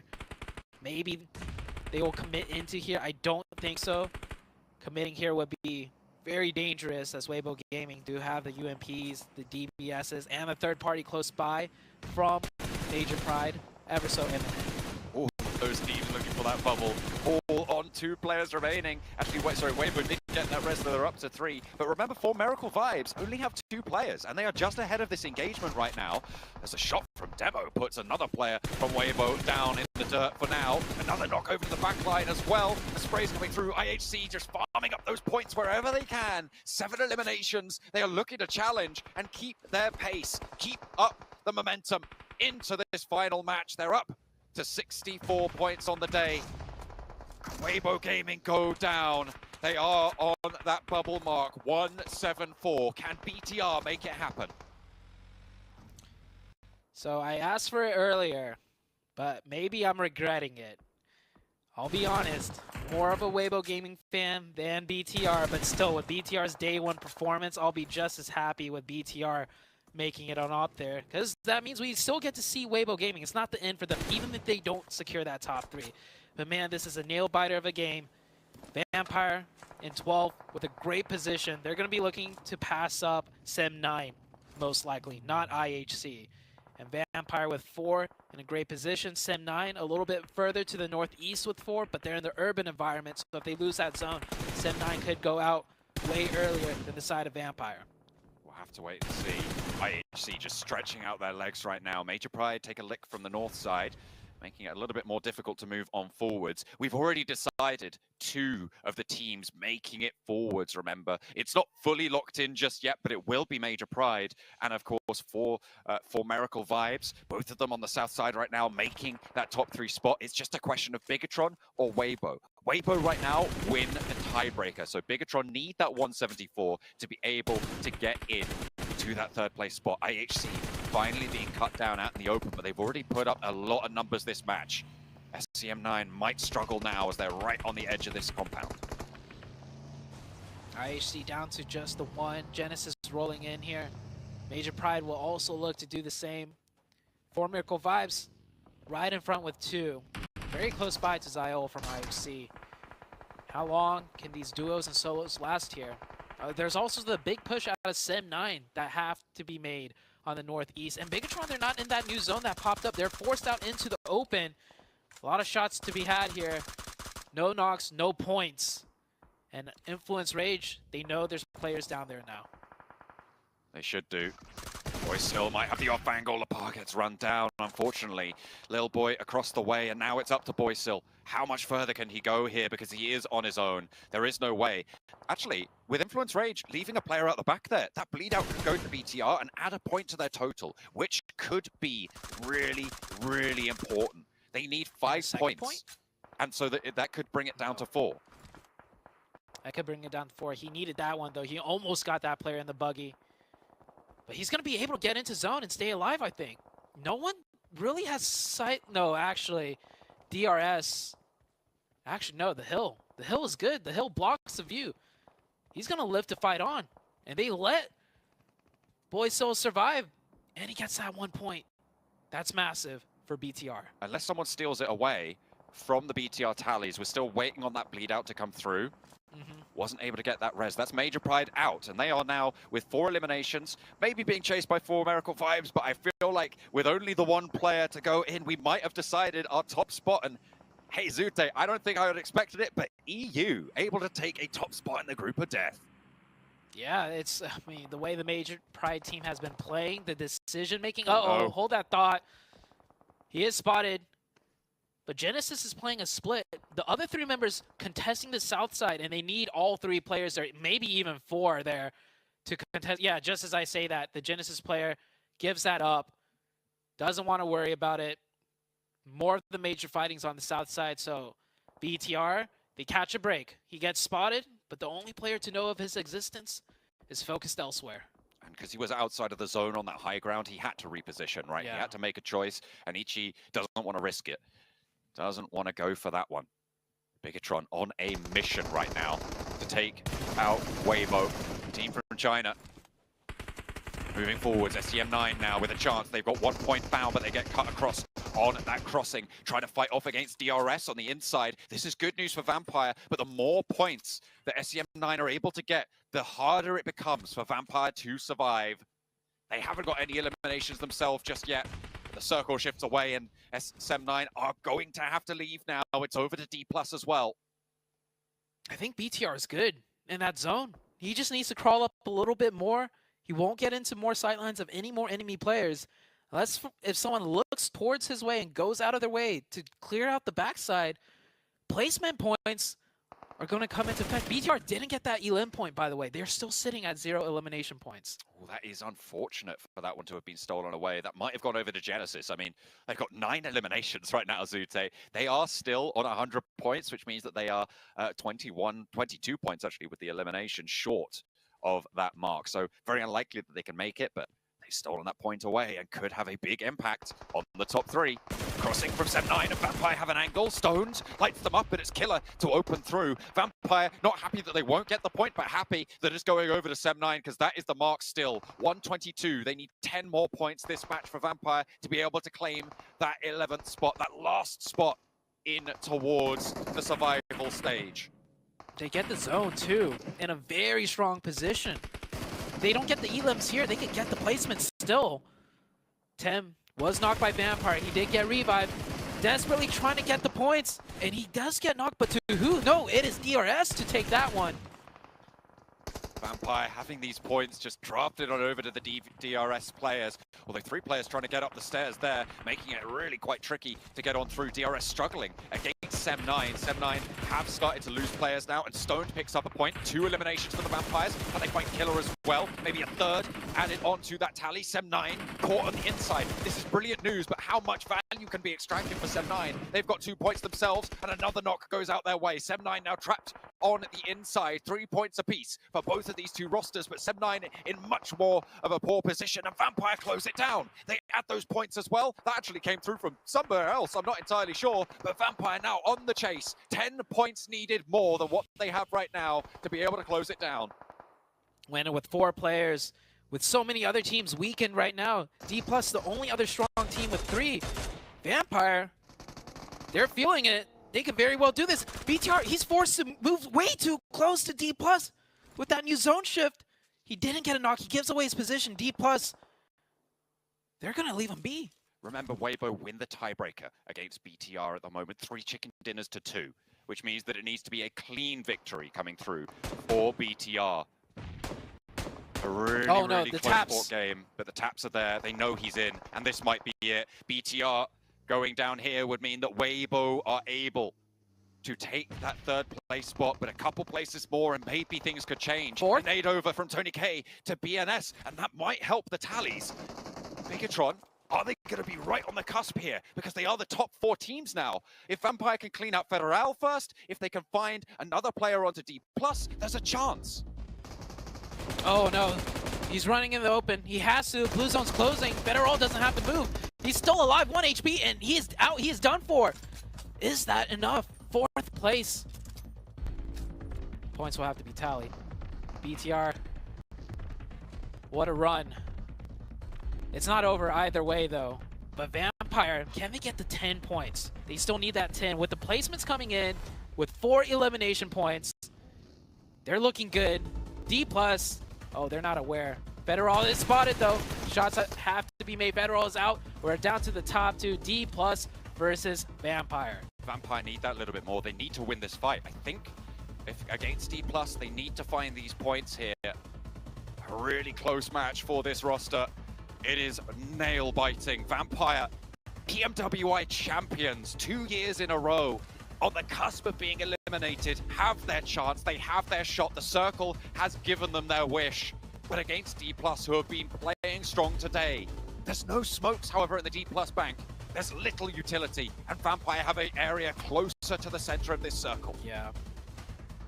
Vampire, they need to be careful not to smoke out too much of their own vision. I don't know if they are aware of the fact that they have center control.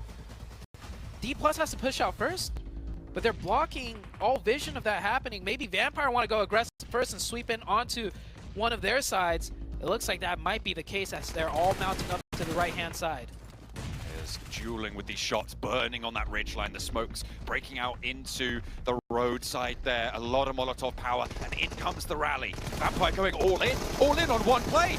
Swipes over the first, and it's now D+ to try and hold it out. It's going 1 for 1. Oh, South there, and they're lighting him up. Vampire are falling in the face of it, and Stoned is there to try and hold it down. The last player alive for Vampire against Nobu on the back line. He's low, he makes the cross. It's a 1 versus 1 for their tournament lives. He's trying to play in the strength for Vampire. He has got that first aid. It's ticking away. A nade for Nobu, for D+ display spoiler. He's got an ankle. It's out wide, but no! Vampire are shut down. Have they done enough? And second place with the eliminations.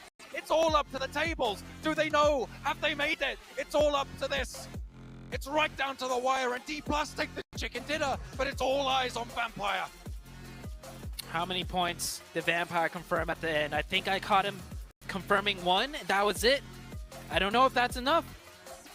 But either way, I might be too harsh. They didn't have to push. No one on their team spotted out the fact that they had the advantage. D+ had to push out of the ridgeline first, and they had a small bumps, a small hill to work with. If Vampire don't make it in here, Sertani's gonna have a mouthful with the team. That was a throw by the Vampire team if they didn't make it in here. That was so close. I don't know if they were able to pick up those flushes. It certainly would have been a good idea to, in a 1 versus 1, to be able to pick up those points, but Vampire need everything they can get in order to make that bubble. They might have that chance, but it could have all just been thrown away right there and then on a 3-player in a vehicle crash, no one playing backstop, no one playing that off angle. They had a chance, and Vampire potentially throwing it away. Also, BTR, could it be that that single point taken away from them after they got the knock is going to be crucial up to the top spot? There are 2 bubble questions that we have right now. We need to go to the desk in order to find out the final standings, but it is so close. I'm looking at all of this, and frankly, I don't really care about what else is happening. It is on Vampire and Bigatron, the 2 chases. Have they been denied? Have either of them been allowed into today? I don't know. That's a maths question. And You did say. I am not going to partake in maths here, but I'll tell you this much. I was entertained. You were entertained. The crowd was entertained. I think everyone viewing this was entertained, but it will have to come down to the points in the maths, and we'll let the desk cover that one. Well, ladies and gentlemen, I have done the math. I have tallied everything up. And the answer to whether Bigatron made it into the Grand Finals and Vampire made it into the survival stage is... Oh, I'm actually being told we can't reveal that yet. All right, so we're going to talk about this game here, gentlemen. Seven and Cameron, this was a game for the ages. A lot of moving parts, a lot of teams on the cusp of potentially qualifying into the next stage, whether it be the survival or Grand Finals. But I don't know. I wasn't keeping track of the maths. I didn't want to know the maths until we get to that final graphic of our overalls. Where to start? I mean, Weibo, a team that has been very consistent in regards to their performances when it comes down to Myanmar. They weren't able to put up a performance here, even though that was a team fighting for that first place. 4MV as well, a team that has been inconsistent, being able to at least secure some points. But then it comes down to Vampire Esports.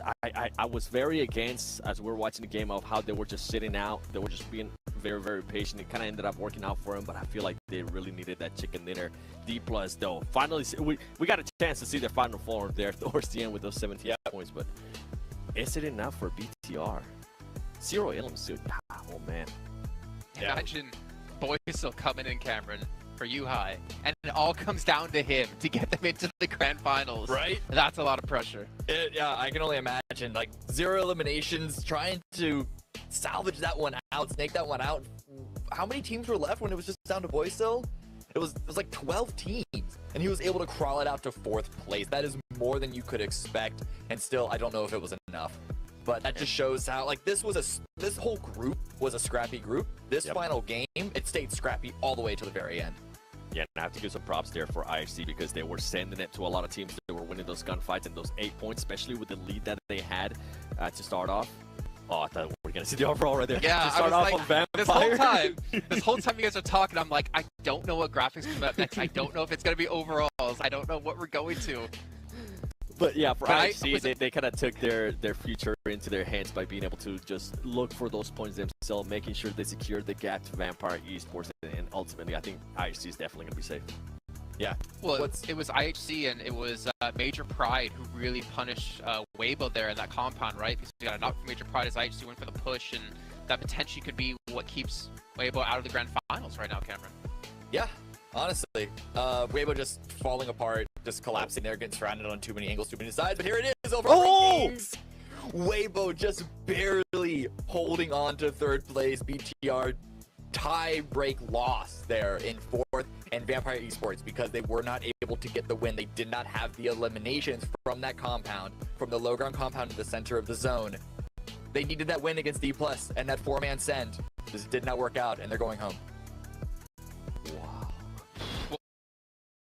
Well, one upside for Weibo right now, there is no SKT in the Grand Finals, so maybe they'll have a chance this time here. Sorry, T1. SKT was from my time, way back in the day.